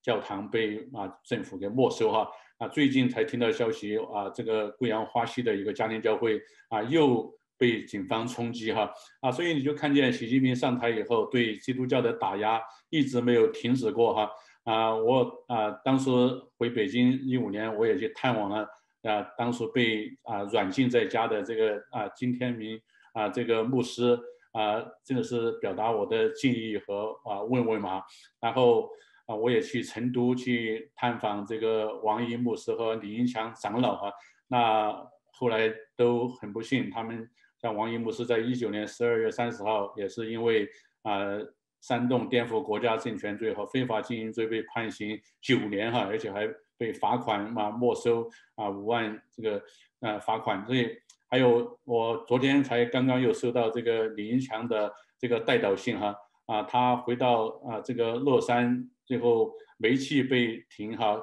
电也被停哈，水也被停，就是你如果一旦被政府给盯上你作为一个正常的基督徒，你都没法正常的生活哈你看他们住在哪里被骚扰哈，被停水停电所以从我信上帝以来就是整个习近平上台以来，对基督教的打压哈是越来越严重哈，从来没有松懈过。所以教会在这样的逼迫当中如何来生存，如何来发展都是需要一群爱主的弟兄姊妹这样为主的摆上哈当时我也去了这个厦门，当时杨新飞阿姨她的侄子后来继续在那里服侍哈。但是最近也是一张罚单，就说他们不应该用自己的家来办宗教活动，最后把他的房子都给整个拆了哈。所以你就发现整个对基督教这种打压哈越来越严重你看15年浙江教案当初的这么多的律师和这些牧师都被抓捕哈张凯律师本来从旧金山回美国之前还来过我们家哈，但是回到国内一参加这种维权运动就会被关进监狱哈。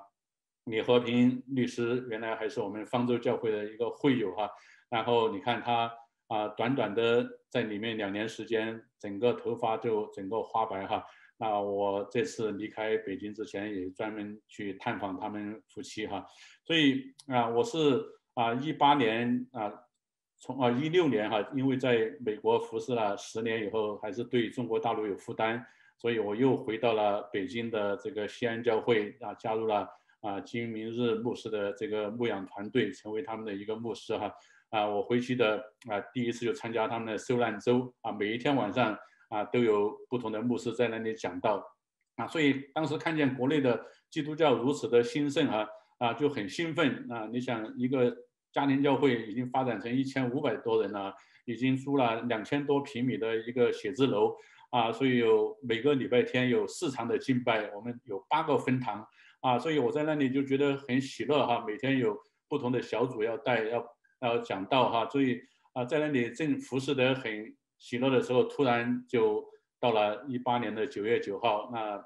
北京政府他们就给我们的门上就贴了一个封条，还派这些流氓守在我们教会的门口说我们这个是非法的这个组织，就把我们给取缔了所以你就最后没有办法这个你看当时的这个这个进入基督教的英文这个刊物也报道了我们教会受逼迫的这个情况那最后金牧师没办法，就只好把我差到泰国清迈去成为宣教士，暂时离开自己的祖国去避一避一样但是当然神也很怜悯让我在清迈又和当地的教会联合，又开始在那里继续的服侍那最近因为冠状病毒的缘故那我只好回到美国暂时休整一段时间但是这也是看见整个教会不管是教会，还有这个其他的什么法轮功西藏、新疆的那些少数民族，好像都现在面临这种逼迫面临这种中共的打压今天我在网上带查经的时候，还听到有我们这个一个小学的老师都要签一个承诺书不能参加任何的宗教活动不管你是这个基督教还是道教、佛教就是你作为一个老师你要去上岗之前要先签承诺书所以你就看见现在这个习近平当局对这个基督教的打压是如此的疯狂所以盼望你们这些年轻人，如果你们没有经历过中共的这种血腥的镇压和统治的我向大家就是介绍一下就是不要对这个政权有什么幻想，我们真的是需要靠着上帝的恩典来胜过魔鬼撒旦对教会的逼迫。好，谢谢大家。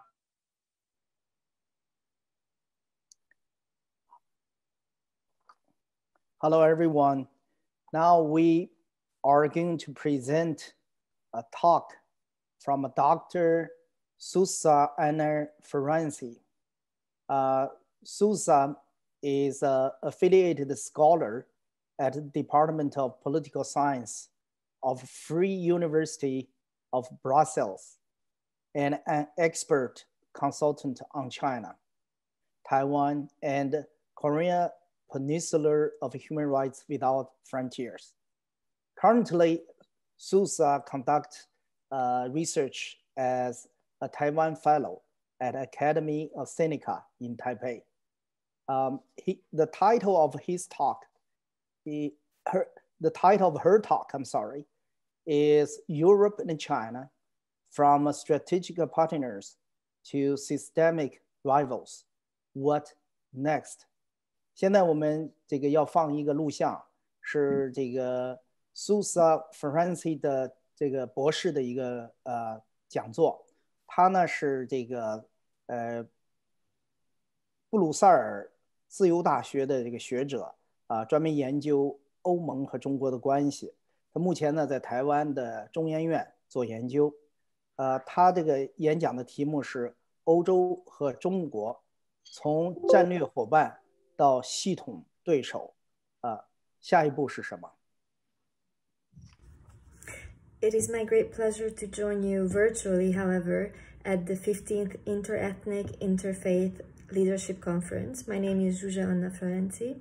I am speaking to you right now from Taipei. I'm here for research, but normally I live in Brussels, where I've been working as a political advisor in the European Parliament, working on EU-China relations with a special focus on human rights. So I've been really privileged to get inside access to European policy making and to see how the different European institutions work together or try to work together often to get a common voice, to speak with a common voice when it comes to China. So in the following, I will give an overview on where things stand when it comes to EU-China relations, and also speak a little bit about EU-US relations, and maybe a little bit about Taiwan, since I am here and I think it is very relevant to everything that we will discuss.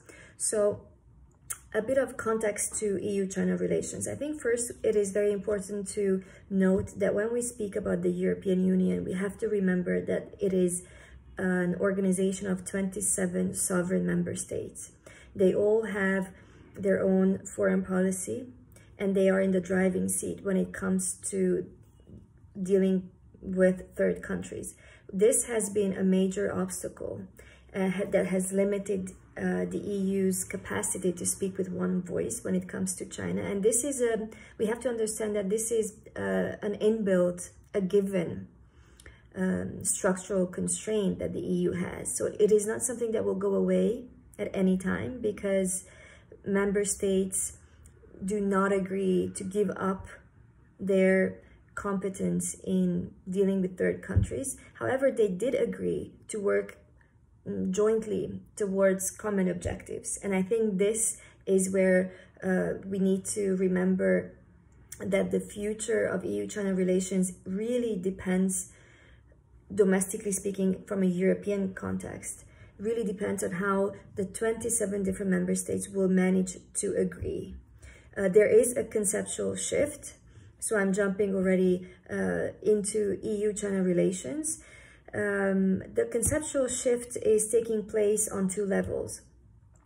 First, looking back at the past 3 to 4 decades of EU-China relations, we've seen close to 60-70 sectoral dialogues between the two partners. The EU and China have been partners in a lot of issues, a lot of global issues. However, things are changing, and in the past 5 to 10 years, they are tangibly changing. So this shift is taking place, and I'm very confident that it is a real shift this time, because there's a real awareness that China has increased its presence in the European Union, and it is really trying to translate this presence into political influence. So the shift is taking place on multiple levels, but there's actually 2 layers that I think we can speak about in order to simplify things. So one is in language. we see that the language coming out of Brussels is different these days than it was 10 years ago. And the second layer is action. And this is actually what matters. Whether the EU is really, the 27 member states really agree to translate the tough language into action. So just to give, to exemplify what toughening language really means, if we look at the language coming out of Brussels in recent years, I would first go back to 2003. This is the year when the EU put out its European security strategy, a secure Europe in a better world. So of course, 2003 was a very different year, very different times than 2020 for many reasons. But in EU-China relations, these were good years. This was right after China joined in 2001 the World Trade Organization. There was a lot of promising cooperation that helped to make the lives of Chinese citizens better in terms of environmental cooperation. However, when it comes to political rights, this was not the case. So going back to the language, in 2003, this document states that the European Union is inevitably a global player. So a very self-confident, very strong statement reflecting the times, those years, as I mentioned. Now, if we go forward to 2019, French President Emmanuel Macron says, Europe is standing on the edge of a precipice. If we don't wake up, there's a considerable risk that in the long run, we will disappear geopolitically, or at least we will no longer be in control of our destiny. So this, you see, there's a huge shift from where we were 15 years ago to where we believe we are today. There's a strong awareness that the EU needs to change its approach to global affairs. It needs to be more geopolitical. This is stated by many European leaders. In our latest summit, bilateral summit with China, one of our political leaders on the EU level said, of the Council President, that the EU has to recognize that the two sides do not share the same values, political systems, or approach to multilateralism. So I think this is the core of the shift that I'm trying to demonstrate here, that there is a shift in understanding and in realizing and in being alert that there's a risk that comes with such close cooperation with China. However, the idea is not to cut ties with China. Engagement remains at the core of the European approach. And I think this is something that will not change because this is what Europe is about. It is the cooperation of 27 member states internally that has led to a lot of achievements, where the EU stands as a normative power that pursues to diffuse global norms and standards in terms of human rights, democracy, and rule of law. This is at the core of the EU's identity and the EU's foreign policy. However, in practice, as I tried to explain, this is not always easy to achieve. Therefore, this shift is about being stronger about what we stand for and how we want to achieve that. So the language clearly shows. Same year, this year, and the president of the European Commission says that relations must become reciprocal and rules-based between the EU and China. Now, this lack of reciprocity is a common concern between the EU and the US. So I think both sides have been demanding that China allows the same access that Chinese companies, entities, and citizens have to our free and open societies. This is a political and economic reciprocity that we mean. However, it is clear, I think, to all of us that the US and Europe have a different approach to China. And this is, I think, also linked to the fact that while we have the United States, a country, as opposed to the European Union, which is an international organization. So we have to assess their approach, being mindful of these issues internally in the EU, the fragmentation that I mentioned.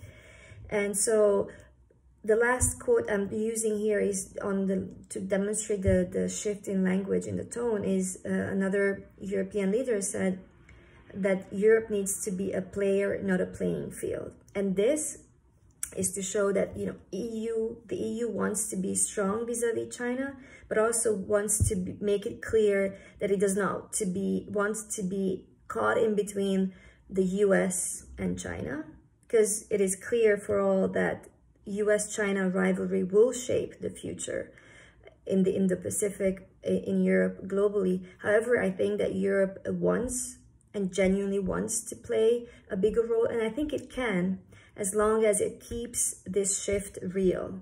So the second layer, that is not the language, but action, is really to translate the language into action. This second layer is also promising in my assessment, because the EU has understood that it needs to equip itself with certain tools and instruments that can help defend its interests, and not to allow China to exploit its openness. So a screening mechanism for any foreign investment coming in place. There's also a toolbox to fight disinformation. This is another very important area of cooperation for the future between like-minded partners, between the US and Europe. And this is where I would bring Taiwan in, because we see that Taiwan has done an incredible job at fighting disinformation coming in from China. And this has been possible not because the government has put in place certain policies, it is because the government has understood that if this counter-disinformation policy is to be effective, it needs to be bottom-up. It needs to collaborate with civil society, with the civil sector. And so this is an area where both the US and Europe can learn from Taiwan. But going back to the shift, I believe, as I'm coming to an end of my presentation here, I believe that there is no alternative to cooperation. I strongly believe that the EU and China can work together if both sides play by the rules. And I think Europe has made it clear that it is already playing by the rules, and it is willing to work with China as long as China is commits to respect the same rules. But we've realized that this is a failure. But we do not say that we have to put an end to cooperation. We have to work together with the United States and with all like-minded partners in order to protect our interests, our values, because foreign policy starts at home. I think we need to do a better job at how we deal within our own societies, how we deal with our social problems, and how we manage to be strong and united in the face of any attempt to undermine democracy and rule of law and human rights. So I believe that this is something that we can work together on.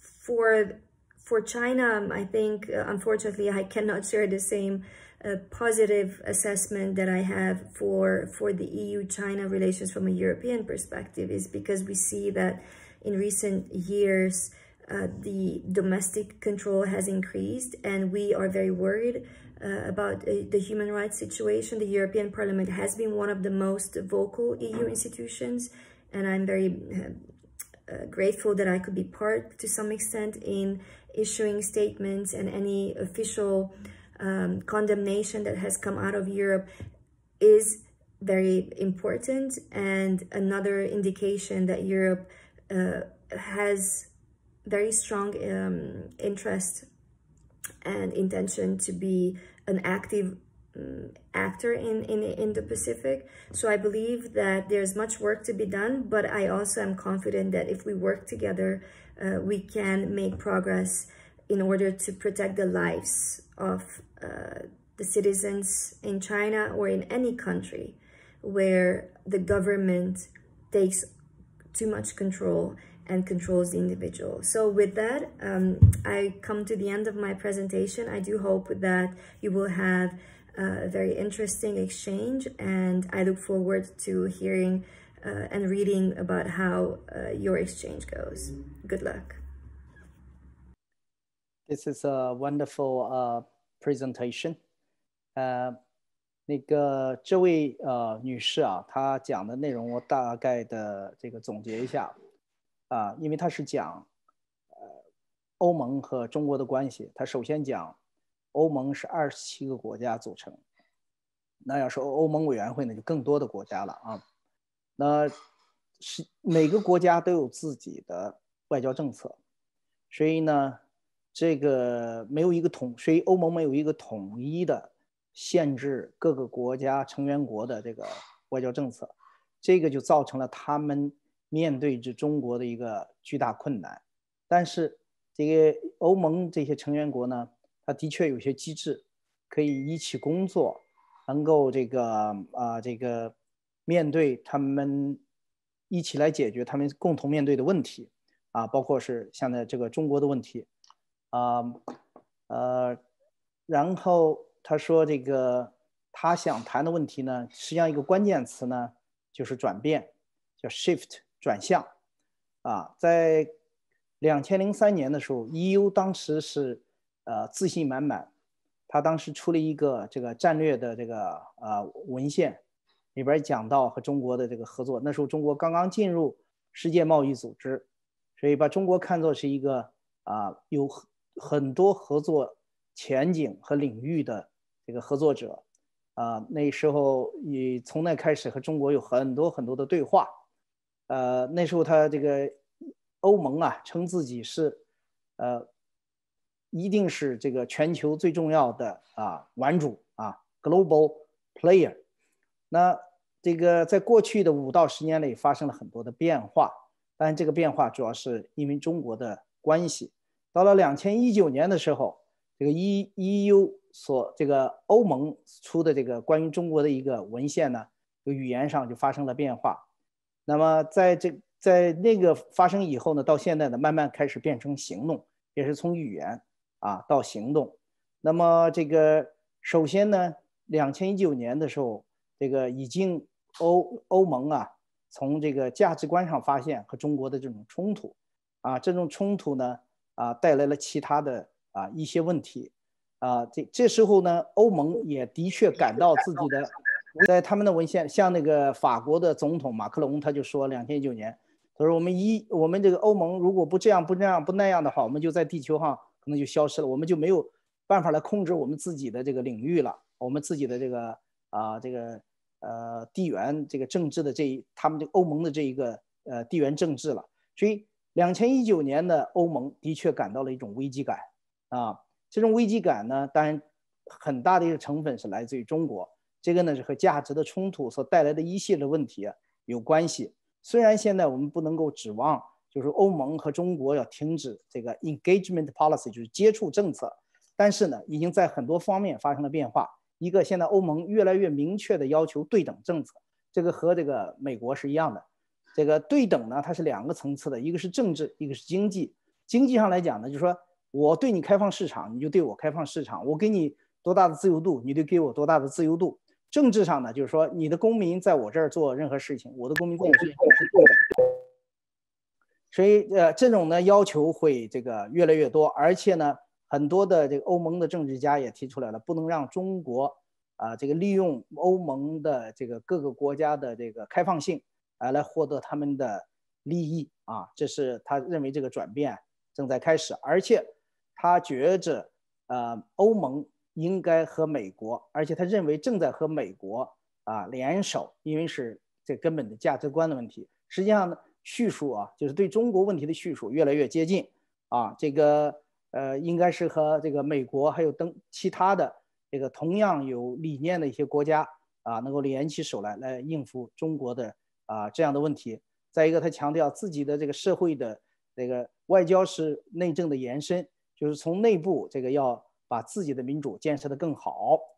另外他提到台湾，他说我现在在台湾，所以呢我这个提下台湾是非常合适的。他说台湾在过去的几年内有一个非常重要的一件事情，就是他们反制了中共的信息战，非常成功的反制了中共的信息战。这不是因为这个政府或要做什么，或就政府的某一项政策，而是政府和公民社会之间的这种信任和合作一起完成的一个事情。那在这一点上，他认为美国和欧盟都应该向这个台湾学习。最后他说，欧盟现在是对中国批评的主要的声音之一，他本人也在里边做过一些贡献，包括一些对中国谴责的一些声明，他都参与撰写所以这是他报告的内容。Now we have Dr. Lian Chaohan back with us. All right, so we're going to go into our next program. Each conference, we often find some instructor that give us, our participants, some tools to help some practical purpose. This year, we're lucky enough to have Mr. Brian O'Shea to give us a lecture about how to collect information, evidence materials about human rights abuse as a citizen. Mr. O'Shea has a very impressive resume. He has been working in this field for over 2 decades.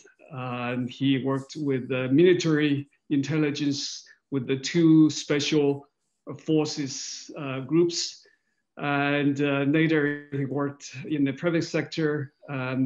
He worked in all over the world in 27 different countries, and he founded his own company called Strike Peers. He served as the CEO, and he's going to give us some practical, information skills, how to collect information.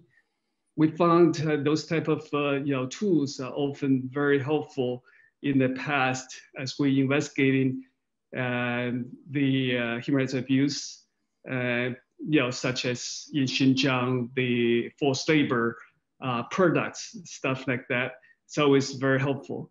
Mr. O'Shea has 3 undergraduate degrees, a master's degree in criminology. So he's very experienced. Let me just summarize in Chinese. I was asked to do that. 我们在每次开这个族群青年领袖演习营的时候呢，都会请一些专家来给我们做一些具体的培训，就是一些比较有用的一些工具啊。那这次呢，我们就请到这个Brian O'Shea 这个先生，他呢这个在这个领域是一个专家，过去是在2个特种部队专门收集情报，做收集情报工作的。那自己后来成立了自己的这个公司，就专门从事罪证的这个调查呀，这个网络安全啊这些问题。所以他可能给我们一些非常好的一些建议，在我们收集人权侵害的证据这方面一些这个工具可以使用方法。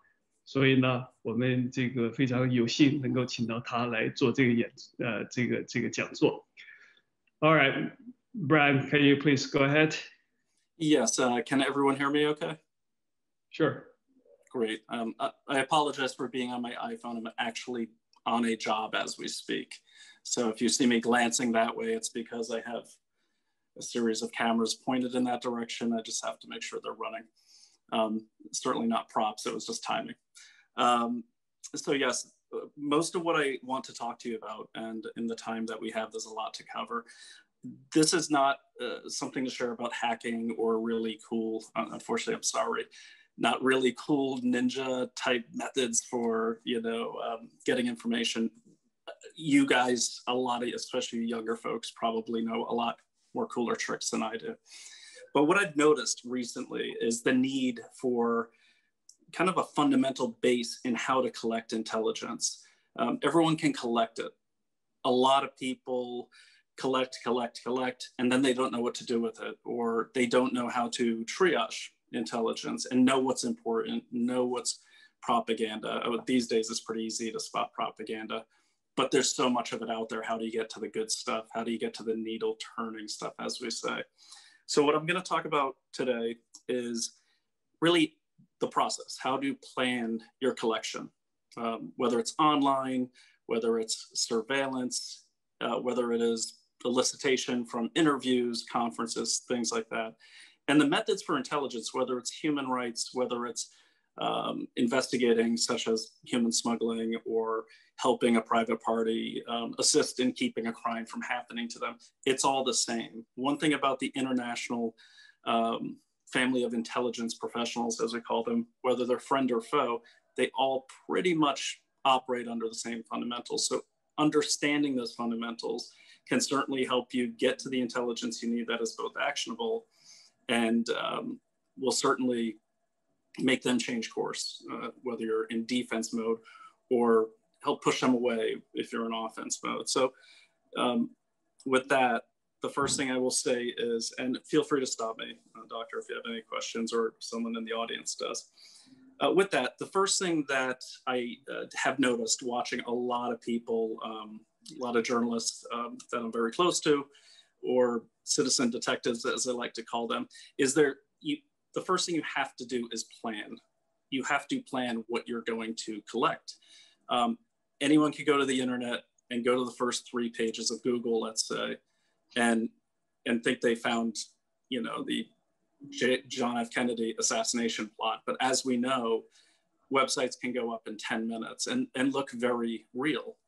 So the first thing I like to do when we plan is I'll ask people, what do you want to know? It's a simple question, but so many people don't ask it when they start collecting information. And information, intelligence, these are all interchangeable as terms. So the first thing I like to do is plan. So if I have a client or I'm helping, you know, a group such as yours or any other group, the first thing I say is, what do you want to know? Like, what are you trying to get at? And an answer isn't everything bad about that other entity.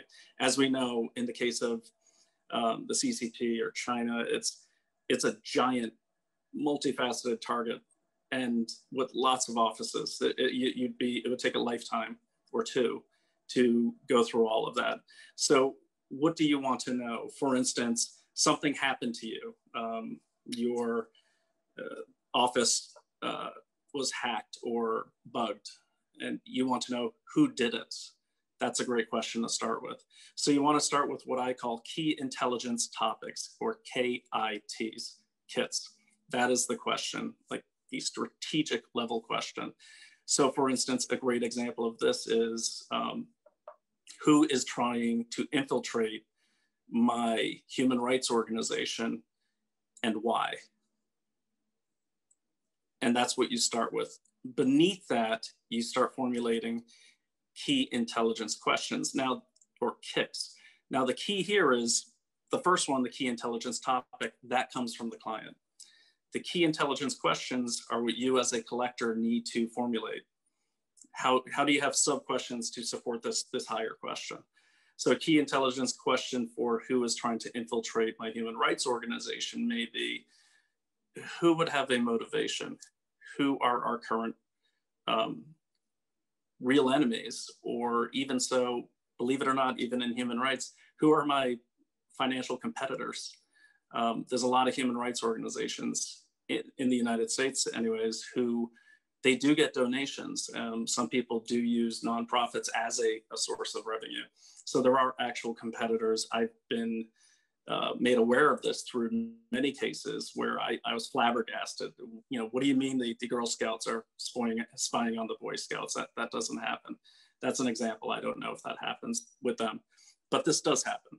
And so I like, as you can see, I take a very business approach to how I look at things, because whether it's my past experience, whether it is currently the situation now, I really truly believe from experience and from many, many cases that everything goes back to following the money.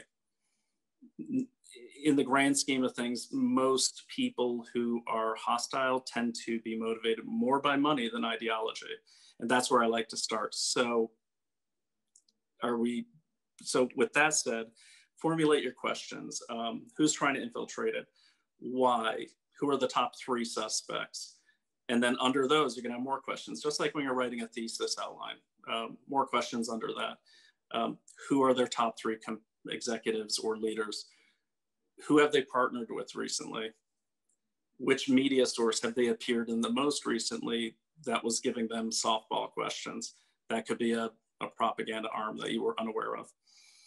So the next thing, once you have your questions, that I like to do is formulate, really think about, okay, which sources, list your sources, where can I go? And we'll stick with the internet for now in the interest of time, and I'll get into some more exciting stuff if time allows. But which sources can I go to? Is media a source? Not these days. Media these days, in my opinion, except for a couple examples, all media is private media.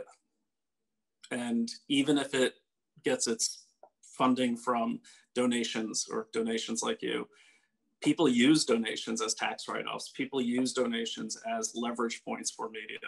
So I don't want to jump on the bandwagon and say, I don't trust media, but as a good source of intelligence, I find the only use for media is to find out if it's very clear if they're working for an entity. And we all know the media that is very clearly.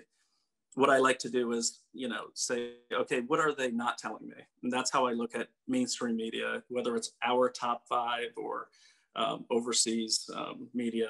Okay, what are they not telling me? They're telling me that, Donald Trump wants to steal all the animals in the Bronx Zoo. But is that true? Probably not in that case. So, but maybe someone is going to steal something, and this is a deflection point. So what I found in recent times of headlines, except for, again, a few examples, media tends to be a deflection device as well as a propaganda device for a lot of organizations, and not just hostile governments, for businesses, for hedge funds. It's so clearly biased in many, many respects, but it is a great source for figuring out who has the most to gain from the deflection or from this biased headline.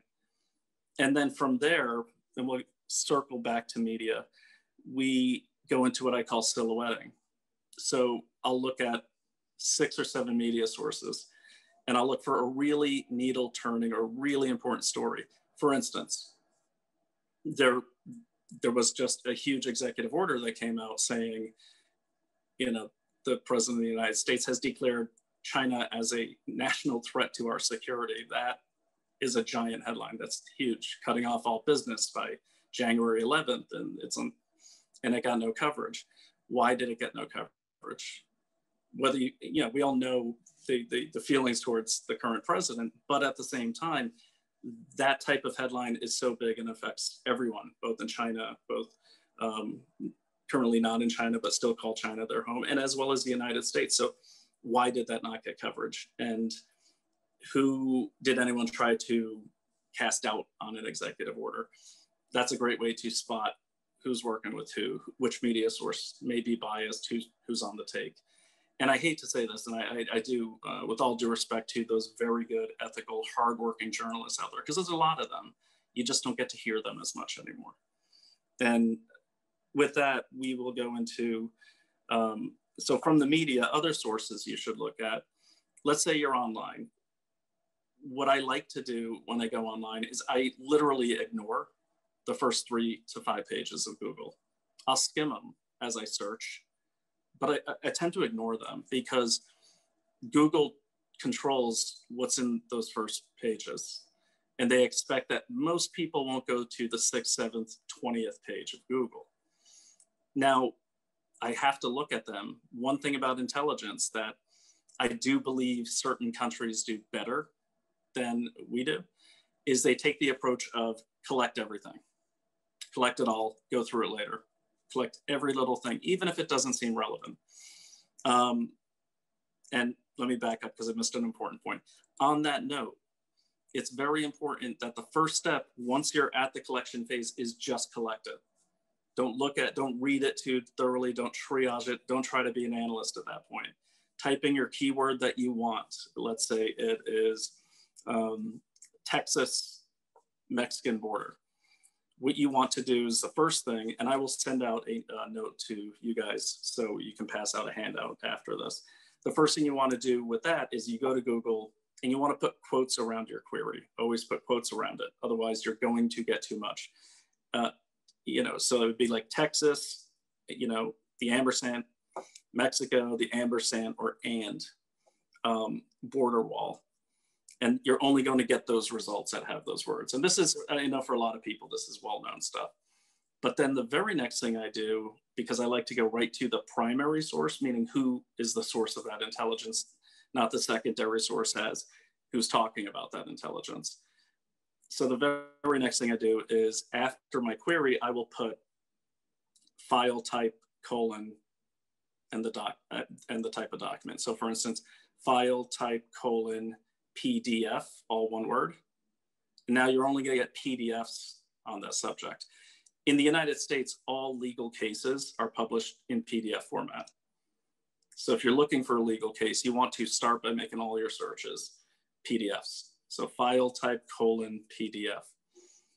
And if that brings back too many results, I'll add to that. I will say file type : PDF, and then I'll go to the search tools in the top right-hand corner of your Google after you launch your search. So you put in your thing, you launch your search, then it gives you options, images, web, news, go all the way over. You'll see that search tools. Click on that, drop that down, and it'll give you a time window that you can choose from. Last hour, last 24 hours, last month, last week, last year. Now on your iPhone, they only give you the option of up to past year or any time, 1 month, 6 months. You can only choose one of those. On your desktop, you can actually do a custom range where you can type in, I only want search results between these ranges. And that really, really cuts down the process.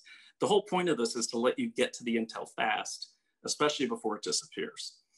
So once you've boiled that down, if you still want to go deeper, you can go at the end of your thing. So you have Texas Mexican border, you have file type : PDF, searching within the last 6 months. And then to your search, you want to add at the very end of it, site : star.gov. So all one word. And what that's going to do is that star is a wild card. So it's only now going to pick up those anything that has those 3 keywords, anything that has those 3 keywords and is a PDF, anything that has those 3 keywords is a PDF and was published or put on the internet in the last 6 months. And now that you've narrowed down even more, all those other results, but only from government sites. And the star.gov is, or star.com or star.int, star.cn. These are really great tools because you may not know the actual website. So it's going to give you anything that ends with gov or com or anything like that. It's a great way to find emails too. You can do a search, you're trying to find someone's email that you're looking into and you don't know it. So the first thing you might want to do is, let's say the company is, I'll just give you mine, strikerpierce.com. So you want to do a search on, in quotes, quote, star at strikerpierce.com, end quote. And you're going to pull up every email in Stryker Pierce that's been published on the internet for contact information. This gives you the structure of the email. So if my email structure is B. O'Shea, you can guess that most of my employees will be under the, are we still on? Can you still hear me? Can you still hear me? Okay, good, good. You can guess that the email structure will remain the same. So if I have Tim Smith, it'll probably say T Smith.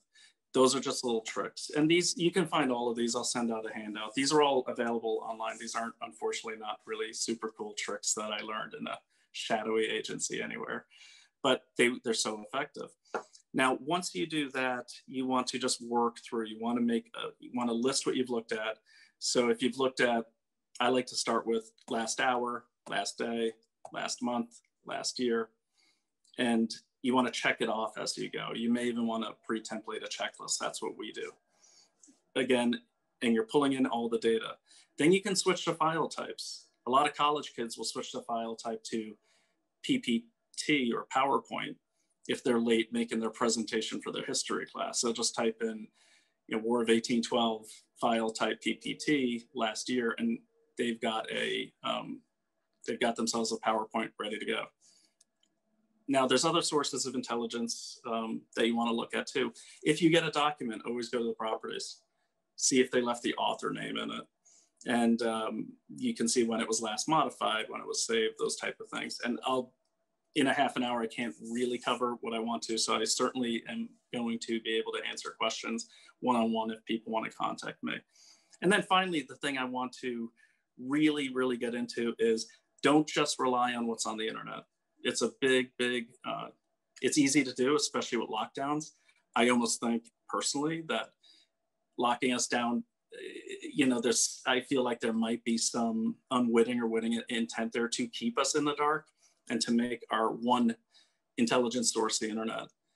But there's other sources out there. That's why I recently drove across the country from the East Coast to the West Coast, stopping in every state along the way to look at what's going on with my own eyes, to talk to people. Those are all sources as well, and to get a feel for it, which really underlines the point that you want to have multiple sources.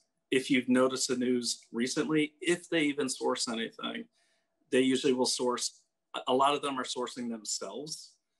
Like you click on the link and it takes you to another article, and that doesn't help you. You want to get to the source. If you look at, for instance, the COVID numbers, you usually end up at Johns Hopkins University, but you can't go any deeper than that. So it does take some digging. It takes some reading. You want to use multiple sources. If you cannot get what you have from the internet, pick up the phone, hit star 67, make a phone call, and just, you know, ask for information. You don't have to lie. You just don't have to give all the details of why you're calling. The other thing you want to do as well is always carry a camera or your phone or be ready to record something. You may stumble upon a story, and it's a really, really interesting thing to do, is to stumble upon a story and see how the news covers it. This does a lot of things for you. It lets you know what media is trying to censor. It also lets you know in what, you know, the real story is. Now, you are just a single source too. So then you want to do your own research on yourself and find out what is the bigger picture. Regarding China in general, I just thought about this last night, and don't laugh. Where you're always evolving, you're always coming up with new ideas.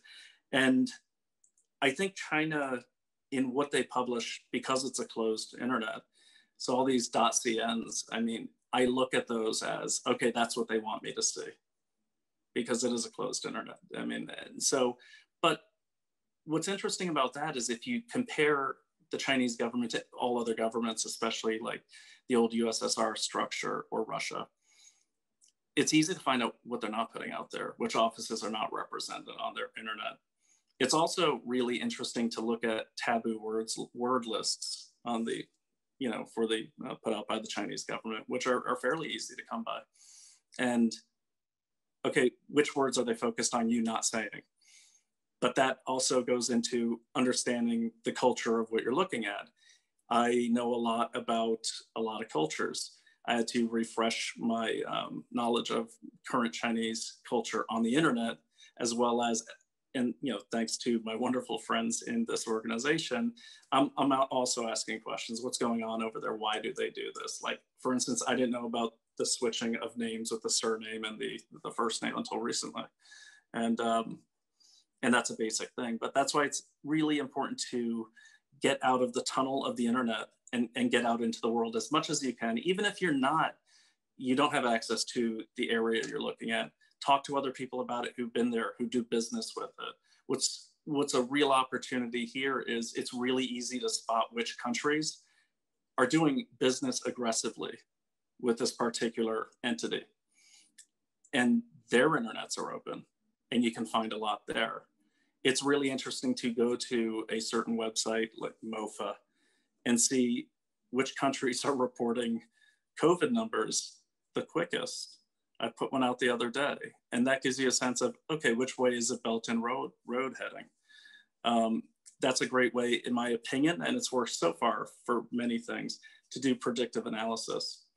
And then trying to make sure I covered everything. And just, again, go and talk to people, but talk to people at universities, but also talk to people outside of your comfort zone. Don't just talk to, say, a lot of people that I know, they may only be comfortable with talking to other college students, but they may not ever really meet someone from the Midwest who drives a tractor. And that's kind of hard to do, but you don't have to go to the Midwest. Just talk to the guy outside your city who's running the excavator and ask him about his excavator, and then get to know him or her. And that's the key thing too, because every single person is a great source of information. And that doesn't mean you're instrumentalizing people you know and meet, but it's also the beautiful side effect of it is it makes you a great listener, and it really, really opens up communication. One thing, and I'll end with this, and I certainly, if there's time, because there's a lot to cover, and I'm sure I missed a lot. The big point I want to get from this for you is you have to plan your intelligence. So you have to plan, that way you stay on track. You have to collect first, like a vacuum. Just download it and download things. Don't just save links. You have to download these as PDFs. You can print to a PDF on your phone. If you're on an iPhone, you can hit that little arrow on the bottom. It'll pop up. There's a little button that says options, and you could change that to save as PDF. And you can save entire web pages that way and save them right in your phone or your iCloud. I recommend your phone. And then finally, once you've collected as much as you possibly can, then you start analyzing. Then you start sorting. Sort by date time group, sort by subject. So you want to first sort by subject, then you want to sort by date time group, present to past, past to present. But that's the very next thing you want to do is sort it. And then you want to start going through and throwing out what you don't need, or what's redundant, or what's doesn't seem to have any valuable intelligence or isn't answering your question. By throw out, I mean put it in a different file, because I save everything, because everything always comes up, everything's a source. And then finally, you have to write your product. This is the toughest thing for people, even me. I love having remote control cars with hidden cameras on them that can do 50 miles an hour to get close to people and look at them and listen to them. I love having cool drones in the sky, which I've never used for a job, but I really, really want to someday. I love having great cameras. It's fun to be in the field. The lockdown for me, I mean, okay. I'm always outside. I'm always with the camera. I'm always going Rambo and going as close to things as I can get. I made my own ghillie suit during the pandemic just because I'd never made a ghillie suit. And it was a lot of fun. Not really a good thing to wear in the middle of the city. Got a lot of looks, but it worked. And so the point is, that's all fun. And even collecting, it's great to find things. It's a rush. You find something like, oh my God, I have it. Well, the tough part is sitting down, putting that all together and writing it. And you have to write it. And that is the critical thing, is your presentation of the intelligence you find. So many people are great at collecting, horrible at communicating. And if that is the case, then find someone to work with who's a good communicator, because you have to be able to explain it. You have to remember that, the people that asked you to look into this, they're not in the field with you. They're not seeing what you're seeing. They don't have the context of hours of research and collection. So you need to explain to them what they're looking at, who they're looking at, why they're looking at it. You don't have to explain how you got it unless they ask. I don't like to reveal where I got things unless I have to, for citation purposes. But by and large, you don't want to reveal it if you don't have to, because it's a source and you want to protect that source so it doesn't go away. And be able to present it and educate your listener as you're presenting it. Otherwise, we call that diamonds in a paper bag. You could have the best intelligence, but if no one understands what it is, it's useless. I think I've covered about what I want to cover. Unfortunately, lots of stuff to show you, so I'll probably have to put out a video. But in the meantime, are there any questions from the audience? Oh, I'm having trouble hearing you. Hello?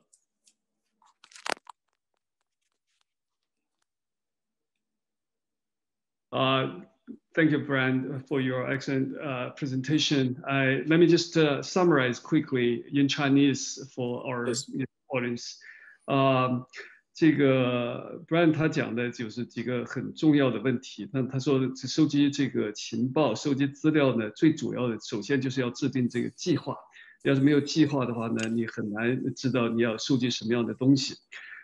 他就是讲了一个这个一个概念，就是叫做 Key Intelligent Topics， KIT， 那就是说就说，比如说他举了一个例子，就是说谁在渗透你的这个组织，这些他为什么要渗透你的组织？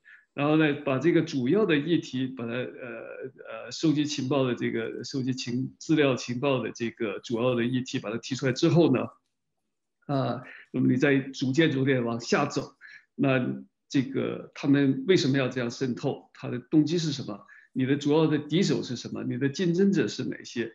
然后呢，就是说再把它一步一步的往下来延伸，找到那个最有用的这个资料和情报。那么它第二点呢，就是说你这个怎么找到这些情报的来源？他说呢，不要相信媒体，不是说不要相信媒体，他媒体很经常的是，它背后有人，比如说金主啊，各种各样的组织啊，各种各样的这个偏见都可能带有偏见，所以呢，不要它可能会成为一种宣传工具。那他说就是不要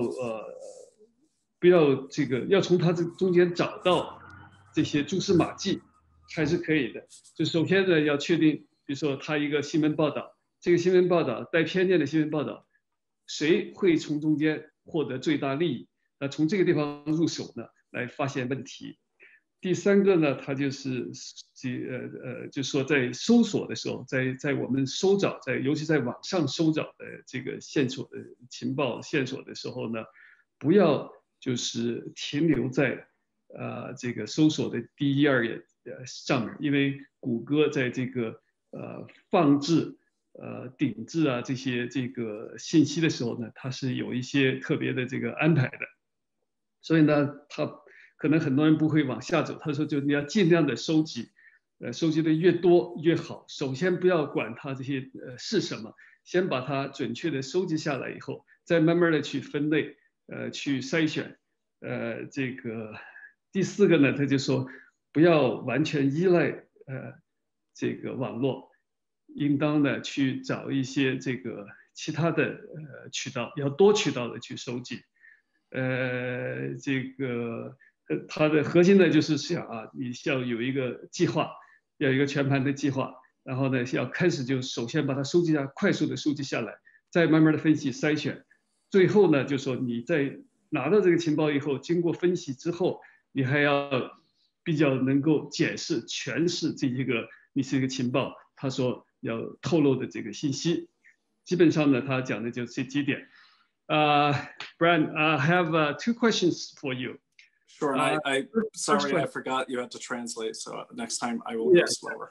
First question is from my professional perspective, if a foreign agent wants to stalk or monitor a US citizen, how far can they go legally or illegally?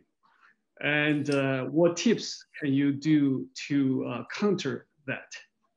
Well, that is a great question because I am literally doing surveillance right now as we speak, right out that window. So what can you do? So the main rule in the United States is right to privacy. You know, what area does someone have an expectation of privacy? Which area do they not? And really the best thing, it changes by state, and that's very important to say. It does change by state. So for instance, but mainly it's line of sight. So if you go outside to your car and someone takes a picture of you, you're both on a public space, they can ask you not to do that. You don't have to stop doing that. If you have your window open and it's visible from a public piece of property, you don't have an expectation of privacy. someone can put a zoom lens and look through your window. They can't step on your private property, but if you leave your window open, someone in a car can take pictures of what they see through your window. And that's perfectly legal. There's a lot of case law about this. I'll just pause for a second so you can, if you want to convey that. But the gist there is, it's all about where you're at and do you have an expectation of privacy. If you're in a public space, you do not legally. If you leave your windows open and they're clearly visible from a public space, you do not have a legal expectation of privacy. Do you want me to pause right there so you can? Quickly. 他说呢，这个每个州的这个法律也是不一样的。关键的是看你是在哪个州，而且你在什么地方。如果是你在一个公共场合没有隐私的这样场合，或者是你的这个人家可以从远距离的照相，你把你的窗户打开了，人家可以照相的话呢，那这些都不受所谓的隐私的这个保护。像你要这是取决于你在什么地方，这个外国特工或者他在什么地方，公共场所和私人场所是不一样的。Okay, go ahead. The other thing to look out for is audio surveillance. So right away, any computer hacking, even if you have the person's computer, that's illegal. You cannot go into someone's email, even if you know the password. I know this because I've had a lot of friends come up to me and they're having a trouble in their marriage, and they'll say, I'm gonna hack her email. I know his password. I'm gonna go look at his emails. Well, there's been husband and wife lawsuits and criminal charges because a spouse looked at another spouse's email. So that's right away, any type of hacking is illegal, despite the case law. I mean, there might be some exceptions, but by and large, if you have a password that doesn't belong to you and you're going into, or they have a password that doesn't belong to them and they're going into an account that they don't own, you're kind of in tricky, troubling waters. So that's illegal. But audio surveillance is different. You cannot tap phones. Now, I'm only speaking for the United States. So these are the laws that I can speak for. You cannot tap a phone. It's a lot harder to do now with voice over IP and media over IP. That is illegal, okay? But at the same time, there's other ways, and that's why I like to interact with people. You can get information just by talking to people. One of the biggest vulnerabilities of any business or any organization or any person, and ironically, I'm doing it right now, is they want to talk about what they do. People love having an audience. It's just a natural thing. People want some reward for the hard work they do, and that's a good thing.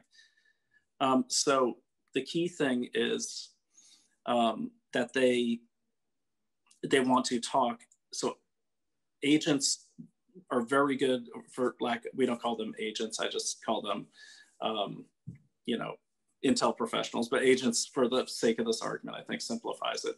They are trained, the thing they train in the most is social engineering and information elicitation.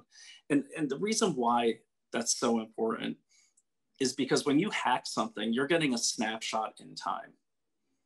If you hack, let's say, a database that has the last quarter's numbers for the business or that government, yeah, you have those, but you don't have a lot of context. Whereas if you recruit someone, if you make someone your friend, and then they always are talking about their day, well, you have near real-time intelligence for free. And that is the cost-effective way that intelligence is really collected. I believe in 2017, I don't have the numbers in front of me, I think cyber hacking cost worldwide businesses in the upper echelons of the $100 billions.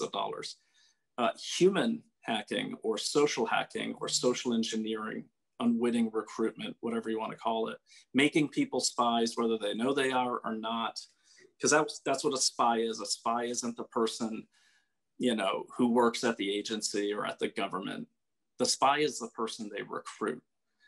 And that's a big thing to remember. So what will happen is, and where you can recognize it in everyday life, is on Twitter.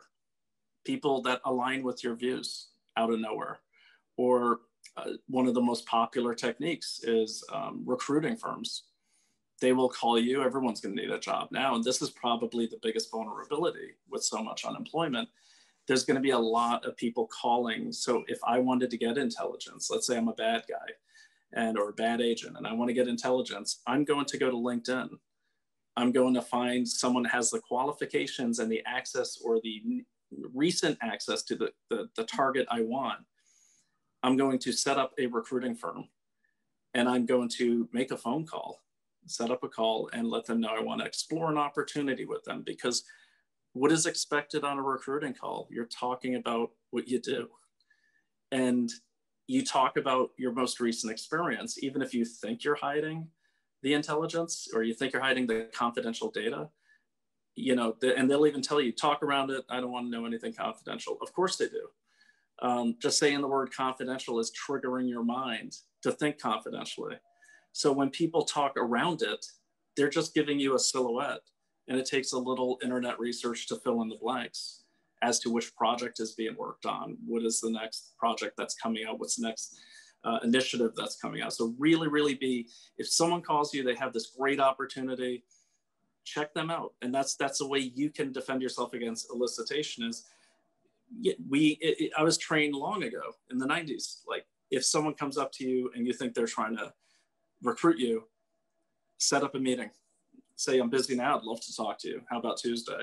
Get contact information, collect back on them, because then you can not only figure out who they are, you're not giving up any information.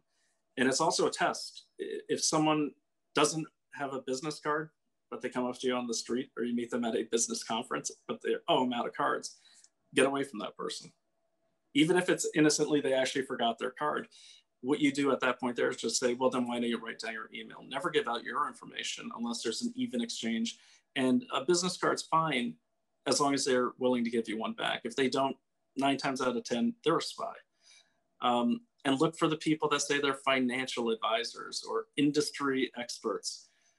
These people are normally spies, whether they're corporate spies, been hired. There's a whole business of this. You can go to any job site and type in competitive intelligence.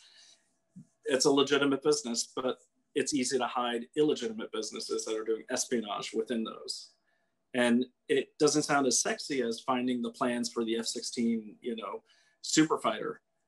But intelligence is like Legos, one little piece at a time, and they're collecting from multiple sources.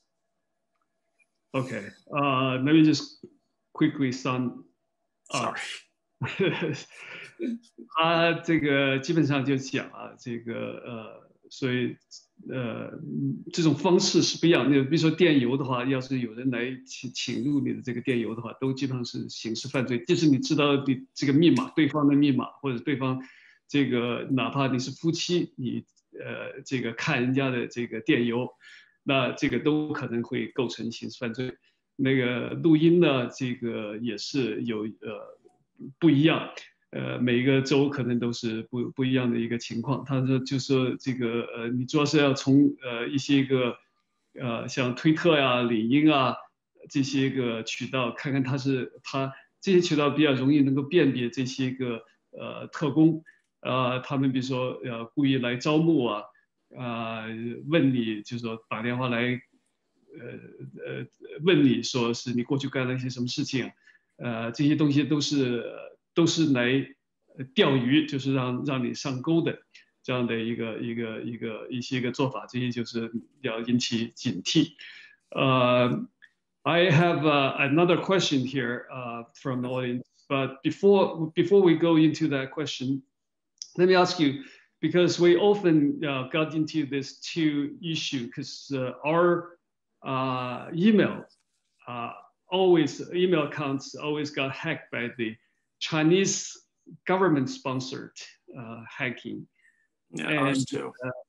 How do you figure out? Because that's a phishing, email. How do you figure out who they are? How to prevent them, from hacking into your email system? That's number one. Number two, like telephone conversation recording, because I know each state is different. If foreign agent called you, threatened you, can you record in New York, or can you record in some other state? Because each state is very different. How can you handle that? Okay, so I'll answer the last one first, and then I'll pause so you don't have to do all of that at once like last time.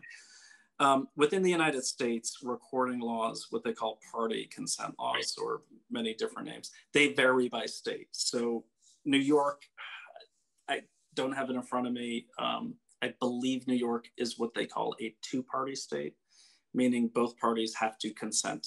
Right. So you have to say, like when a telemarketer says, do you mind if we're recording this call? And the minute you say yes, there's two-party consent. Both parties agree.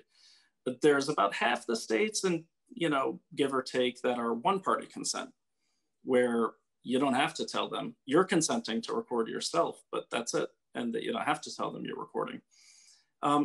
If it's a foreign entity, and there's a lot of case law that goes back and forth on this, but by and large, when you're talking about calls, especially if those calls are received and you didn't make the call. So let's say someone calls you from China and threatens you.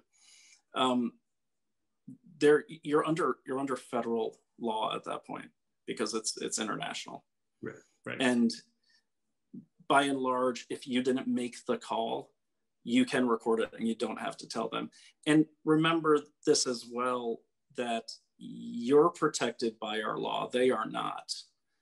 And so they are not afforded the same rights unless they are a US person under Executive Order 12333. And so they don't get to enjoy the protection that we do unless they're committing a crime within the United States or within our territory. But what I always say is this,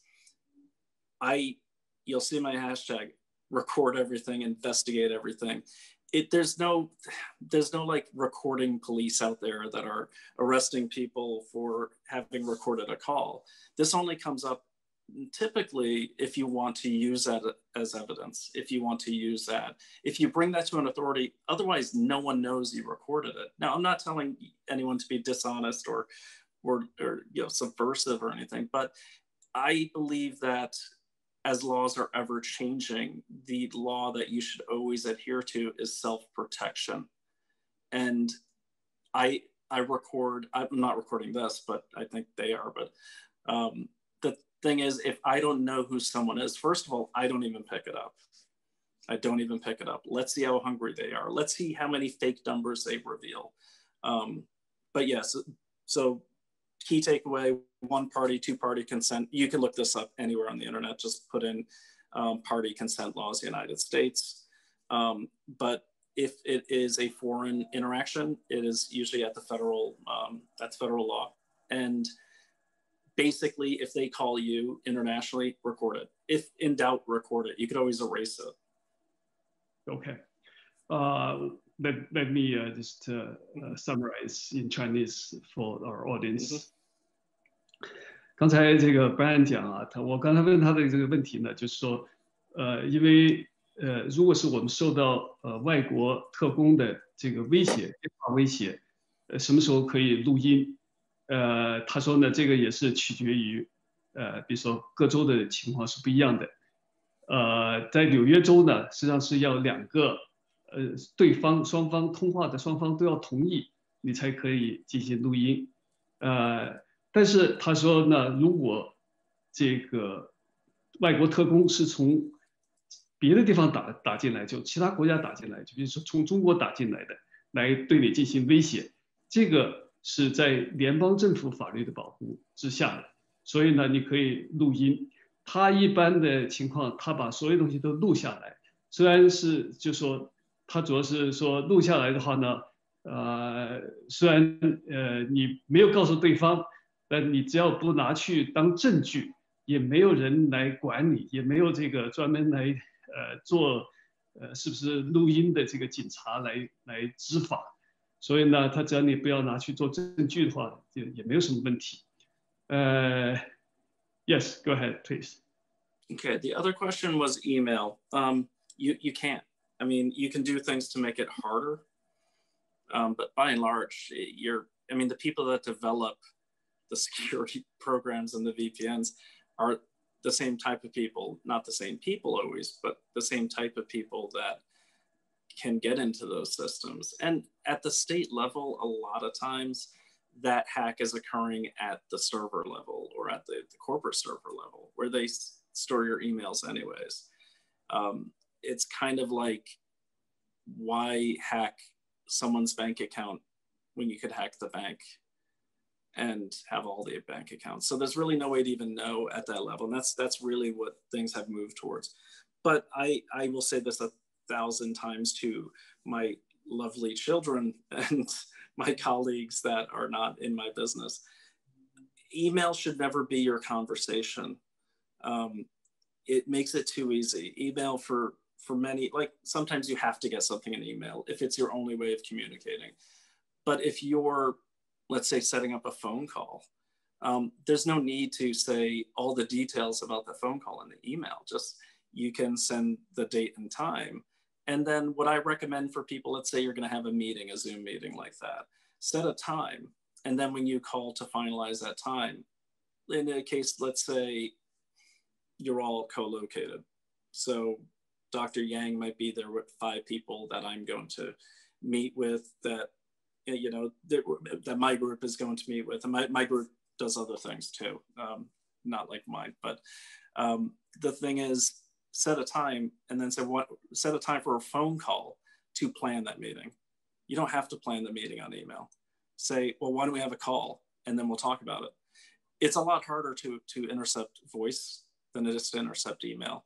And then the other thing I'll say too is silo your emails. You should have a different, in my opinion, you should have a different email for business, for personal, for nonprofit, for whatever activities you do. I have a separate one for hobbies, and you should have separate credit cards that go with each one of those. I call that siloing.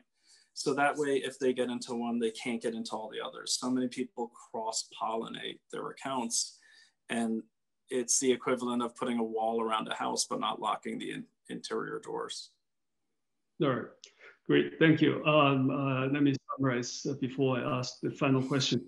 我后来又问他一个问题呢，就说我们因为很多在我们这个人权活动这个社区里头的很多的人，他的电邮被中共的这个黑客侵入，像这样的情况怎么办？怎么样能够预防？他说这个基本上是没有什么太多办法预防的，因为它是国家的这个机构来黑进来，那么而且它基本上是通过这个公司的服务器的这些东西来进入的，所以比较很难防。那他就说呢，就是他提出的一些办法呢，就是你要使用不同的电邮，多用一些电邮，把它分类，你不同的事项怎么样处理，而且用这个电话用音频，不要太多的依赖这个电邮。音频的这个被拦截的这个可能性比较低一些。Okay, let me ask you the last question. This is from the audience. How we can collect evidence on WeChat cooperation with the CCP? I don't know if you're familiar with the WeChat. This is a platform. Very. Okay. Yes. And we know that WeChat has a close relationship with the CCP. They even have a police station set up in the corporation. And then where can we reach out for technical support? Yes. What question are you trying to answer? What is your key intelligence topic? I think they try to. I think our team, the WeChat, we have a WeChat lawsuit team that's trying to collect information about WeChat, how they work closely with the Chinese government, how they censor, people, how they abuse, use. Sure. Yeah. Dr. Han, Dr. Han, I can clarify their question. We want to know how to prove that the WeChat cooperation have a relationship with CCP. all of us know that they are working together even, but it's hard for us to find their direct evidence. And how can we find to reach out? What kind of technicians we can reach out to help us to find the evidence? Well, I'll let you know that I've done a lot of outreach on this question per earlier conversations, and I can say that unfortunately at the very granular level, it's near next to impossible. I can't even, the reaction I received from my very technical people in the San Francisco Bay Area, not my people, my friends, you know, the people that do this type of work, white hat, you know, ethical hackers, there's so many firewalls and moving servers, I don't even know the terminology, but if you're suing, I thought about this a lot. First of all, you just, right now, in my opinion, and I'm certainly not a lawyer, so this is not legal advice, but in my opinion, if this is a civil matter in the United States court, you don't need to prove beyond a reasonable doubt as you do in criminal court. You just need to have a preponderance of evidence in civil matters. And this is a civil matter. And so if it is a US court, the Hong Kong, so the way I see it, and I could be wrong, but the way I see it is think outside the box on this, knowing that you don't have to, and I'm not saying you're not, but knowing that you don't have to have specific data say, boom, smoking gun, they're doing it.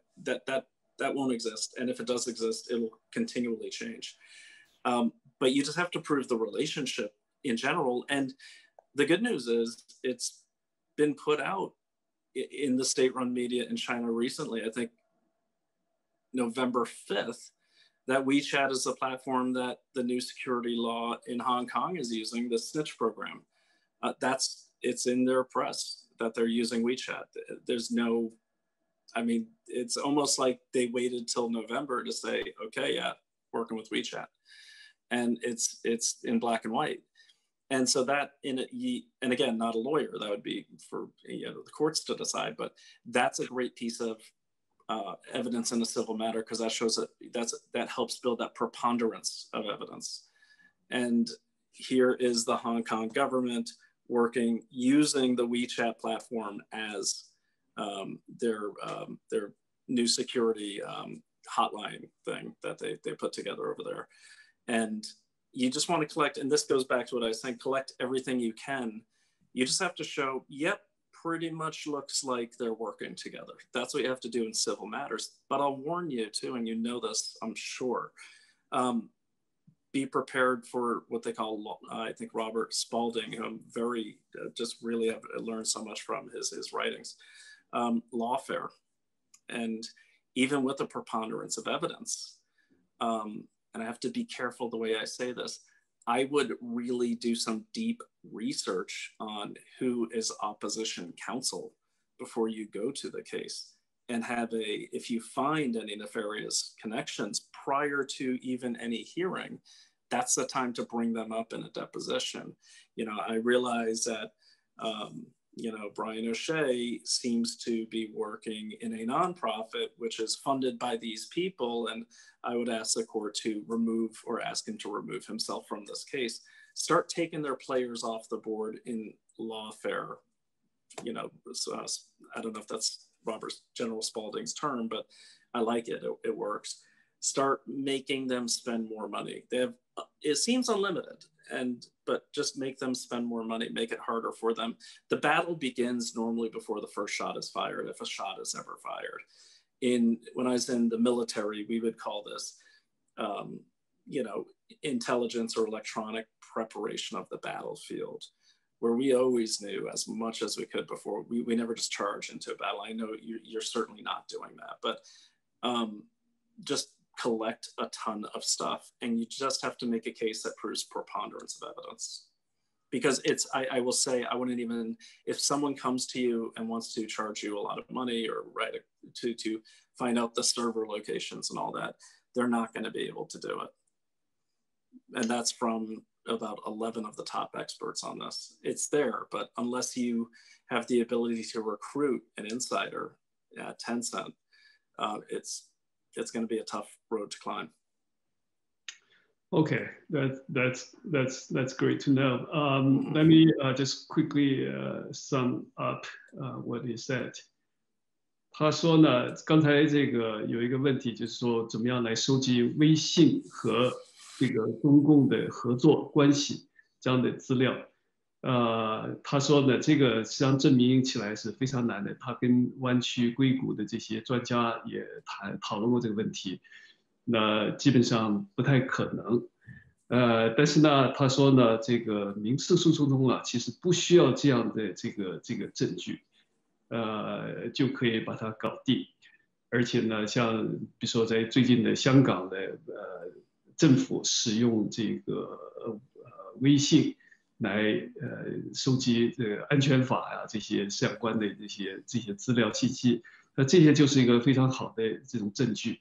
然后呢，就是就他这个是意思就是说让大家多收集这方面的这个证据，这些证据就足够来进行起诉。Okay, thank you so much, Brian. I think would you mind if I just ended on a positive note, because that I'm sure that last comment was a little sobering, and I just, if I could have just 1 minute, I just want to let everyone know something. Having been on the inside of so many different things that you see in movies and that seem insurmountable, I can tell you behind all of this horrible, insurmountable seeing foes that seem like, what can we do? They're so big, you know. There's people behind all of them, and they're not as good as the movies make them seem. Everyone has a weakness, and what I have found in the battles I've fought and the battles that I've fought next to people I love, the people that win are the people that just keep going. And you just keep going, you just keep collecting. So never, ever, ever lose faith in the fact that they're not smarter than you. They're not more powerful than you. And if you keep going and encourage the person next to you to, and everyone keeps encouraging, well, guess what? Now they're scared of you and what you're going to find. Don't believe the hype that you cannot beat insurmountable enemies, because all enemies fall at one point or another. And you definitely, as we say in America, you've got this. That's great remark. 他这个就是讲啊，这个他说所有的这些技术平台背后都是人在这个操作，所以人呢都会有他的这个弱点。那只要我们坚持下来，不断的收集这些个信息，收集这些情报，那最后的你的敌手啊，他都会要坍塌的，就是都会要找到他们的这个什么，就是说让我们坚持做下去，一定能够找到这个一些突破点，他就是这个意思。Thank you so much for your wonderful presentation. Thank you for having me. It's been a real pleasure and an honor. And thank you for everything you guys are doing. You're an inspiration to me, very much so. Thank you again. Okay, thank you so much. Bye. Bye. Thank you, Brian. All right, that's great. It's a wonderful presentation, very practical and helpful. And let's see, now we come to the last session. That is a free discussion. Before we continue, I want to know how many people are still online with us. Daniel, can you tell us how many people are still here? 39. Okay, that's great. We have a very great audience here. I mean, participants here. And so you can open everybody's mic. Now it's a free discussion time.